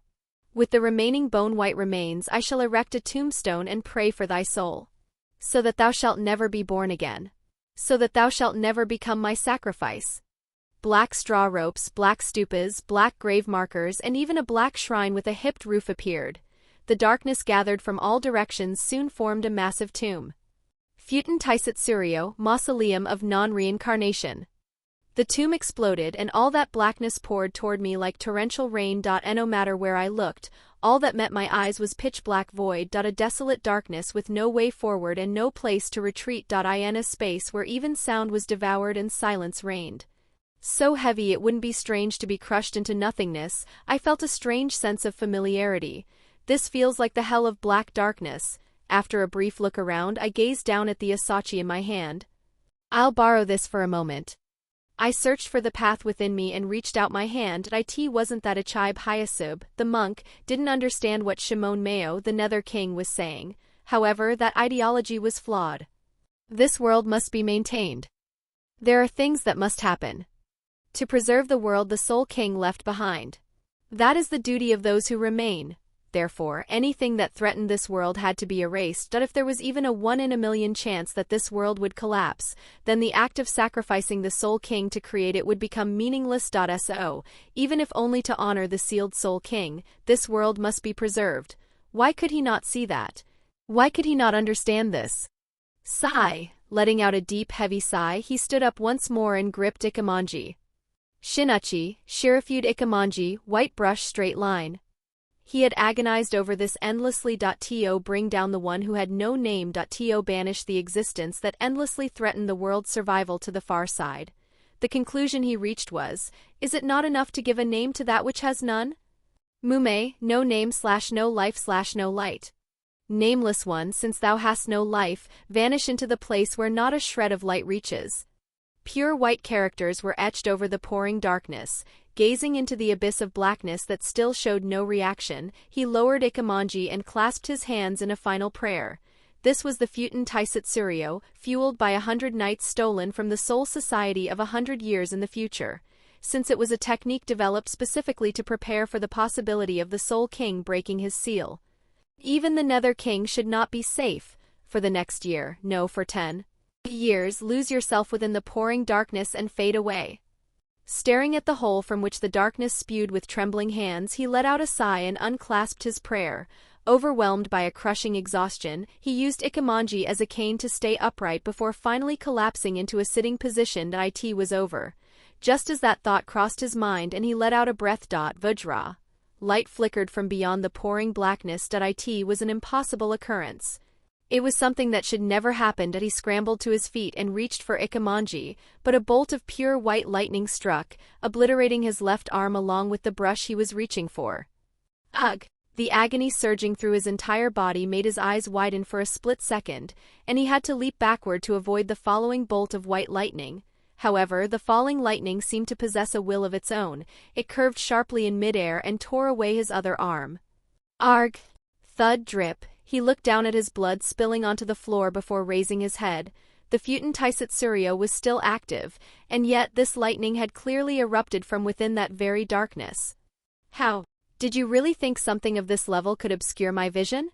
I am a man who has walked his own path with his own will for 1,000,000 years. That grand fate you all keep blabbing about? FCK that. If I were the type to believe in and follow such trash, I would have hung myself a long time ago. The voice echoing from the darkness was unmistakably that of the Nether King. What was truly terrifying was that his words could be heard so clearly from within the Futen Taisatsurio, a technique that was supposed to swallow even sound itself. Soon the Nether King calmly parted the darkness and stepped out. In his hand, he held neither a sword nor a spear, but something else. It was too short and blunt to be used as a conventional weapon. Is it the power of that tool? No, that can't be. It's clearly the Nether King's own power. But how? I should have erased his name, his life, and even the light itself. How can he stand? Don't underestimate human will, monk. Will? You're telling me you broke through Futen Taisatsurio with nothing but your will? Because the path is something I find within myself. And just because I can't see what's in front of me doesn't mean I don't know the way. As he spoke, the Nether King let out a deep sigh and scratched his head. His casual demeanor in such a desperate situation was utterly alien. It was as if he were an entity that didn't belong to this world at all. I didn't think I'd have to do this a second time, but here we go again. For the first time, the Nether King wiped all expression from his face. A chill, like a blade piercing the heart, made the monk reflexively tremble. The sin of attempting to manipulate the lives of others according to one's own whims. The sin of deceiving others under the pretext of for the sake of the world. The sloth of merely watching problems you could solve while remaining complacent in reality. The greed of sacrificing others to protect your own vested interests. And the sin of distorting and interpreting the Soul King's will to suit your own tastes under the guise of serving him. The nature of your crimes is truly wretched, therefore under the name of the Nether King I pass judgment. With a thunderous roar the sky turned pitch black, and white lightning coalesced around the mace in the Nether King's hand. The sinner, Achibe Hyasub, is hereby stripped of his position in the Zero Division. Rot in Mukin until you have paid for your crimes in full. A single pillar of lightning struck from above, dyeing the entire world pure white. Chapter 93, Return to the King. Sizzle, crackle, as I drew the lightning rampaging in my hand back into my body, the Vajra, which had taken the form of a five-pronged ritual scepter, reverted to its hiltless Asachi state. Well, I've done it, but what now? The shabby monk has been dealt with. End of Part 3. How wonderful and convenient it would be if the world ended like that. But life never quite works that way. That if you've committed an act, you have to clean up the aftermath properly so there are no complaints or headaches later on. So, now I have to find someone to take over the position of Captain Commander of the Zero Division. But there isn't anyone suitable. I can't just drag one of the other three from the east, west, or north and shove the responsibility onto them. They each have their own duties. It would be a huge nuisance if their workload increased because of me. And besides, they all have different specialties. Would putting one of them in the center really result in good management? It might hold together at first, but side effects would surely crop up eventually. And if I rotate them like that, their original post becomes vacant. Then who's going to fill that spot? In the end, the best scenario right now is to appoint a new overseer for the Zero Division. I just can't think of anyone. First, let's think about the requirements to enter the Zero Division. Point 1 must be powerful, and they must have left a monumental mark on the history of the Soul Society. Tenjiro created Kaido, Nemea created the Zanpakuto, and Senjimaru created the Shiakusho. An entity who has made an equivalent invention, possesses spiritual power comparable to the others, and is rational and neutral enough to coordinate the three of them. First, Genryosai. He founded the Gotei. 13 and established the Shinigami Academy, but his emotions tend to edge out his reason, and he's not neutral, he's a Shinigami-centric hardliner. Out, Aizen, considering the Hogyoku and the Visored, he technically meets the conditions, but he hasn't even been born yet. Besides, that black-hearted bastard would cause a catastrophe the moment he stepped into the Zero Division. No go. Kisuke Urahara is the original Hogyoku gourmet, so to speak, but he's out for similar reasons to Aizen. Is that it for the candidates I can think of right now? Every single one of them is flawed. Wow, how the hell did the talent pool end up like this? Is it the end of the world? As I stroked my chin in contemplation, I felt a presence approaching. The presence neared at high speed, then slowed, accompanied by a rhythmic clacking sound. How should I describe it? It sounded like the rattling of a ball-jointed doll. There was only one person in the Zero Division who made that sound. Is that you, Senjimaru? How fleeting is life, that the monk should fall into ruin so hollowly. And that the cause should be the karma of his own past. Her way of speaking was unique as ever. I turned around to see Senjimaru staring down at the ground, scorched black by fallen lightning, letting out a soft sigh. I knew we would meet again one day, though I did not expect it to take such a form. However, it pleases me to see thou art wearing the hakama I wove for thee so well. A fairly detached reaction. I thought you'd have built up some affection for him after hundreds of thousands of years. Affection? Humph. One may briefly feel pity and reach out to one dancing blindfolded at the edge of the abyss, but if one still has much they wish to do, and has no intention of committing a double suicide by holding that hand, is it not only natural to sever those ties? She was using fancy words, but essentially she meant she tried to tell him to stop, but he kept acting like a lunatic, so she got tired of him and gave up. You certainly make things sound complicated. What of it?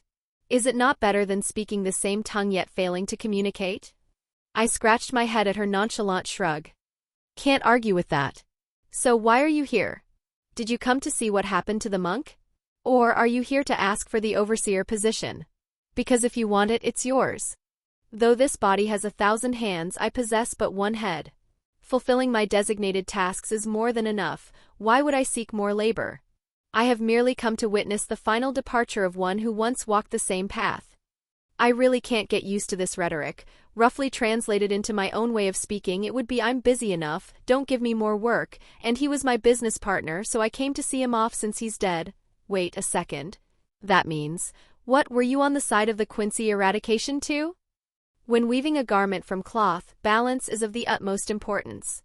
Even a slight disruption in the stitching can render the fabric and the garment useless. The world. I once thought it the same. That is, until thou appeared and made thy plea before the monk.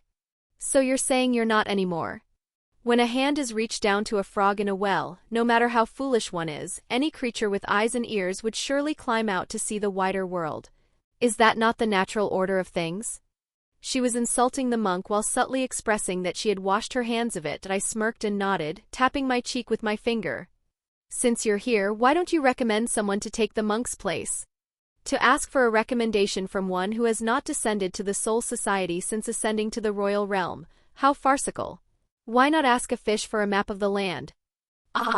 Thinking about it, she had a point. In the end, I have to find someone within my own sphere of knowledge. Wait. There's one. Oh? As expected of the Forerunner? I shuddered at the title that triggered my PTSD and glared at Senjimaru. Hey, don't call me that. The monk used to call me that all the time, it gives me the creeps. My apologies. It seems it has naturally stuck to my tongue after hearing it for tens of thousands of years. So who is this person? There's a guy. A fellow who's still working hard right now. He's been grinding himself to the bone without being able to retire. If I bring him here and put him to work, he'll do great. You'll be genuinely surprised when you see him. Thou speakest as if I already know the individual. But if it is someone of such caliber that thou wouldst speak so highly of them, I doubt I would forget. Art thou not perhaps mistaken? You'll know when you see him. Wait right here, I'll go grab him and be right back. I shall look forward to it. I pray thou bringest good news. Leaving the lightly laughing Senjimaru behind, I leaped from the royal palace and opened a hell gate in mid-air. It had been a very long time since I'd returned to hell, but not much had changed. Most, there was a slightly increased presence in the pure spirit hall area as the population grew, and I could feel the presence of the shabby monk. Seeing no major issues, I ran straight toward my destination. Therefore I pass judgment. The sinner shall. What, still in the middle of a trial? Since I shouldn't interrupt, I decided to wait outside for a bit. I dusted off a nearby rock and sat down. Before long, a sinner screaming about his innocence was dragged out by Gozu and Mezu. Before the next sinner could enter, I walked into the courtroom. Long time no see, Jamin. Or should I call you King Enma since you're at work? Master? You haven't shown so much as a shadow since you retired. What brings you here? I had my reasons for not showing my face.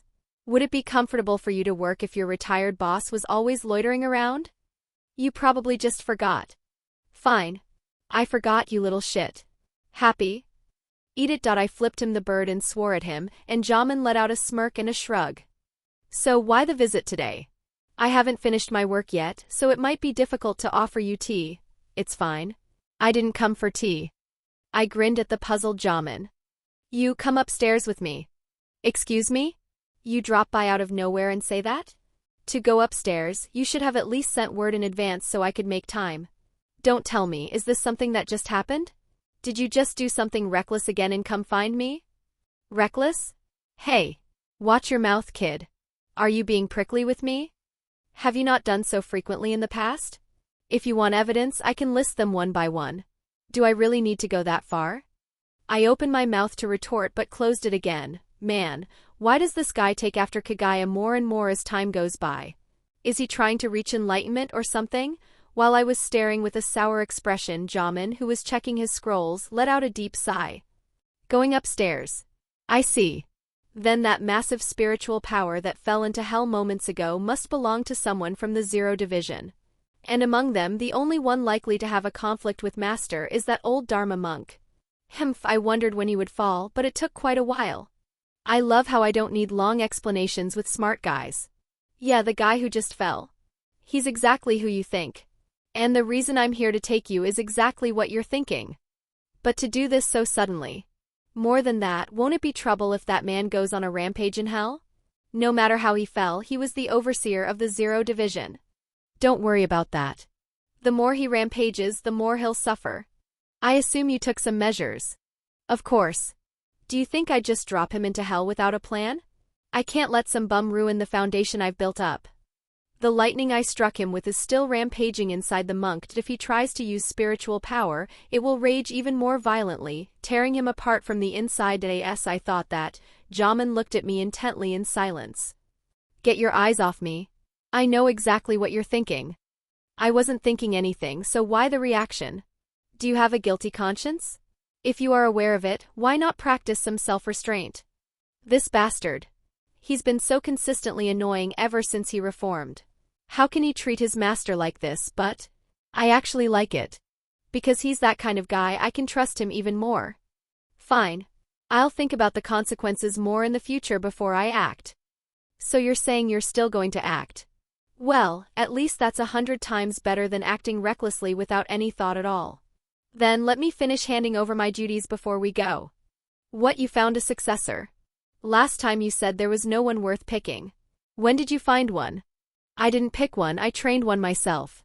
Ever since Master mentioned a successor, I thought such a day might come, so I took the most decent soul among the sinners as my disciple and raised him. Impressive. I am flattered. Please wait outside. I'll finish up and follow you shortly.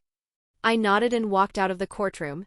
After waiting a short while, Jamin came out, wearing an ordinary hakama instead of the ceremonial robes worn by the 10 kings. Shall we? Yes. I will follow you.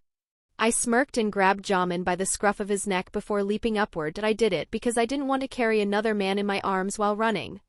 Ugh, a man shouldn't be so fragile. Anyone would. If they were leaped into the air by their collar. Blurg, you should exercise more later. Anyway, thus I brought Jamin into the Soul King Palace. It was a return after hundreds of thousands of years. Herc. It was a bit of an unsightly return, but who cares? I'm back. Cheers to that. Chapter 94. Returning home after Jamin retched a few more times, he managed to soothe his stomach with some water. He let out a long sigh and began to take in his surroundings with deliberate care. His expression was filled with a sense of wonder, a look brimming with vitality that one almost never saw in hell. Well, brimming with vitality just meant his eyes were sparkling, but compared to the dead, rotten Pollock eyes he'd had for ages, the change in atmosphere was palpable. To be honest, seeing that bastard Jamin grinning with sparkling eyes was actually a bit repulsive, but since he was genuinely happy, without any hidden malice, I didn't say anything and just watched in silence. I never thought I would set foot up here again. It has changed much from what I remember, but what does that matter? I am here now. Are you really that happy? Master, imagine you spent your life building a dojo, only to be forcibly kicked out, and then you were finally reinstated 1,000,000 years later. Think about how that would feel. Yeah, I guess that would be pretty good. All's well that ends well, I suppose. That is not quite the reaction I expected, but no matter. You cannot truly know unless you experience it yourself. If you say so. I watched him nod to himself and shook my head, Feeling a bit pathetic for him as I spoke with Jamin, I felt three familiar presences approaching. Tenjiro was the first to arrive, followed by Senjimaru and finally Nemea. Tenjiro didn't seem to recognize Jamin, and neither did Nemea. That was only natural. By the time those two were born, Jamin was already rotting in hell. The only one wearing a look of shock was Senjimaru. It made sense for her to be surprised. She was already active back when Shiryu was still alive in the Soul Society. From Senjimaru's perspective, a high criminal who had committed the ultimate treason of exploiting God, only to be cast into the deepest pits of hell, was now standing right in front of her. I was prepared for a surprise after what I heard, but I never imagined I would live to see this man again. It is a pleasure. Now I remember. You are the daughter of the needleworker. Indeed, I did not expect to see you again either. I look forward to working with you. Jamin and Senjimaru spoke polite words, but they didn't shake hands or even move an inch. As they glared at each other, I could almost see the static discharge crackling between their overlapping glares. Nemea, oblivious to the history, looked back and forth between the two before clapping his hands together with his usual boisterous energy. Oh my god. What's this? You two know each other? Oh damn. Are you guys like former lovers or something? Seriously, this guy and his fuss. Ugh, just look at the mood between them. Do they look like lovers to you? Maybe they just had a not good breakup. But fighting is no good, Yajiyu. Grinning, Nemea strode toward Jamin without a hint of hesitation. Seeing this, Senjimaru knitted her brows and tried to stop him, but Nemea was too fast. Wait, swordsmith. That man is, since we've reunited, let's get along, let's go. Nemea cheerfully slung an arm around Jamin's shoulders. How would the Jamin of the past have reacted? If it were that crazy, paranoid narcissist from back then, he probably would have thought, who the hell does this guy think he is, touching me? Senjimaru likely tried to stop Nemea for that very reason. She didn't know what kind of grudge Jamin might be harboring inside, but those were old stories. Quite right. I was a bit too excited to be back in the Soul King Palace after so long. There is no need to dampen such a grand day with a somber mood, just as you say. Oh me. Big shock. Despite your looks, you're actually a pretty reasonable guy? Do not judge a man by his appearance. Though I will not deny that I look a bit gloomy. If one were to be objective, my face isn't that bad, is it? Even the self-praise? Suu. I think we're gonna hit it off great, don't you, DE? More importantly, who did you learn that bizarre way of speaking from? It's damnably hard to understand. Nemea pointed both of his index fingers at me. Jamin glanced my way for a moment and then nodded silently. Hey, what are you thinking? You want to die? Master's eccentricities are well known to me, so there is no need to deny it. No, you brat. That guy was always like that. As we bickered loudly, Senjimaru, who had been watching blankly, lightly covered her mouth with her hand. They say a decade can change the landscape. But to think that a span of time vastly longer than that could change even a man who was beyond redemption. It is truly marvelous. Do you know him? Tenjiro approached Senjimaru and asked cautiously. Senjimaru glanced at him, let out a soft sigh and began to explain. That man is Tsuneshiro Jamin. A high-ranking criminal who committed a heinous sin and was cast into hell long ago. And we don't know what his sin was. I wonder. One thing is certain, the man you call master personally cast him into hell. Beyond that, even I do not know. Master personally? Well, that's fine then. How can you accept it so easily? In truth, I wish to object to his reinstatement even now. Senjimaru's skepticism was understandable. That if an evil man was so wicked that the king of hell himself walked out to cast him into the pits, how deep must his sins be? Who knew what might happen if a being with such profound negative karma was appointed to the Zero Division? And as the overseer, no less, Tenjiro shared her concerns, but changed his mind after hearing the details. If he's someone Master personally came up to cast into hell, it means he has that much capability. And if Master personally brought him back up this time, it means he's someone Master personally dunked, chewed out, and reformed until he turned over a new leaf. In that case, he's trustworthy. So, you do not trust the man, but you trust the Master? Exactly. At the very least, Master is thorough when it comes to such things. Though we should still keep an eye on him for a while. There are always those who betray kindness or trust. Listening to Nemea hooting with joy and Jamin's calm replies, I simply nodded. Well, being treated this way is only natural, given everything, but Jamin will do fine. It matters not if you do not trust me. I only need to prove myself through results. If Jamin had heard the two of them, that's what he would have said. So for now, I'll just leave it to him. This is what I'm most curious about. What did you create? Why ask that all of a sudden? Think of it as the minimum requirement to enter the Zero Division. I made the Zanpakuto, Tenjiro made Kaido, and Senjimaru made the Shihakusho. Those achievements earned us our spots. So, if you haven't made something of that scale, we might vibe, but we might feel you don't belong in the seat. Well, I see.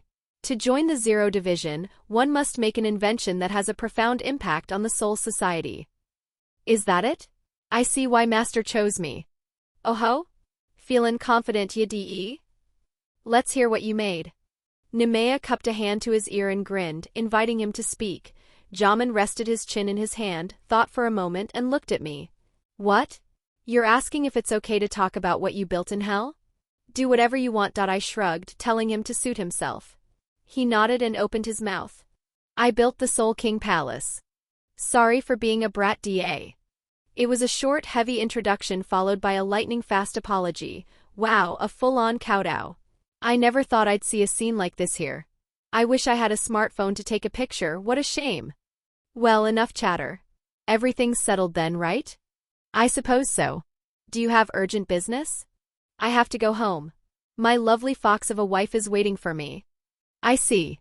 Then hurry ho. Wait, master, are you married? What, you didn't know? Did I not tell you last time? That was me. Ah, so that was Tenjiro. Thinking about it, I hadn't gone to hell once since I got married. It made sense he didn't know. How am I supposed to know when you haven't even shown your face in hell? My own work is already enough to kill me. No, wait, shouldn't you have told me something this important first? Sorry, I forgot. I've been busy with things up here. Forgot? How do you forget to tell your disciple you're getting married? Sigh. Well, it's not like your antics started yesterday. Congratulations on your marriage, though late. I didn't prepare a gift because this is so sudden, but tell me, how many children do you have? 0. As I shrugged and answered, not only Jamin but the others stared at me with puzzled expressions. What? What are you looking at, you punks? You think I'm firing blanks or something? Well, after being single for nearly 1,000,000 years, you finally find a partner, yet there's no news of an heir? Don't you think that warrants some reasonable suspicion? That's true. But don't you worry. Once I'm caught, she squeezes me dry all night long. I wasn't particularly curious about Master's sex life. You bastard, you're the one who brought up the reasonable suspicion. Am I supposed to just let that misunderstanding stand? I can tolerate a lot, but I won't have anyone doubting my wife or my own manhood. Then, do you have no plans for children or to establish a great noble clan? How can I have a clan without kids? There probably won't be any in the future either. I think I'm the problem. A being that is alive yet dead, as long as the completeness of my existence remains as it is, a child will likely never be born. The fact that we haven't had a child despite all that squeezing is probably because of this. My apologies. What are you sorry for? It's fine, kid. Don't worry about me and mind your own business. Anyway, I'm heading out first. Good luck. Right before I dropped down from the Soul King Palace, I thought I saw Senjimaru and Jamin lock eyes. Must have been my imagination. Anyway, I descended from the palace to the Soul Society and walked into my house. Oh my, welcome home, darling. Now say hello. What the hell are you? A child had appeared. Chapter 95, The Nameless Brat. Just so there's no misunderstanding, the brat over there isn't Unohana's kid, nor is he mine. For starters, the spiritual signature is completely different. If that brat were Unohana's child, there's no way I wouldn't recognize it. Taking everything into account, that's just some brat Unohana picked up from somewhere. He's younger than I expected, so it took a moment to be sure, but the fighting spirit in his eyes gives it away. Zaraki. Yeah, that's Kenpachi Zaraki. The man who becomes the captain of Squad 11 in the distant future. It seems like while I was away handling business up top, he crossed paths with Unohana, picked a fight, got absolutely thrashed, and was hauled back here. If it's that Zaraki, it's a perfectly plausible scenario. In the original timeline, this would have been the moment Unohana received a massive scar on her chest, but that will never happen to the current Unohana. No matter how strong he is, could a young Kenpachi really beat Unohana, who has trained under me and even mastered Kaido from Tenjiro? That's nonsense. Based on deduction, this is probably how it went. I'm sorry for bringing him here without permission. I should have discussed it with you first. It's fine. Looking at him, he's filthy from head to toe. I'm guessing some stray brat picked a fight with you, you entertained him, and then ended up bringing him home. It brings back old memories, and I suppose I felt a sense of responsibility not to just leave a kid like that alone. As I voiced my deduction, Unohana blinked before letting out a soft laugh. Ufufu. As expected, you know everything. I tell you all the time. I don't know everything, I only know what I know. And since this involves you, I know. I figured my wife's personality would lead to exactly this. Hoo-hoo, how embarrassing. Setting that aside for now, maybe I should establish some hierarchy here. Hey, brat. I'm the husband of that pretty lady over there. What's your name? Screw off. I don't have a name to give a shrimp like you. Oh? Is it that you don't have a name to give, or that you don't have a name at all? Am I right, brat? By the look of you, you've lived like a wild beast, wandering around with neither name nor purpose, seeking nothing but a proper fight. There's no way a guy like that has a name. The name Kenpachi Zaraki only came to be after he fought Unohana and spent years accumulating a tally of deaths while wandering the Rukongai. The name Zaraki itself was taken from the 80th district of North Rukongai, Zaraki, and Kenpachi was the title he took after killing the previous Kenpachi and becoming the captain of Squad 11.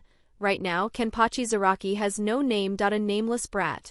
A wild beast living solely for the fight. That's who this kid is. What a sinister glint in your eyes. How many people have you cut down? 100? 1,000? Or so many you've lost count? That's none of your business.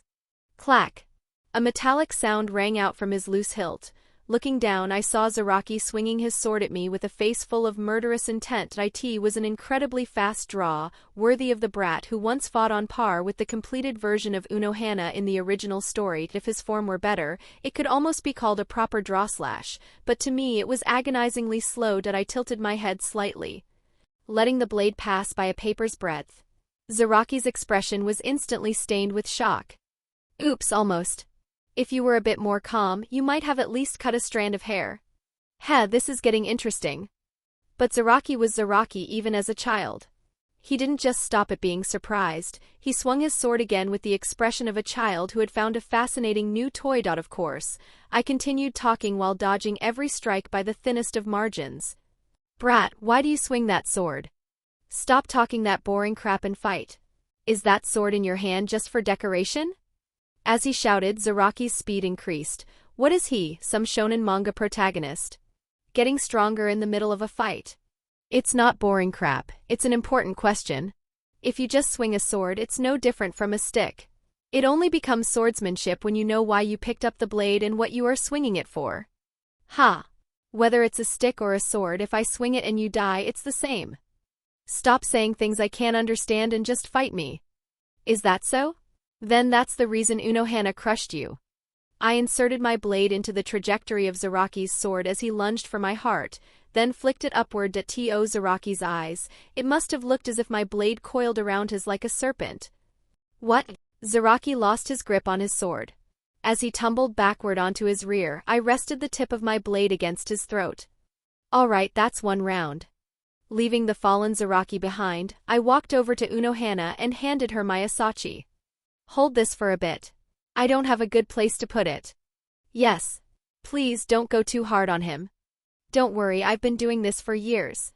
With a smirk, I stood before Zaraki again. In the short time I spent talking to Unohana, Zaraki had retrieved his sword. He charged at me again, his wide, characteristic eyes burning with intensity. Thinking back, it probably is a bit strange to lecture a kid who doesn't even know his own name about the reason for holding a sword.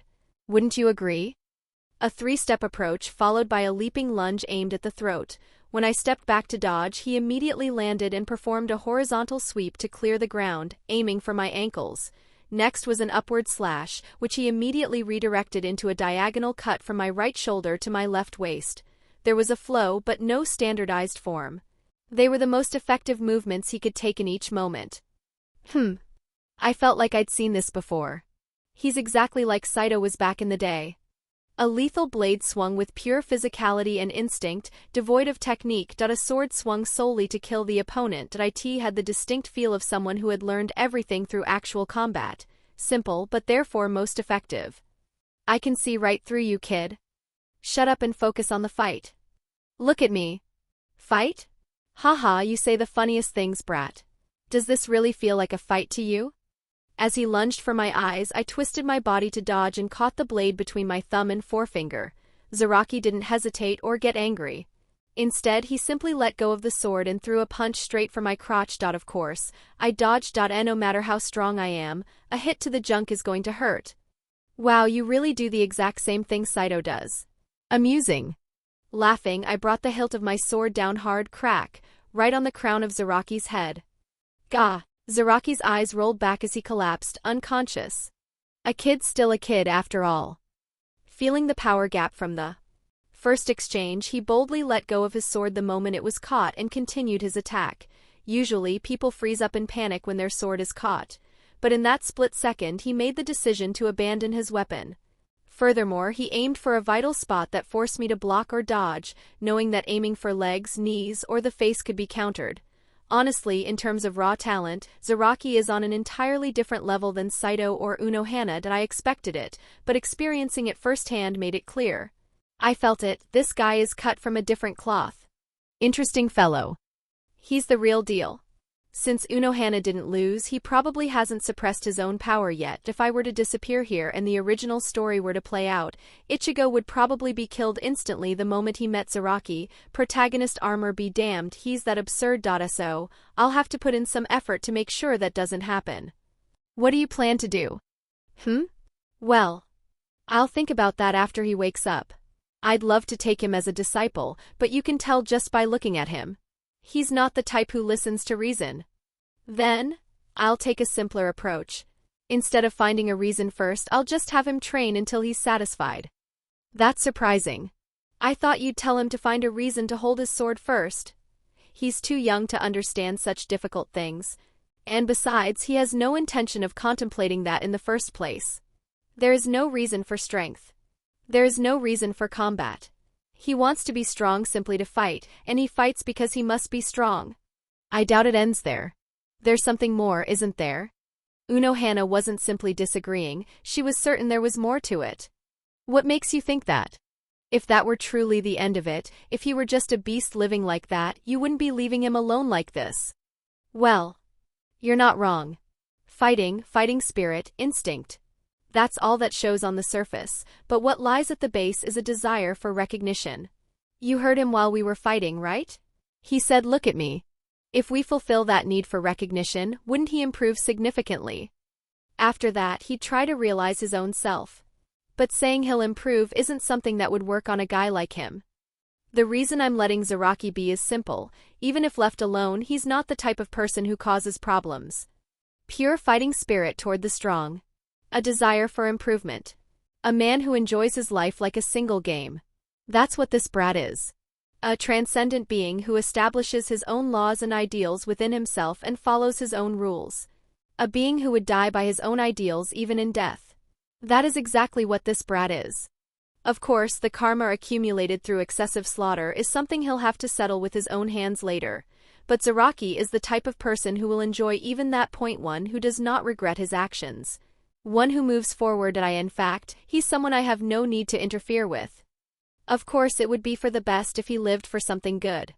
But I only offer alternatives and pose questions. I have no intention of reforming him. Forcing a change would only cause stronger resistance. Think about it. Have I ever told you this is how you must live? Never. Right. The one who answers the questions I pose is the person themselves. I don't need to nag and I don't intend to. I just take responsibility for what happens as a result. Having said that, I looked down at the face-down Zaraki and stood up. Unohana laid the brat down properly. When that brat wakes up, send him to Saito. If he has something to say, he'll come find me himself. Where are you going again? I was going to wash up. I exerted myself a bit, so I smell like burning soot. Oh, then I'll go wash up as well. Huh? Why? Leaving the brat behind, Unohana headed off to wash up. I guess seeing a child after all this time stimulated her maternal instincts. Even if we try our hardest, we won't be having any children. With a bitter smile, I quietly adjusted my robes. Chapter 96. Fortune and Misfortune. Zaraki Kenpachi left the dojo. As soon as he opened his eyes, he didn't say a word to anyone. He just quietly packed his sword and walked out. It probably wasn't because his pride was wounded. Zaraki is the type of bastard who values strength and combat far more than petty pride. He likely thought about getting stronger, but the conclusion he reached wasn't training. It was real battle. It's a shame, but only to that extent. I didn't expect much from the start, so I wasn't particularly disappointed. If you tell a lion you'll give it food and an opponent if it just stays in a cage, do you think it would just walk in obediently? Yeah, this is how it should be. Of course, Unohana, who had lived a wandering life similar to Zaraki's, was worried sick. Is it truly all right to let him go like this? It's fine. No problem. He might have a rough first impression, but he's surprisingly sharp. He knows how to read a situation. If some weakling challenges him, he'll probably just rough them up and toss them aside. If that is the case, then I suppose it is fine. No, it isn't. It is foolish of me to try and hold on to a child who left of his own volition. I only hope that if we cross paths again someday it will be a pleasant meeting. Unohana spoke as if she had cleared her mind, but to my eyes she looked deeply regretful. Perhaps it started as a sense of kinship or pity, but at some point it had morphed into maternal instinct. You might ask how she could feel maternal after barely a day, but this is entirely plausible. Ever since she married me, Unohana hasn't been able to conceive a single child. The accumulation of that void likely made her more susceptible to such feelings. Right. Of course, this isn't Unohana's problem. If there's a problem, it's on my end. Just to be clear, it's not like I have a 0 sperm count. I'm certain of that, because every time we have sex I can feel a new cluster of spiritual power gathering inside Unohana. Yeah, it means fertilization and even implantation are always successful, but that state never lasts long. The zygote, which was frantically absorbing spiritual power one moment, suddenly scatters into spirit particles and vanishes the next. Unohana doesn't seem to have noticed yet. But I can feel that horrific, agonizing sensation vividly, the sensation of something that could have become a life, something that could have been my child, dissolving away like dust. Then I have a meeting to attend, so I shall be going now. Good luck with your day, my dear. Moi. I smiled at the light warmth on my cheek and kissed Unohana's forehead, seeing her off to her meeting. Watching her quietly from a distance, I saw her stop to look at the sky for a moment before letting out a deep sigh and stroking her stomach. I stared at her back for a while longer. Only when she disappeared from view did I let out a sigh of my own and lean against the dojo door. Was I being too complacent? I cannot have children. To be precise, it feels more like this world refuses to allow me to create an offspring. Dealing with you alone is a burden. You think I'll allow one more? Don't make me laugh. Permission denied. If the will of the world were scaled down to a human's level of understanding, it would probably feel like that. Fate, huh? Well, it's not like I haven't tried all this time. Of course I did. Responding to Unohana every night when she sneaks in for yobai is proof enough. Even with a body that doesn't need sleep and possesses inexhaustible stamina, getting drained every night takes its toll.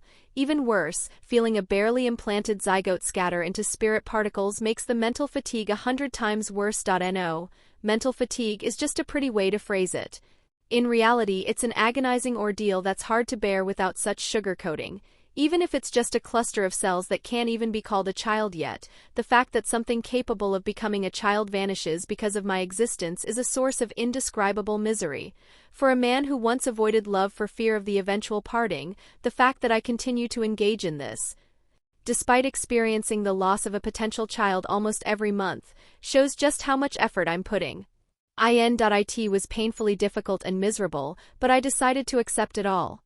I didn't just accept it, I decided to try harder. It'll happen someday. It'll work out eventually. I decided to stop gritting my teeth and just waiting. I guess I've gone soft after staying quiet for so long. The will of the world? Fate? When the hell have I ever given a damn about things like that? I have always obtained what I wanted through my own will and achieved my goals by my own design. That is how I've lived for 1,000,000 years.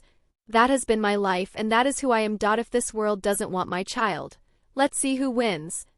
Bring it on, world. Let's see who comes out on top. From that day on, I didn't just stop at having sex. I began my own research that I examined everything from the flow of spirit particles to the current of spiritual power, and even the very structure of the spirit particles that compose this world. Of course, I didn't forget my nightly duties with Unohana. And then, I experimented with my findings on Unohana and our potential child. It sounds like an experiment, but in reality it mostly involved stroking her belly or holding her for an hour straight, using my power to tether the zygote in her womb so it wouldn't disappear. The first attempt failed. I realized the spirit particles weren't just scattering, they were being deleted. Where do the deleted particles go? Where do the scattered ones go? What happens if I draw in even more spirit particles the moment they start to vanish?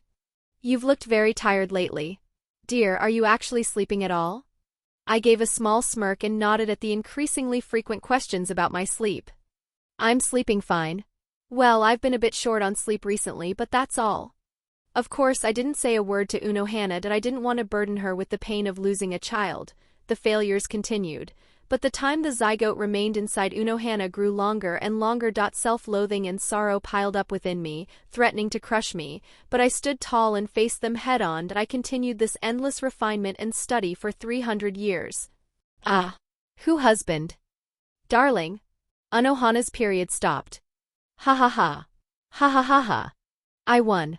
Take that, you bastard fate. Shove it up your ass.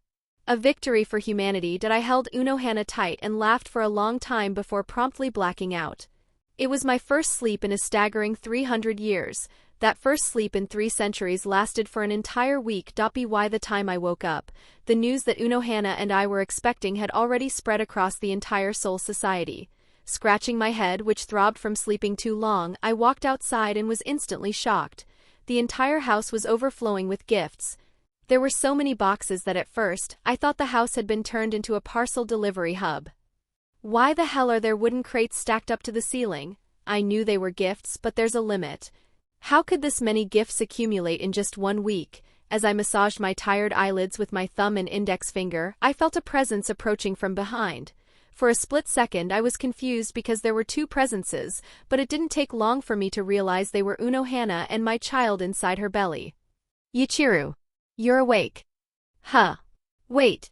Why isn't the atmosphere what I expected? Usually this is the part where we celebrate being pregnant together. I tried to pull Unohana into a hug, but her expression was colder than I'd ever seen it, and I awkwardly scratched my head. Is something wrong? Is something wrong? Yes, there is. Something that makes me truly furious. In that moment I realized I'm busted. Well, honestly, it would have been more surprising if she didn't notice. After being so overjoyed, I just suddenly collapsed as if I had narcolepsy and slept for a straight week. Why did you suffer through all that alone? It wasn't your fault. I just didn't want to see you in pain. Since I was caught anyway, I just confessed the truth.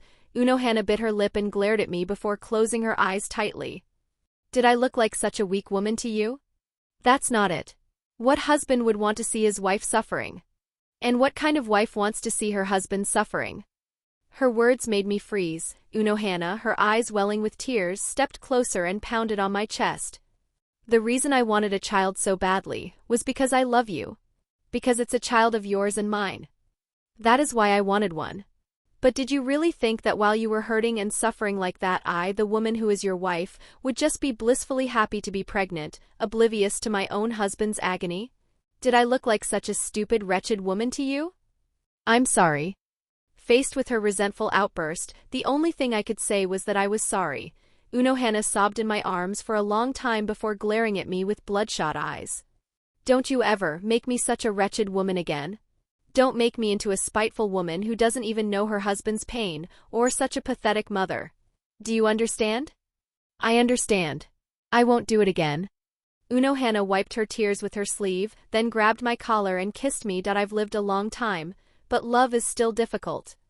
Chapter 97, Temporary Position. News of Unohana's pregnancy was met with congratulations from quite a few people. There were those who congratulated her for leaving her past behind and turning over a new leaf, while others simply celebrated the fact of the pregnancy itself. There were all sorts of reactions. Of course, not every reaction was positive. But who cares? When there's good news, you only listen to the good things. Forget sweetness after the bitter, it's swallow the sweet and spit the bitter. At least that's the case for a newborn who knows nothing of the world. The child will have to hear plenty of bitter and painful words throughout their life as it is. At the very least, during prenatal care, they should only hear the good stuff. Our little one needs to grow up surrounded by kindness. You want me to take over the position of Squad 4 captain? Since it's my first pregnancy and considering I was thought to be infertile for so long, it seems everyone is being extra considerate. Thanks to that, I've been granted a mandatory vacation. Unohana sighed as if she had no choice, but she looked secretly pleased. Well, anyone would be happy to be told they could play around instead of working. I see. But what am I supposed to do there? Receive reports and handle paperwork, attend meetings when they happen, go on occasional patrols, and personally treat patients who are in critical condition. That sort of thing. So it's mostly desk work. I guess the captain doesn't see patients directly very often? That's right. Between the lieutenants, the seated soul reapers, and the numerous other members below them, cases rarely reach my level. I'm terrible at paperwork though. Even after thousands of years of gaining seniority while grinding in hell, sorting through documents with tiny print was never my forte. You have no idea how painful it was. Still, if my wife asks me to do it, I have to do it. Can I come and ask if there's something I don't know? Fufu, of course. Though I doubt there's anything you wouldn't know. Don't flatter me too much. Even I have things I don't know. Unohana simply offered a bright smile. She clearly didn't believe me, but she didn't bother correcting me either. Here is the Squad 4 captain's Haori. It doesn't look like you'll be able to wear it properly. I'll just have to drape it over my shoulders. The difference in our shoulder widths was significant enough that I couldn't just hang it over both sides comfortably. I draped it over one shoulder, tied a cord in front so it wouldn't slide back, and added some weights at the bottom so it wouldn't flutter away. Since I'm fairly handy, it didn't take long to transform it into my own custom captain's Haori. Somehow, it ended up looking like those black mantles the Quincy's drape over their shoulders. Looking in the mirror, I felt a bit unsettled and scratched my head. Should I go up and ask Senjimaru to make me a new Haori? She could probably whip one up in no time. Yes, I sat with my chin in my hand, seriously considering this. Unohana stepped up beside me. Ufufu. HM? What is it? No, just thinking about you wearing my clothes. It feels like you're declaring this man is my man to the world. I couldn't help but laugh. Is that so? Now that you mention it, I feel like I can smell Yuchiru's scent on it. In truth, there wasn't much of a scent. Yuchiru was so meticulous that she washed her Haori every other day. All I could smell was soap. It doesn't smell that much, does it?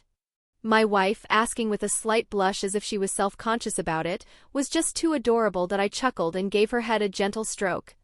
It's fine. It just smells like soap. Looking out the window, the sun was about to rise. Between all the early morning preparations, it was already time to head out. Time to go. Be careful on your way. If you could, would you bring back some grilled rice balls? Lately, I've been craving something salty. Sure, I'll buy some on the way back. 3 should be enough, right? Wouldn't 7 be better since you'll be eating too? You're planning to eat only rice balls? Well, all right. I'm off. It's been a while since I had to go to work like this. Back in hell when there weren't many 10 kings, every day was a living commute. Hell, Tio think I'm back at it even after retirement. No. It's for my wife and our unborn child. This is nothing. Despite what my mind and reason dictated, my brutally honest body slowed its pace more and more as I approached the Squad 4 barracks. Worthless sack of flesh. Wait. I should stop by Squad 1 first. Even if it's temporary, this is a captain's position. It would be a hassle if things got confused. The biggest impact of Unohana Yuchiru's pregnancy was, naturally, felt by Squad 4, where she served as captain.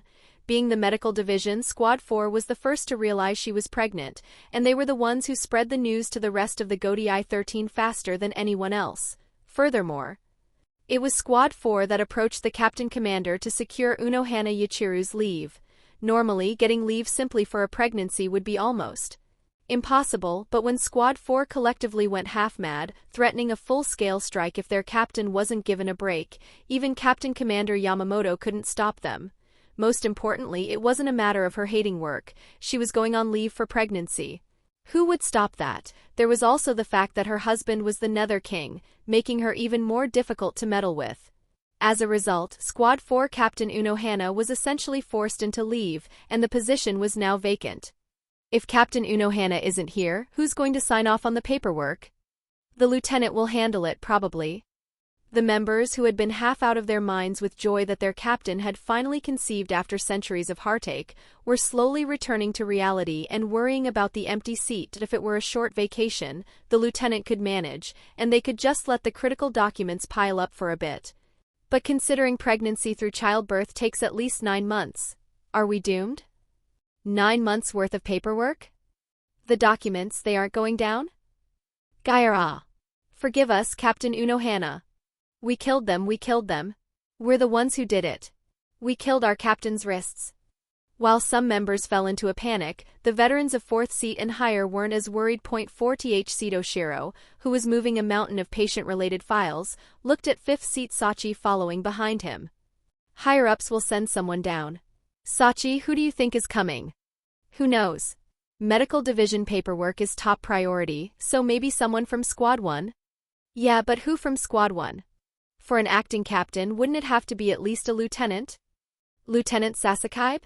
No way, that old man never leaves the captain commander's side. I'm guessing a 3rd seat. Ah, that's not high enough rank. Not high enough. Wanna bet? Oh? Acting? Like a big shot just because you're a 5th seat now? Placing bets against your senior, you want to die. So you're not doing it. The loser buys sake and chicken skewers at the food stall tonight. Deal. Cackling with laughter, the two opened the door to the captain's office to drop off the files. Slide, asterisk. As soon as they opened the door, what they saw was an unidentified man reading through documents with the Squad 4 captain's haori draped over one shoulder. An unfamiliar man was clearly wearing that familiar captain's haori. Was a garment they could never fail to recognize. They had to know it, because the haori the man was wearing was none other than Unohana Yachiru's personal uniform. What more documents? How the hell is there so much paperwork? She said there wouldn't be much. Did she trick me? The man rose from the seat, grumbling with an extremely dissatisfied face. He took the documents from Oshiro and Sachi and sat back down. The two seated officers, still unable to process the situation, glanced at each other before cautiously speaking up. Excuse me. Yeah? What, haven't you left yet? Why? You have something to ask? Who exactly are you? The man stared at them blankly as if he couldn't believe what he was hearing, then pointed at the large character 4 emblazoned on the captain's haori. I'm this lady's husband. I don't really have a name you'd call me by, so just call me Captain Shimon for now. Yes? Oops. The seated officer's brain broke. Well, they were getting old anyway. Naturally, as veterans of the medical division, the officer whose brain had melted from an information overdose quickly regained their senses. So you are Captain Unohana's husband, the one we've only heard of in rumors. Didn't know? I've been the director of the Budokan for quite a while now. I apologize. Being the medical division, we usually go straight to Kirindon to learn healing arts before coming here. So we only heard rumors but never saw your face. Makes sense then? The man nodded understandingly and began flipping through the documents again. Seeing this, 5th seat Sachi raised his hand high. Then, are you here to take over the captain's duties? Yeah. Yachiru asked me personally. That's how it's gonna be until her leave is over. I didn't think one could just take over a captain's position because someone asked. I talked to that fellow Yamamoto on the way here, so don't sweat it. Yamamoto? Did he just mean the captain commander? A similar doubt settled in the minds of the two seated officers, but they chose not to voice it. The man, quickly scanning the papers, scratched his head with the tip of a brush. It's only a temporary gig, and I don't really know how things run here exactly. So don't worry about me and just do what you've always been doing. Keep it business as usual. He's more laid back than expected. His casual, almost delinquent-like vibe didn't exactly scream reliability, but the two officers decided to roll with it. If Captain Unohana herself brought him here, he surely had the ability. Then we look forward to working with you. Right. Get going. The days ahead looked interesting. The two officers left the captain's office with faces full of anticipation. Chapter 98. The melancholy of the Squad 4 lieutenant. There is a term called parachute appointment. It refers to taking a high-ranking position from the start through connections such as blood ties, regional ties, or school ties. As the description suggests, this term parachute appointment is obviously not meant in a positive light. While it isn't an absolute rule, most parachutes brought in through personal connections are incompetent. But in a way, this is unavoidable, even in a part-time job. One is bound to be clumsy and confused on the first day, not knowing where to start or how to handle things. Imagine dropping into a complex organization as a parachute appointment, handling tasks that bubble up from below and pressure that presses down from above simultaneously, all without knowing how the organization functions. And doing so as a parachute with zero practical experience. If someone were capable of that, they shouldn't be taking a parachute position and getting cursed at. They should be starting their own organization instead. Sakurano Hai, the vice captain of Squad 4, thought exactly that upon hearing about the newly appointed acting captain. The duties of a dojo and the duties of the Gotei 13 are strictly different. As a medical squad, one must be able to monitor the condition of patients and use Kaido as a basic requirement. To provide accurate diagnoses for the injured, one must major in at least one of the many daunting fields of medicine: anatomy, physiology, pathology, pharmacology, psychopathology. Just thinking about it was overwhelming. Kaido was not omnipotent. If Kaido truly were a miracle cure for everything, disease would not exist in this world. Moreover, despite being a medical squad, Squad 4 was responsible for managing various facilities in the Seriidii, specifically the water and sewage systems that could cripple the entire Seriidii if contaminated, and even the general maintenance and beautification of the Seriidii. This meant it wasn't a position someone could just sit in simply because they knew how to fight or because they were faster than others, unlike other captain roles. No matter if Captain Unohana personally brought him in, or if he is Captain Unohana's husband, wrong is wrong. As the vice-captain of Squad 4, she had a duty to protect the squad. Now that the captain was away at SO, she decided to watch closely and see how he fared. With that thought, Sakurano knocked on the captain's office door. "This is Sakurano Hai, vice-captain of Squad 4. May I come in?" Regardless of her private thoughts, a captain was a captain. She knocked lightly and asked politely. However, for some reason the door didn't open, nor did a response come giving her permission to enter. "Captain Shimon. It's Sakurano Hai, your vice-captain. May I enter?" Thinking he might not have heard, she asked again in a louder voice, but still there was no reply. Could he be slacking off on his very first day? No, surely not. Even so, that was unlikely. She was bordering on paranoia. She told herself to refrain. It was a bad habit. Sakurano took a deep breath and knocked one last time, asking for entry. Again silence. Bracing for the worst, she threw the door open to reveal an empty office. To make matters worse, a mountain of unapproved documents was piled high on the desk. Just in case, she walked to the desk and checked the documents twice, then thrice. They were indeed unprocessed. For a moment, Sakurano felt a surge of irritation, but she tried not to assume he was simply loitering. Even if he was temporary, he was the newly appointed captain. And since he was Captain Unohana's husband, there had to be a reason. Trying to steady her trembling breath, she closed the office door and began to search the Squad 4 barracks. In the distance, she spotted a regular member walking toward her, looking quite cheerful. Upon spotting Sakurano, the member immediately corrected their posture and saluted. "Good morning, Vice-Captain Sakurano." "Skip the greetings. Can I ask you something? Have you heard anything about the newly appointed captain while you were out? Like where he is or what he's doing?" I heard Captain Shimon is currently making his rounds through the wards." "You didn't see him yourself?" "I'm off duty from the wards today, so I only heard the news." "I'm sorry." "No, it's fine. It's your first break in 4 days, I can't fault you for that." "I understand. Get some rest." "Yes. Thank you. Have a good day." "Patrolling? He seems more diligent than I thought." "Right, no matter how much of a parachute he is, he wouldn't destroy his squad evaluation by slacking off on the first day." Sakurano adjusted her evaluation of Shimon in her mind and headed toward the medical wards.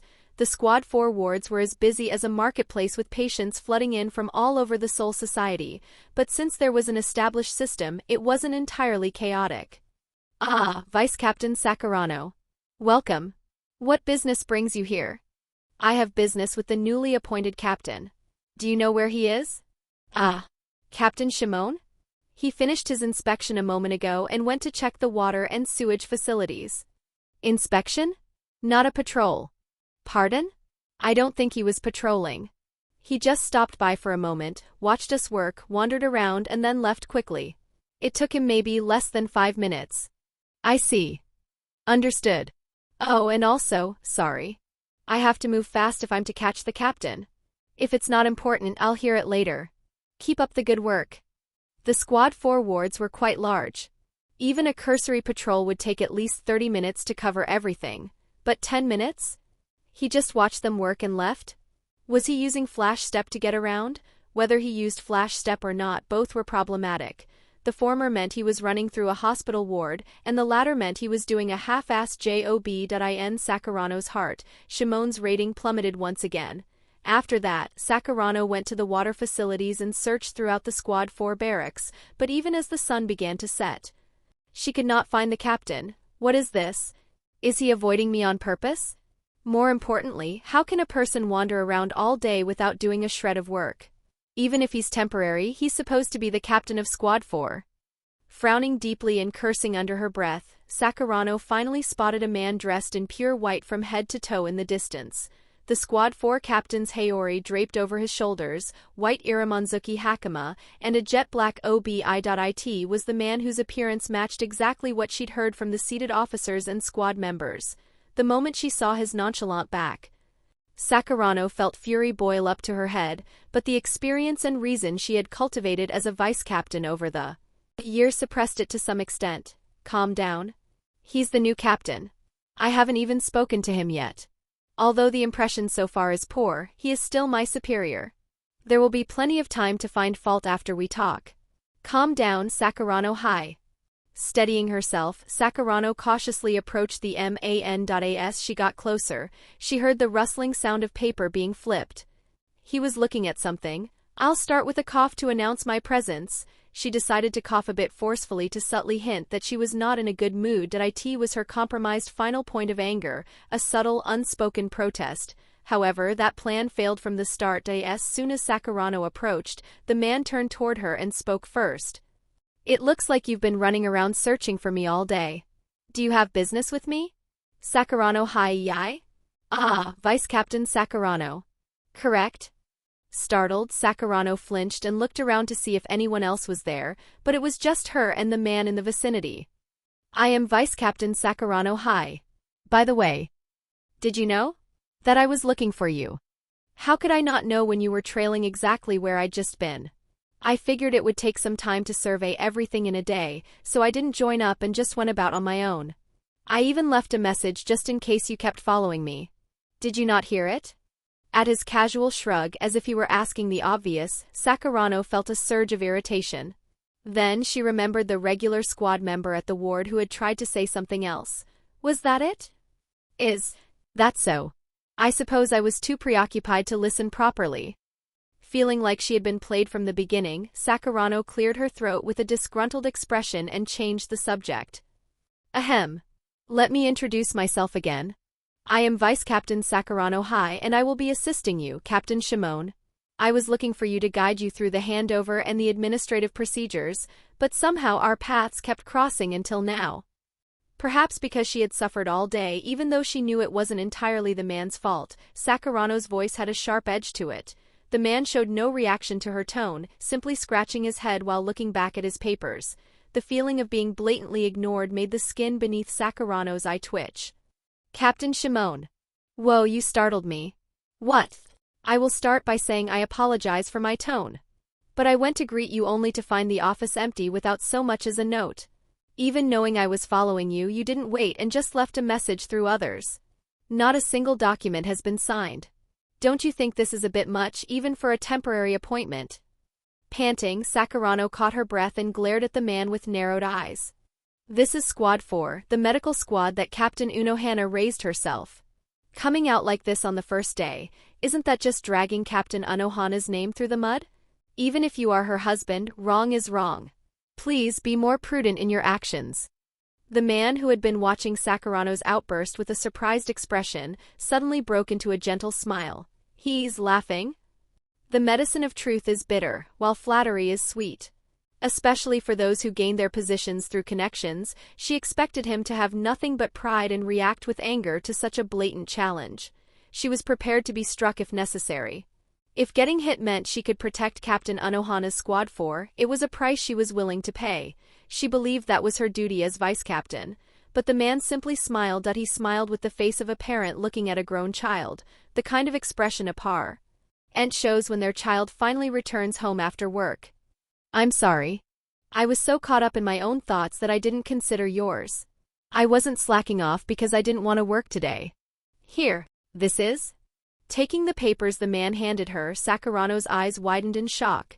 Simplification of administration through standardized forms, detailed patient triage methods, departmentalized clinical care, medical guidelines, sewage infrastructure improvement projects, CIDI landscaping initiatives, and more. Everything was written down in meticulous detail. It was nothing short of a complete overhaul of the existing system. You organized all of this in just one day? No, in just half a day? I've done this sort of thing a few times before. A quick glance is all it takes to see what's needed. I'm planning to start slow with the small stuff so we don't cause confusion by doing it all at once. Can you help me with this, Vice Captain Sakurano? Pardon? Ah, yes. Sakurano nodded instinctively, but as she looked back down at the documents, her body began to tremble. The workload had become astronomical. Haha, we'll probably have to work overtime for a while, so let's do our best. Captain. I apologize for shouting at you earlier. No, don't worry about it. I wasn't angry at all. I didn't think for a second, how dare you look at Yuchiru's husband like that? It's just better to process these things as quickly as possible, right? So overtime starts today. Ah, what have I done? Vice Captain Sakurano fell into despair. Chapter 99, You weren't always like this when I was playing Hell SimCity Seasons 1 and 2. There was one thing I prioritized above all else, style. Actually, scratch that, it was efficiency. Style comes a close second to efficiency. Of course, there's a reason for my obsession with efficiency. It's not just because I was born into a past life of the poly hurry culture. Spending hundreds, thousands of years handling every single task in hell by myself naturally seared efficiency into my brain. So, the first thing I tackled was the unnecessarily bloated paperwork procedures. Naturally, I didn't go in swinging like a brute from the start. I changed things little by little, starting with the minor details. Those minor changes eventually forced the larger, rigid framework to shift, but that worked out for the best. If you keep chipping away, the whole thing eventually collapses into a new shape. Next, I reorganized the personnel. 1/4 seat, 3 6 seats, and 5 from the 7th seat. Cut them all loose. Pardon? But they're all veterans with significant experience in the squad. An organization needs system and discipline, but bastards who use discipline as an excuse to grind down their juniors only kill morale. Demote them. Don't do it openly, cycle them out to external duties and then permanently station them there. If they cause trouble at their new posts, report it to me immediately. Ah, yes, understood. First, I conducted a restructuring based on what I'd observed so far that I have no use for people who are nothing but poison to the collective. Next, I analyzed the requirements of each role and the specific traits of the hundreds of individual members, gradually rebuilding from the bottom up. Why change what's already working? And is this really necessary? Whispers like that circulated through the ranks, but I pushed through anyway. Change isn't always good, but complacency is nothing short of decay. Putting it simply like this might make it sound easy, but for those doing the actual work it must have been hellish. Suddenly, paperwork had mandatory templates, personnel were being shuffled around without warning, and they were being assigned tasks they'd never done before. The complaints from the squad members are reaching a breaking point. I know. It's only natural. When you shake things up, discontent is an inevitability. Then let's issue a general leave for everyone. Now? With so much critical work pending? That's precisely why we're doing it. If you just hammer away and expect people to keep rolling, you're looking for a wheel, not a human. In times like this, you have to let the pressure out before the boiler explodes. Give them a generous 3 days off. You decide the rotation order. Yes, sir. I'd considered organizing a formal dinner to clear the air, but I figured seeing a superior's face when morale is low would only backfire. I scrapped that plan and opted for the vacation route instead. Usually, resting at home on a paid holiday does a lot more for stress than looking at a boss across a dinner table. Once they've vented some steam, they'll work better when they return. Balancing the carrot and the stick, I manage the discontent while continuing the improvement. No, the overhaul of Squad 4. Of course, that was just the internal work. What is this? A map of the water and sewage systems for the entire Soul Society. The current state is a total mess, so I'm gutting and rebuilding the whole thing. If you have a problem, step up. The Siriidii was essentially a planned city, so its infrastructure was decent enough, but the Rukongai was a different story. I went to the 1st Division headquarters to settle things with Yamamoto. Those without spiritual power do not need to eat or drink. Is such a project truly necessary? Listen here, brat. You're completely dismissing basic human needs. Do people only eat because they're hungry? Even if they're not thirsty, humans want to drink water. And what do you think of the souls out there? Are you saying they shouldn't even be allowed to wash? The consumption of manpower and capital is simply too great. I'll personally oversee the command, and if we're short on funds, I'll pay for it myself. I've spent eons accumulating nothing but money. Next? Nothing? Then stamp the document. It wasn't even much of a negotiation. The conclusion was foregone. Yamamoto just needed to say yes, and so I began tearing up not just the Siriidii, but the entirety of the Soul Society. As a result, I was handling more external affairs, infrastructure management, sanitation, environment, than actual Squad 4 duties. But it didn't matter. The Soul Society? A city centered around the Siriidii? It wasn't nearly as vast as Hell. Hell is still expanding even now that I'm the guy who terraformed that entire place, built its facilities, let it crumble, and then did it all over again for Season 2. A project of this scale was child's play. Internal and external logistics posed no challenge to me. The real difficulty was, Captain, the squad members are complaining of exhaustion. Dealing with other people. This level of work shouldn't be that difficult, should it? I suspect the workload might be a bit too heavy for the rank-and-file members. The average squad member's level was quite a bit lower than I anticipated. But I'm not saying they're incompetent. Even the regular members of Squad 4 are intelligent enough to have majored in at least one field of medicine and mastered Kaido. How could such people be incompetent? If it were Jamin, he would have handled all this and filed a report before I even said a word. Tenjiro would have sorted it out instinctively without being told. But since my point of comparison consisted of legendary figures, it was inevitable that the current batch looked lackluster by comparison. Of course, I didn't say that to their faces. Who would be crazy enough to say that to people who are genuinely trying their best? I just had to be the understanding one. Fine, let's start with half the current workload. We have some leftover budget from the seated officer restructuring, right? Give the members who've been working on this a performance bonus. Understood. Oh, and a problem has arisen with the infrastructure project. Yeah, I'm listening. In North Rukongai District 80, Zaraki, a ruffian has been on a rampage, which has significantly delayed our progress. How should we proceed? Zaraki? Ah, that brat. It's been about 300 years. It's about time he started raising hell. Casualties or injuries? No fatalities, but a member of Squad 11 who was sent as an escort was injured and had to retreat. Should we request reinforcements? No, don't bother. As long as no one's dead, leave them alone. If they keep getting beaten, eventually the current Kenpachi will get pissed off or lured by the thrill of the fight and go there himself. Shall we continue the project as is then? Yeah. But make sure to rotate the personnel in North Rukongai frequently. If they keep getting beaten up and work doesn't progress, they'll lose motivation. Understood, sir. I blinked, noticing Lieutenant Sakurano looking strangely cheerful. Her expression and actions were no different from usual, but there was an unmistakable aura of good mood around her. You seem happy. Did something good happen? Oh, was it that obvious? Not really, it's just intuition and experience. Yuichiro always has that smile on her face whether she's in a good mood or bad, so I've learned to sense the difference. Ahaha. Captain Unohana does smile quite a lot. You don't have to sugarcoat it. You know exactly how terrifying it is when she stares at you silently with that same smile. It sends chills down your spine. I chuckled and shrugged, and Sakurano turned her gaze away, keeping her mouth shut. So what's up? Well, I'm a bit hesitant to say this, but Squad 4 has long been, not exactly despised, but certainly looked down upon by Squad 11. Ah, those battle junkies. I can imagine. What did they say? That they're so tough they don't need treatment? Called us cowards or something? Something like that. Sometimes it was worse. Those guys who wouldn't dare squeak a word in front of Captain Unohana would act so arrogant toward our regular members. But lately that's decreased significantly. Just the other day, a man who usually yells, "Spit on it and it'll heal," and tries to leave, he actually came back to apologize for shouting. Can you believe it? Sakurano, finally letting out years of pent-up frustration, spoke rapidly as I smiled warmly. That's probably because of me. I knew it. How did you do it? About half of those guys were trained by me. And it was true.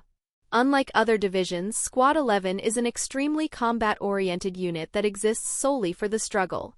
Even now, they still carried the savage air of the first-generation Gotei. It was obvious how much they'd been bullying the medics. You personally trained them, Captain?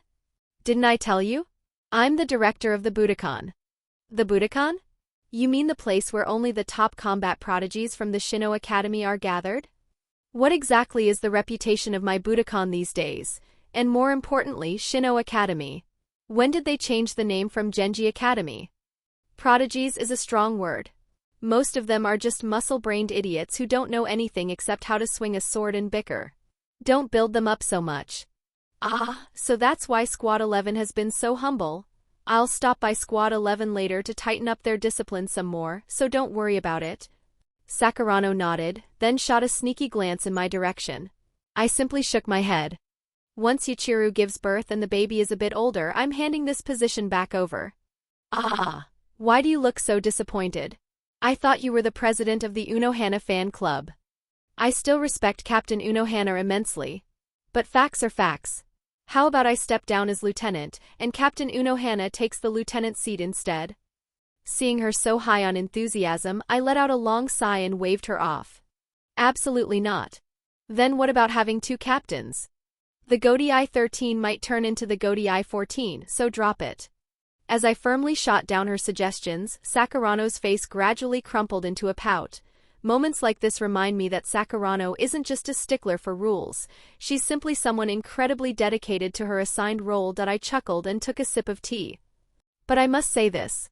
Honestly, I don't think I could ever function again without you, Captain. Damn, I almost spat out my tea. Stop right there. Watch your wording. Yes, sir. Seriously, what has gotten into this kid? Chapter 100. Big surprise as always. I woke up early at dawn, quickly finished my morning routine alone, and massaged Unohana's limbs to wake her.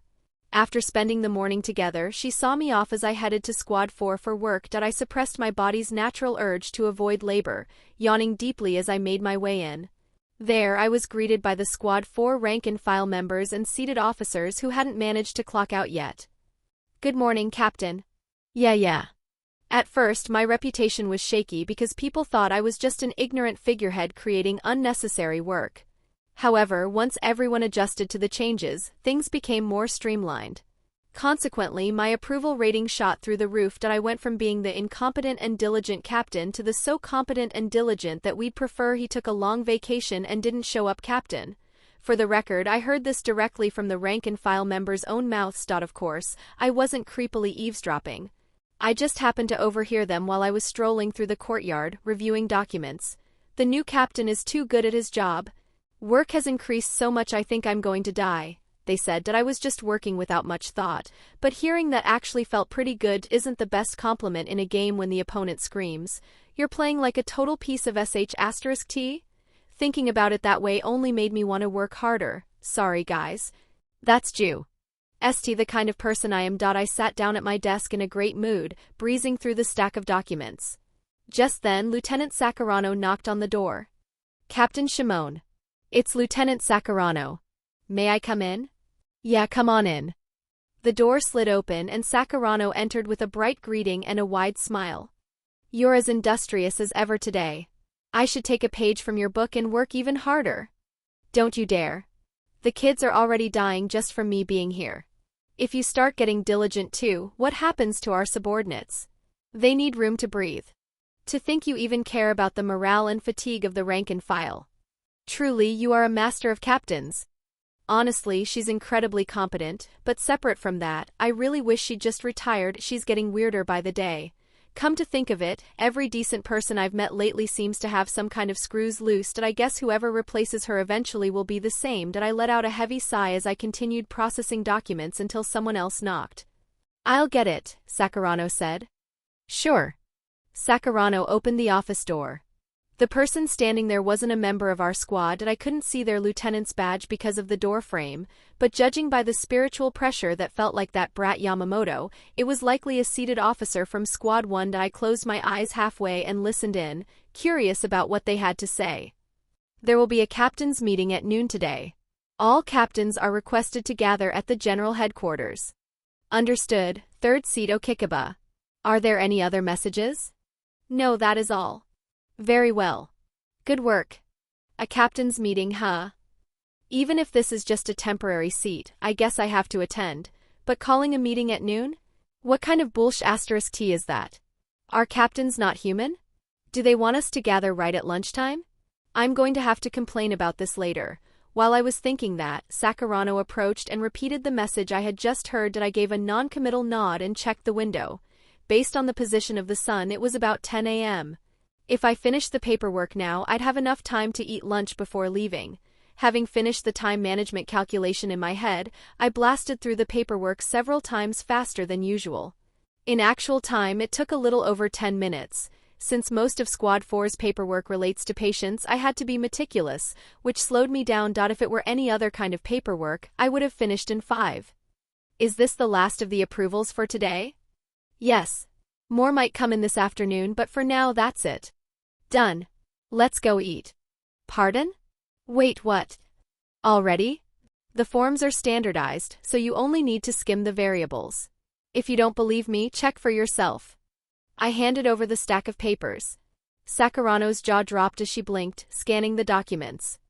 You really finished it all? Come on, let's get lunch.